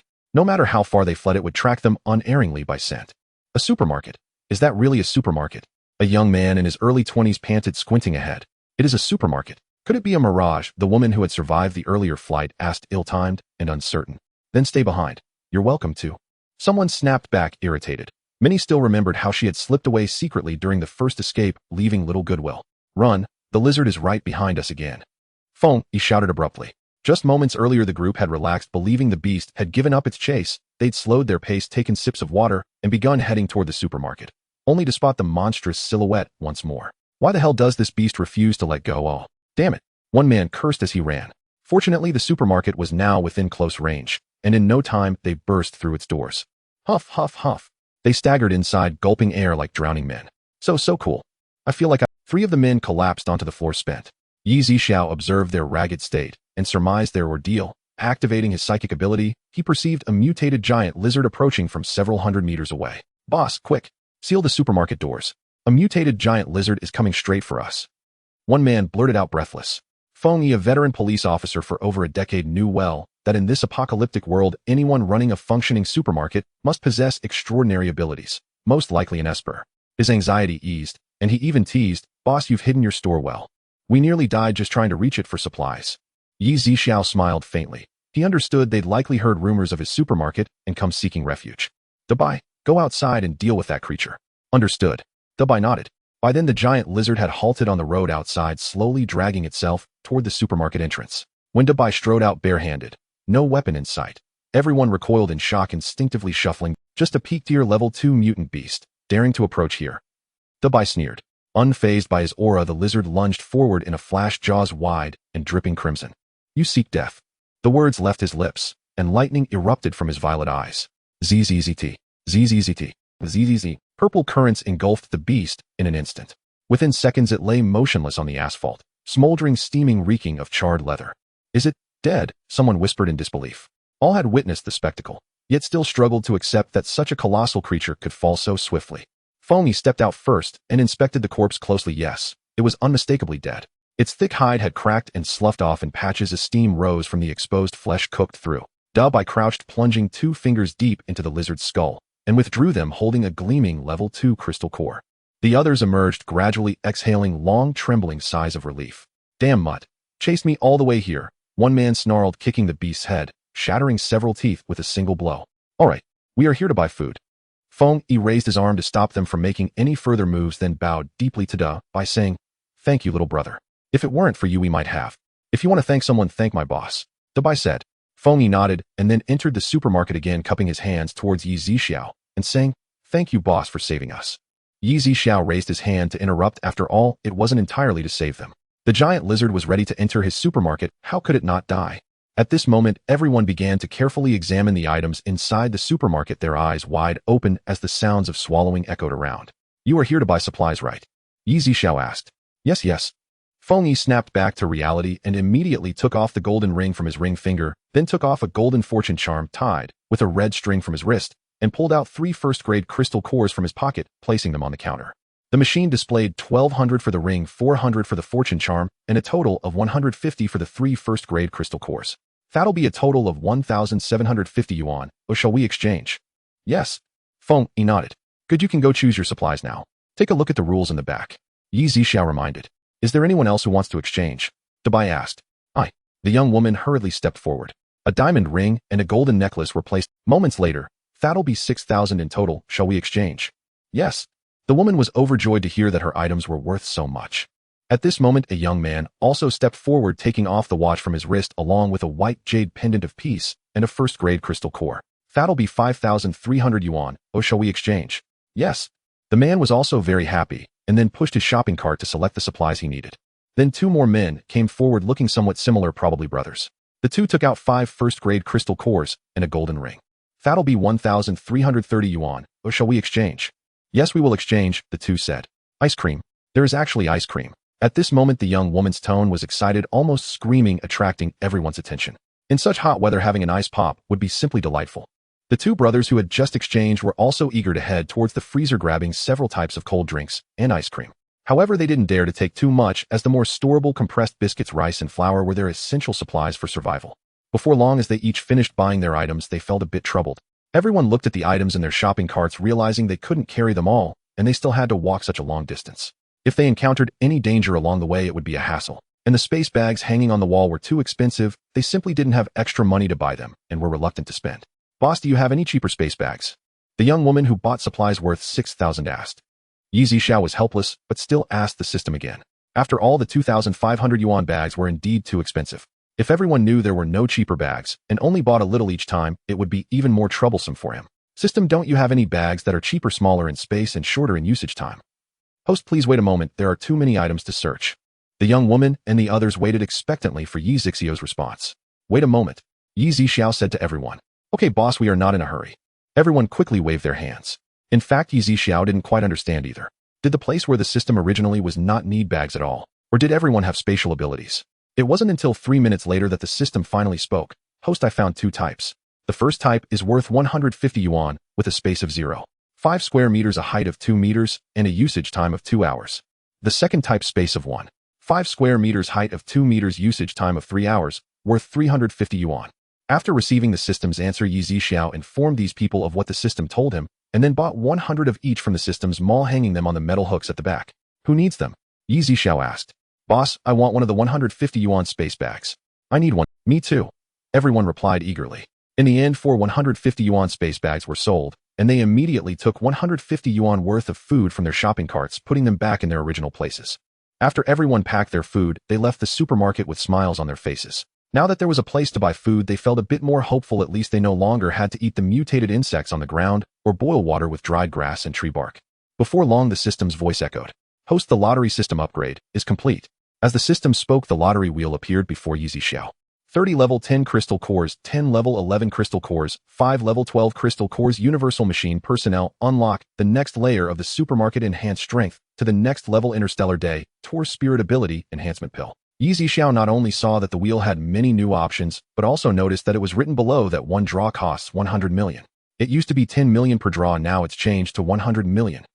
Yes, host, although the price has changed, it is worth the value. Forget it, it's all free anyway. Zixiao didn't think too much and began to draw the lottery. As the disc rotated to a stop, repeatedly 30 level 10 crystal cores were used 3 times, 10 level 11 crystal cores were used once, and 5 level 12 crystal cores were used once. 2 doses of the mental energy enhancement pill. What exactly is this mental energy enhancement pill? Although Zixiao could grasp the general idea, he did not fully understand the extent of the enhancement. Within 24 hours of taking the mental energy enhancement pill, the host's mental strength can cover the entire blue star and no object can obstruct it, with the maximum enhancement reaching the pinnacle of level 15. Is it really that powerful? Zixiao could currently only cover 2 or 3 provinces with his mental powers, and the destructive capability at the pinnacle of level 15 was indeed formidable. Yes, host. Yi Zixiao carefully stored the mental energy enhancement pill in his space, then looked again at the crystal cores before directly absorbing them all. Is it really that powerful? Yi Zixiao could currently only cover 2 or 3 provinces with his mental powers, and the destructive capability, at the pinnacle of level 15, was indeed the boss aura is so powerful. Dabai murmured at the stairway on the second floor. If it weren't for the supermarket's defenses and Yi Zixiao suppressing his aura, even the residual waves could have claimed Dabay's life.